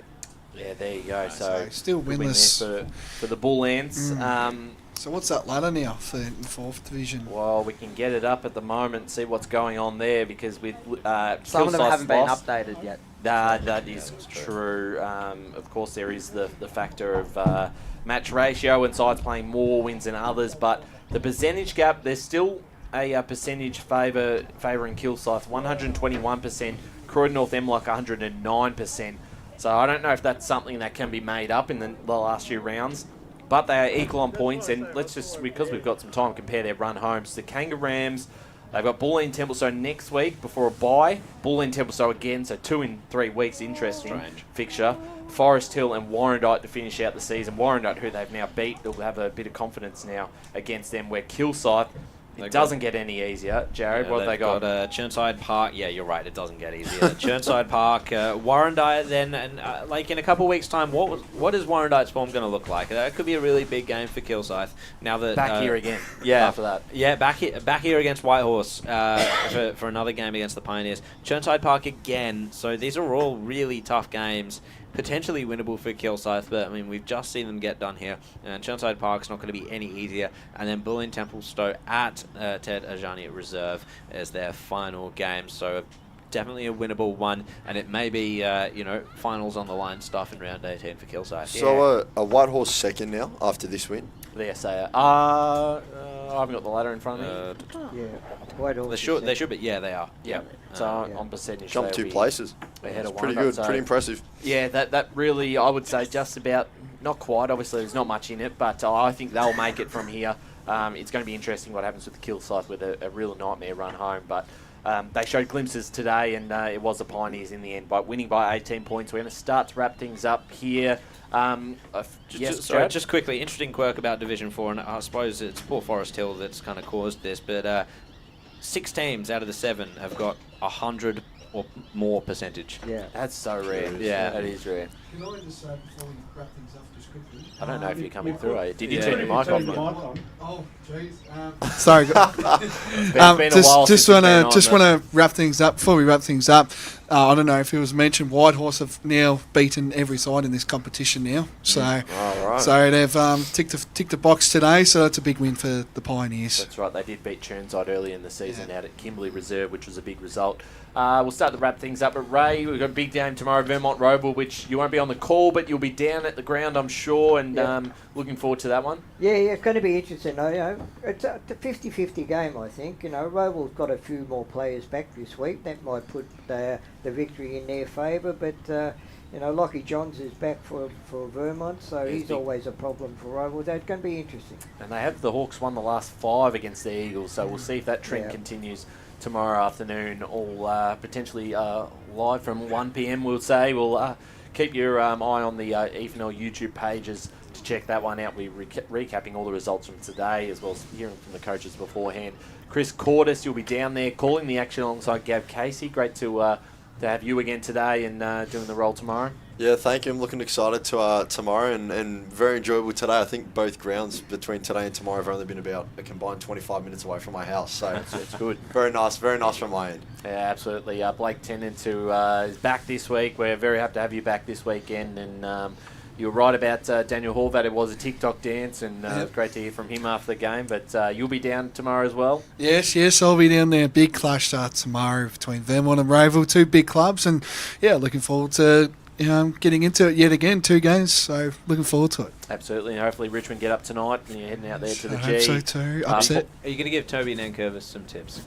I think he should be giving me tips. Definitely. As Paul Uconi, great to have you on board this afternoon, keeping us updated with some crazy results in the end, and sure that you'll be very happy with your Kangaroos tip. Yeah, no, it's always good to bring all the drama from around the grounds, and no, it was a good game here today as well. Yeah, it certainly was. Jared Beanland, great to have you back, recovering from the flu and getting straight back into it in the calling chair. It was an enjoyable game in the end. I was very impressed with both sides, and good to get the voice back into some form despite a couple of nearly literal hiccups along the way. Yeah, absolutely. Of course, Lee Green doing a fantastic job under the weather himself, fighting hard just to get through a full weekend, Saturday and Sunday. Megan Green, who's done both games as well. Kate Green down at the women's. Scott Hardy, who also did the women's. And Ash Hilda from the Fentra Gully Football Club. Fantastic addition. She was great. Yeah, on last minute came in and did a fantastic job in the specials chair. So